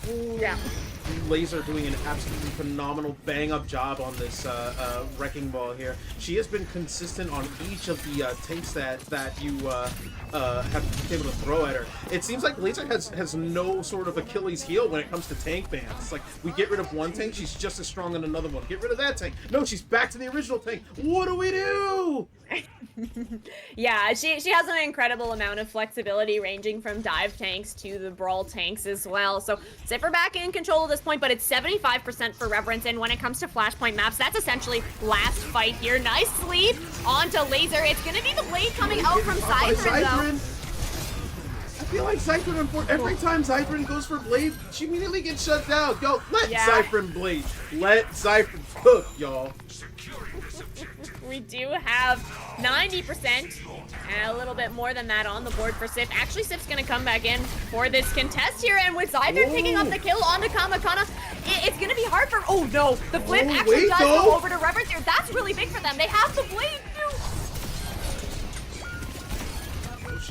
Laser is going to get brought down. They managed to hop back onto the point, but somebody's contesting. Somebody's fighting for that point. I think it was Nico. Yep, and unfortunately, it looks like Ragnarok Sif has grabbed that point and has taken it. They are moving on to the next flashpoint that has opened up. Oh, get some hype. Ragnarok Sif on the board with one, drawing first blood here. And one step closer to closing out this grand finals up against Xzile Reverence. Yeah, looks like this next point we will be heading over to Palace. Of course, point not going to open for another 20 seconds or so, but the teams are posturing, getting set up, trying to see if they can do some poke damage in here. We actually have, ooh, the Kiriko actually, it gets caught out there. Yeah, that's big for Reverence, because the point's going to unlock soon, and this is going to allow you to cap first, which is really and there nice goes here. Laser. Okay, I would go ahead and consider that point capped immediately. Woo! No cap.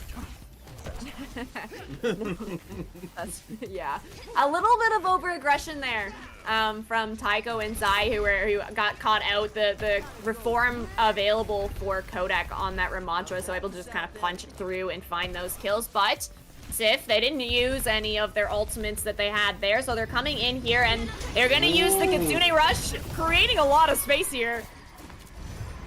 Moving forward, Vamqueen manages to bring down Kamakana, which is actually huge. Kamakana's been absolutely consistent when it comes to damage here. Vamqueen getting pushed to the back, but getting a really great assist from Tycho as the supports end up working their way back onto the point to give as much healing and as much love as they can to their team. They're on the verge of taking this point back. They just need to lock this up, close it, and lock it in, which is they're going to go ahead and do, and Ragnarok is on the board, stopping the cap point at 71%.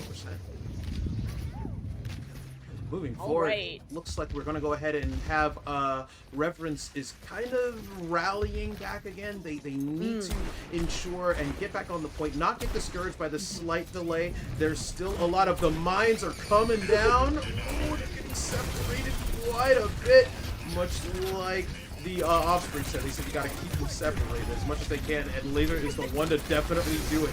Cheese goes ahead and pops ult to keep the teams out of harm's way. In that enclosed space, you do not want to be near any kind of Ramatra. He is like a sweaty guy from the gym right in the elevator, which is, give me some space, give me some room, y'all. I don't want to be near you. Get away from me.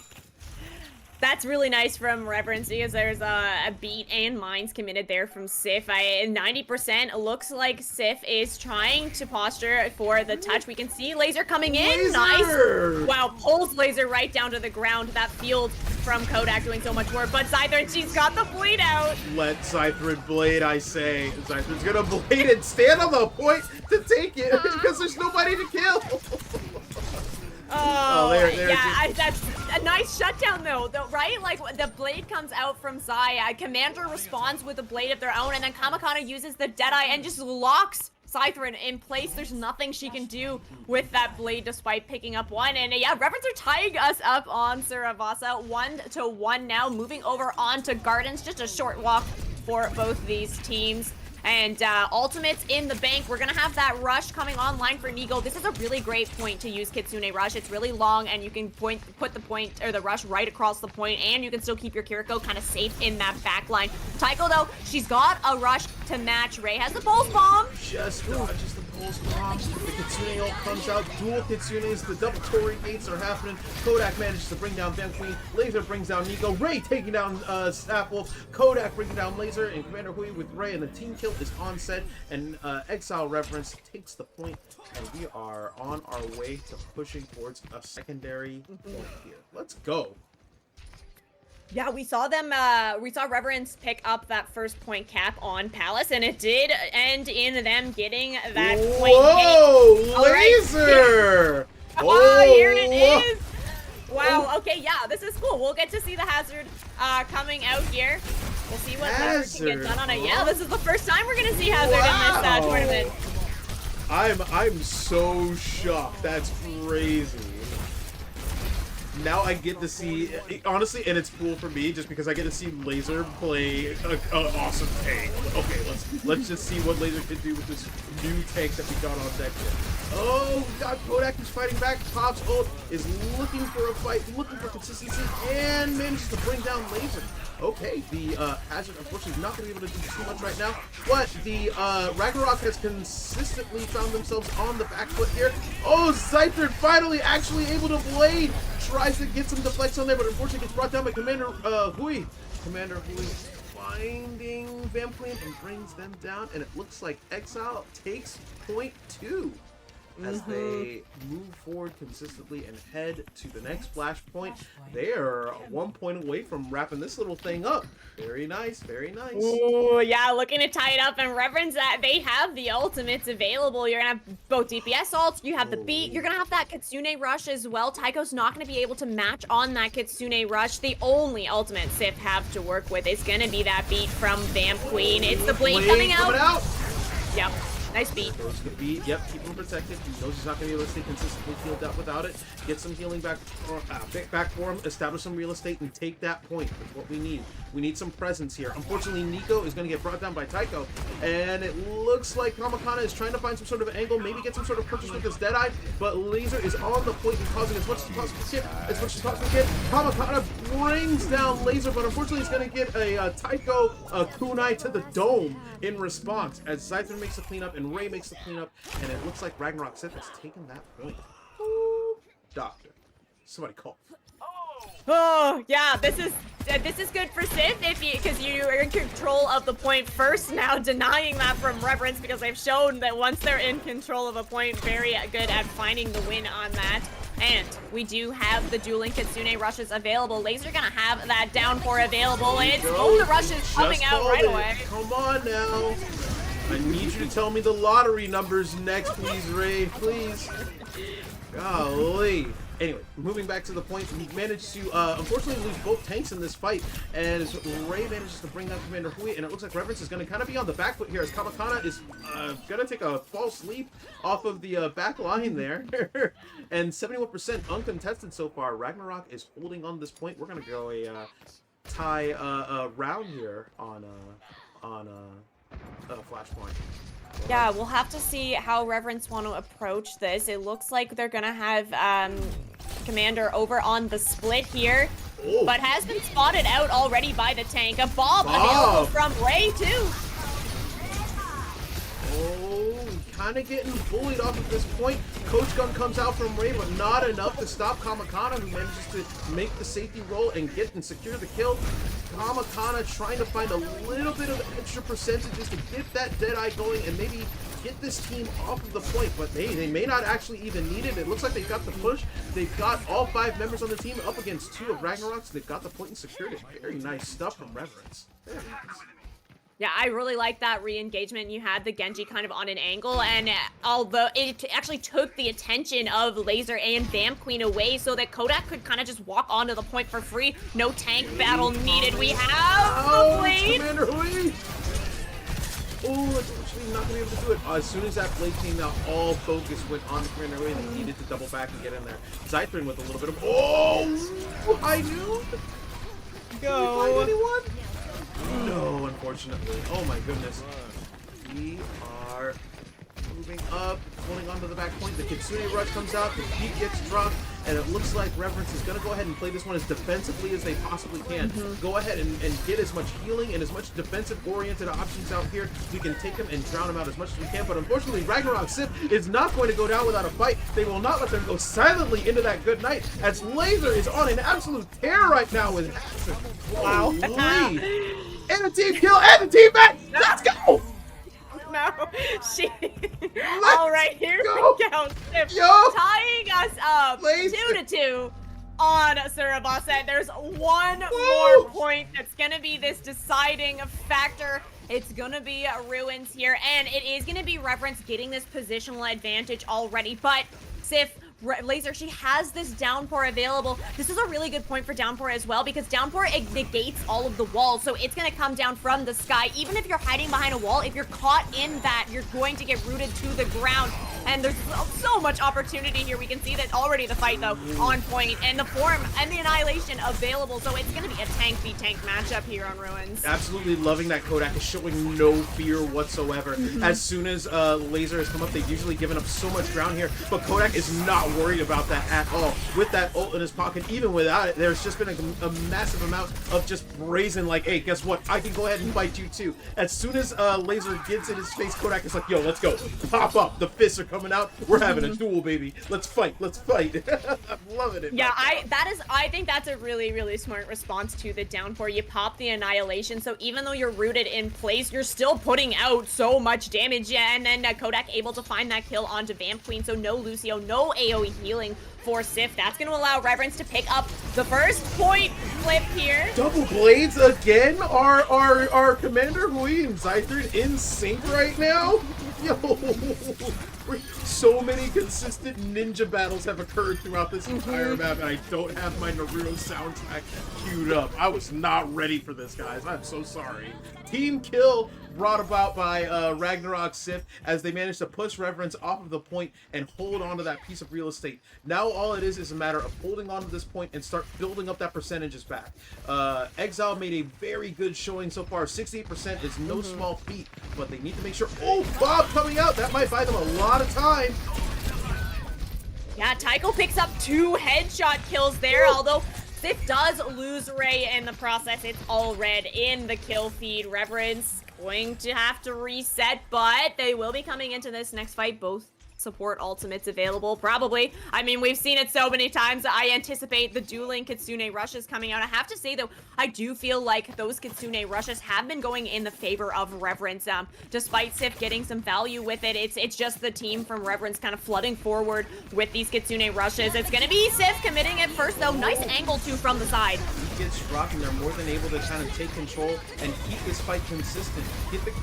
Get as much speed as you possibly can out of it, with as much coverage are provided by Sapwolf, and just get in there and do it. But they couldn't have come at a better opportunity. At 99%, Ragnarok Sif was on the cusp of taking this game and ending this matchup. Now they need to just stay on the point and hold it and fight. Maybe you've got 2 more engagements out of this, and then you can get the win. If they can just weather the storm, they'll be all right. Yeah, I think it's kind of going to come down to this next fight. This percentage for Flashpoint just builds so quickly. It's going to be a 99 to 99 on this 5th map of Flashpoint. It all comes down to this. We'll see if Reverence are able to hold on. They have the Deadeye. Somebody's gonna have to touch. Here we go. Goodness. Cypher with the reflect! Holy! Oh, Kodak managing to push back, but he needs some consistent healing. He needs a little bit more. He's at 200, 100, 200, back and forth, yo-yoing back and forth. The beat gets dropped. Cypher unleashes the blade, takes out Nico. Commander Hoy bringing down Ray. Cypher focusing down on Kodak as we manage to go ahead and get Cypher back in. Brings out Kodak one more time. Commander Hoy fighting for his life on that point, and it looks like Ragnarok's got the hold.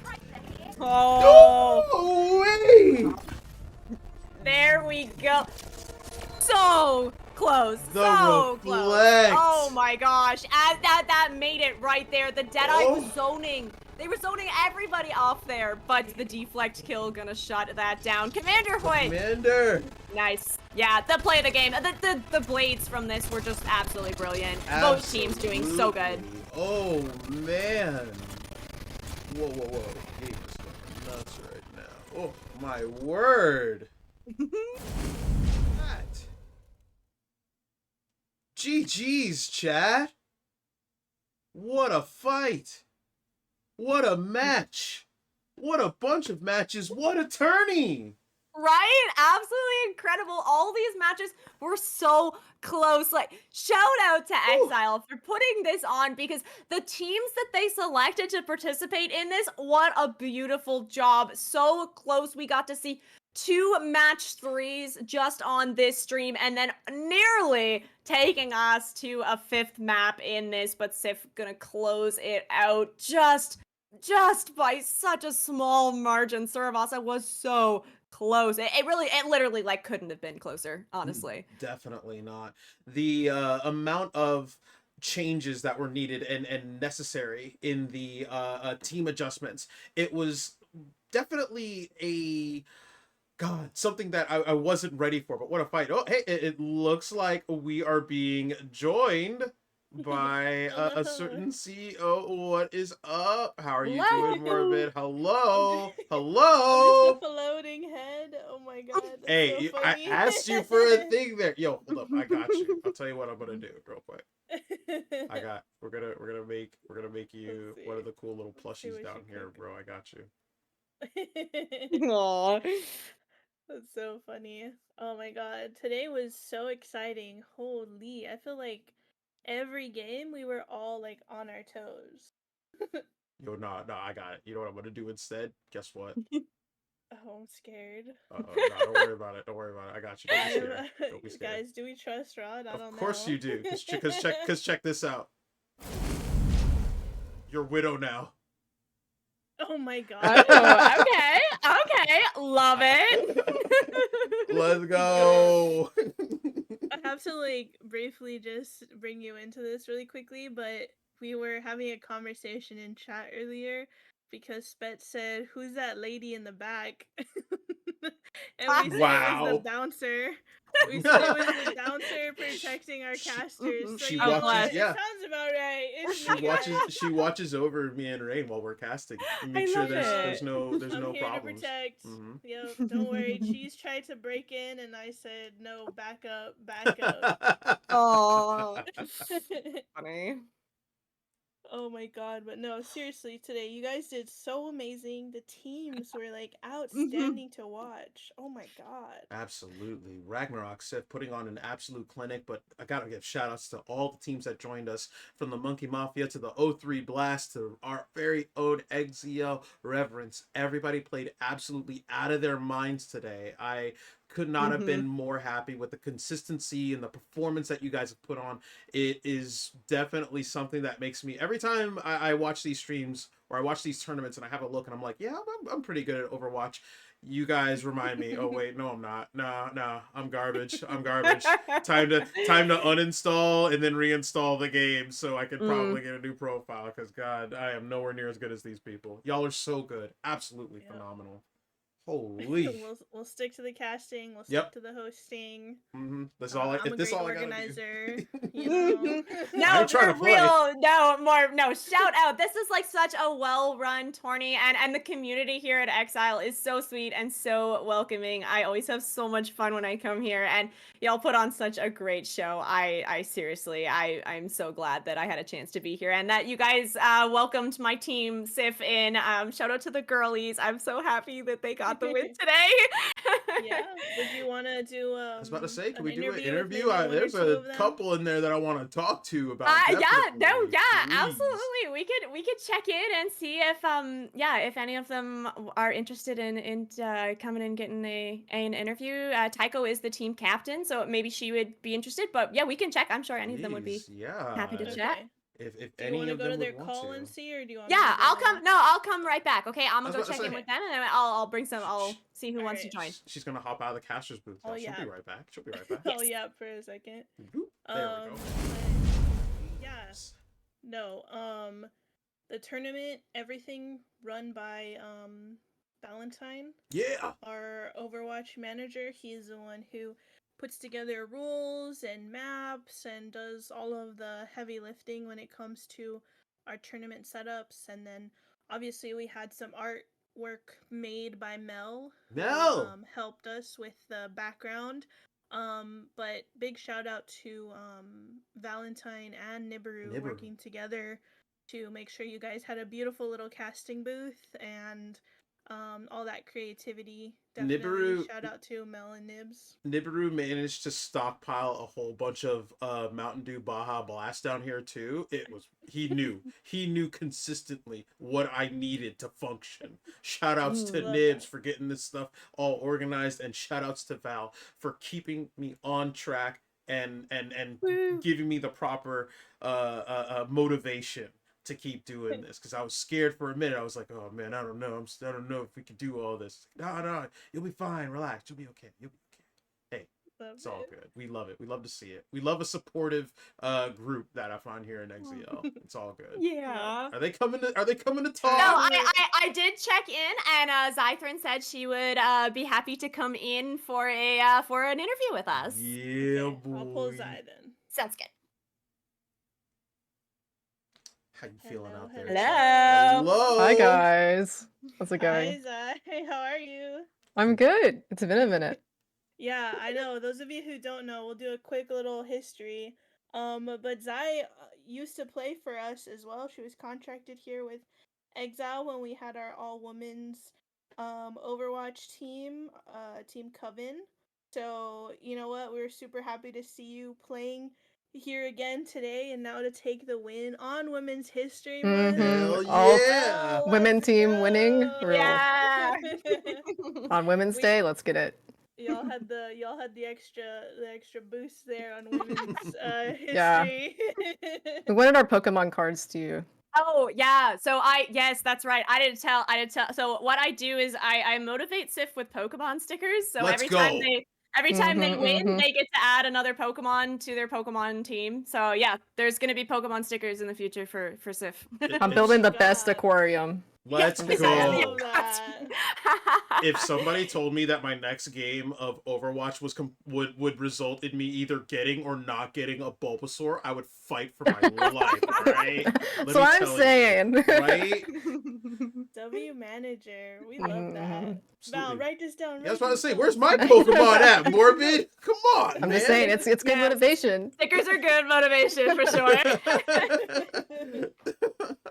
So can I ask the amount of consistency that you were able to keep as you swap from one DPS to the other? Oh, I said gosh. I'm like, every time I'm talking with Ryan, I'm like, Sight is everywhere. In the sky, there's damage coming in. On the ground, there's damage I'm coming in the walls. In the walls, Yeah. I was like on a rooftop. How did that character get up there? It's not possible. I'm just hanging out. Is there any sort of tips or tricks that you could potentially share with the chat, or any sort of fledgling DPS nerds such as myself to get better? Honestly, just keep playing. I mean, I've played Flex CPS for so long now. Like, it's just the perks are the only thing that's new. and I'm still working on. But other than that, just keep practicing. Just keep getting better. Let me go ahead and Like, just write. keep looking over your VODs. I gotta write that down because every time I have a bad game, Trial I, and error. I uninstall. So hold on. So cross out, uninstall. Yeah, gotta do don't. some limit testing. Gotta have confidence, because you're gonna make mistakes, but that's just part of getting better. So just limit testing and confidence. Respect, respect.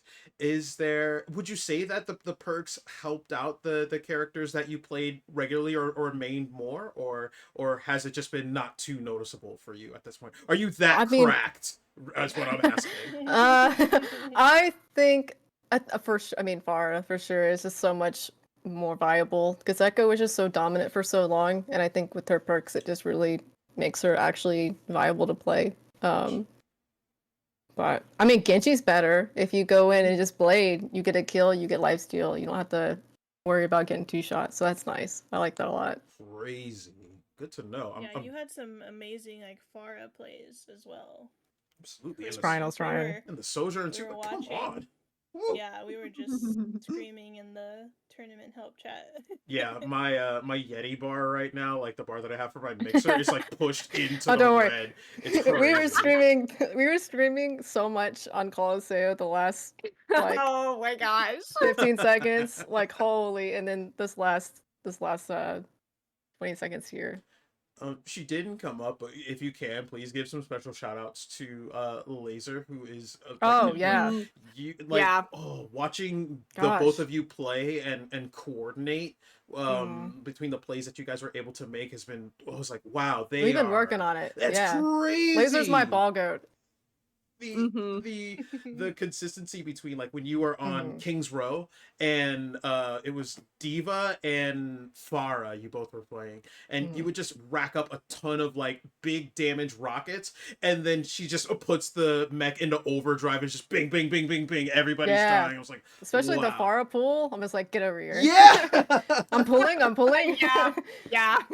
Back to my Arissa days and goats. I'm pulling. Hey, bring it back, Blizzard. You heard it already. Yep. Anyway, but absolutely consistent, absolutely wonderful. You guys put on a damn show tonight, and we could not be more thrilled to have you guys in this tournament and to win it as well. Like, Yeah. kudos to you. Hats off. You are awesome. We appreciate you guys inviting us. It was very fun. Oh, excellent, Of course, excellent. we definitely hope to see you guys again sometime. But we appreciate you taking the time to come chat with us and game with us. And we hope you have a wonderful night, Xzile. Yeah. You too. It's a pleasure. Oh, thank you so Have a very good much. one. You too. Thank you guys for casting and hosting. No Thank worries. you. Thank you. Oof. All right. Alrighty. Oh man. Like I said, such a great night filled with so many amazing things. I want to go through and kind of highlight some things going on with Xzile, to talk about what we have going up, some celebrations and stuff this month, and then go into a raid for someone. So if you guys could stick around and watch the stream until I finish yapping, I would absolutely appreciate it. But we just announced our Xzile Rivals team. So I am so excited to say that now Xzile has a Rivals team. We brought back you, Raven, as our Rivals manager. So we have a manager and our 6 players.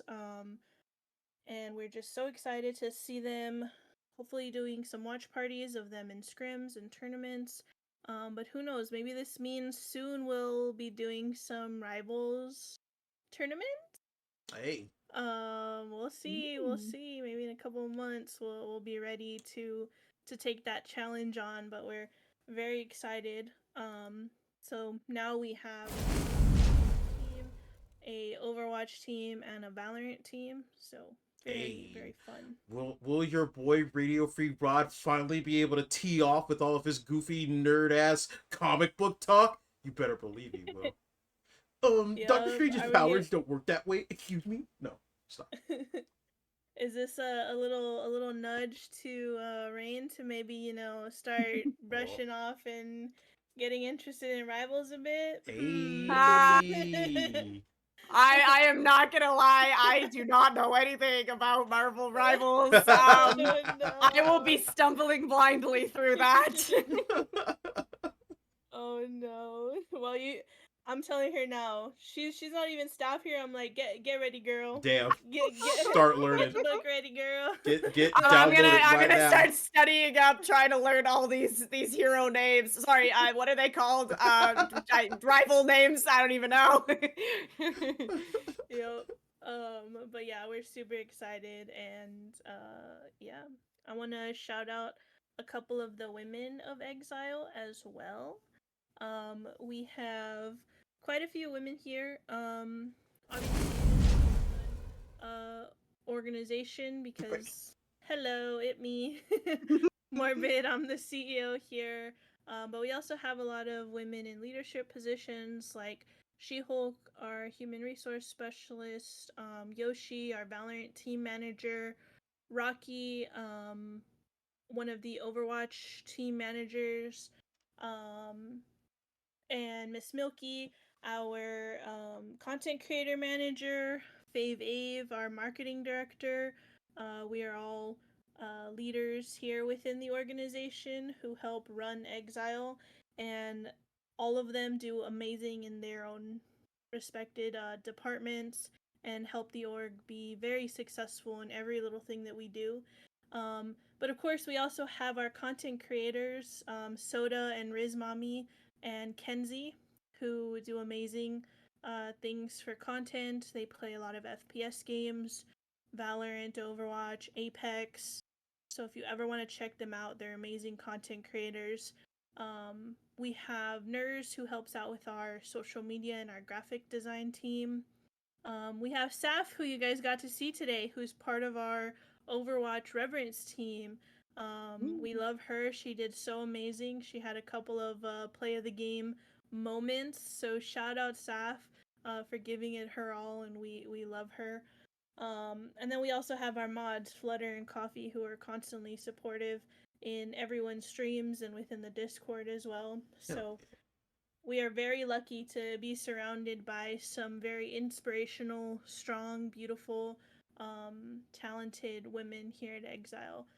So I just wanted to give them a little bit of a shout out today on Women's International Women's Day.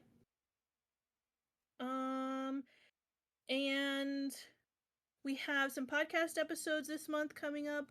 We will be talking about mental health with Blade later in the month, and we'll also have a women's episode where we talk about women in gaming and just women, uplifting women in kind of pushing past that glass ceiling. So look forward to that. We are also still running a Minecraft Cobblemon server where we'll do contests and Pokemon tournaments bi-weekly, having some events going on in there. So if you ever want to join, definitely come hang out and play some Minecraft and catch the coolest Pokemon that you can find. Staff. Ooh. Bulbasaur. Just Bulbasaur. That's the only one you need to catch. And Vaporeon too. That one's cool as fuck. But that's it though. Yep. Once you catch those two, don't gotta play no more. No. Keep playing though. Keep playing. Oh man. But yeah, like I said, we had such an amazing tournament today. Thank both of you again for showing up all the time and just being here and being yourselves and putting on a great show for Exile. And then obviously, like Rain brought up, the amazing production and staff that we have. Shout out everyone who helped out today. We had a lot of people helping with clipping so we could be posting a bunch of awesome clips. So if you want to check out the Twitter, we posted a lot of clips that happened throughout the night. Our mods who did amazing as well, and our lobby hosts, and then our casters from our second stream. We had Ari and Rocky. Yep, up there doing their thing. And funny enough, Ari rated the stream and took a little bit of break and then went live again. So we're gonna go ahead and get ready to raid Ari. Send the love back to Ari. Of course. Are He's he is a content creator here with us who plays a lot of FPS games, but very much so a variety streamer who likes to play anything and everything. Every day seems to be like a different game that he's playing, but he is very consistent and always posts a schedule. So if you want to go show him some love, you definitely should. He is playing a spooky game right now. I believe this is the one you wanted me to play. I gotta see this then. Look, because also I gotta add to that. Ari is funny as get out. I love watching Ari stream, especially spooky games, because he is always getting funny scared, and I love it. It is great. Y'all will be consistently entertained. I promise. Yes. If we're Alright. just prepping to raid, I just want to always, like I always do, thank you very much, Rain, for joining me here. I really do appreciate it. Is there any sort of way that the chat can also keep up with you? Do you stream or do anything? Any plugs at all for yourself at all? Oh, cool. Yeah, thanks for having me. I always have so much fun when I'm here. I'm not like a regular streamer, but I do so I come from the Ragnarok org, hence Ragnarok Sif. So we have 5 active teams right now. Right. Sif and Hella being the 2 that I manage, but I do co-stream 2 of our teams are playing in Face It League. So that's kind of like the open, we have the open division, and then we have like an advanced division team. So I do co-stream their matches every now and then, either on like a Monday or a Wednesday.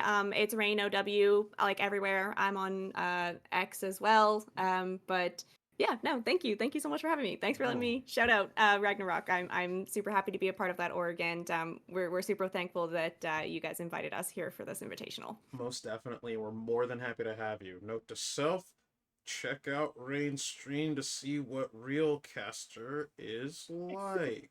Good. Tight. We're ready. All right, cool.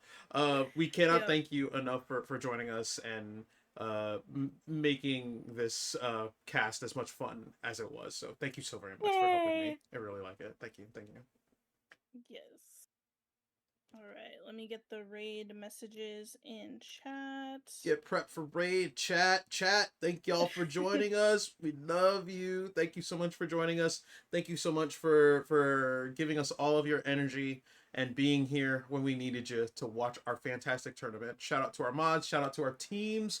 Shout out to everybody. Nibiru, Val, y'all are the goats. We love you. Mel, you the goat too. We love you. Thank you for the graphics, the subs, the follows, the trains, the hype trains. Crazy. Y'all went nuts today. Great teams, great showing. Love this org, love this group. Morbid, thank you for putting this together. You awesome queen. We love you. Thank you. All right. Well, you guys go enjoy Ari's stream. We appreciate every single one of you for being here, and have a wonderful night. Bye. Night. Goodbye.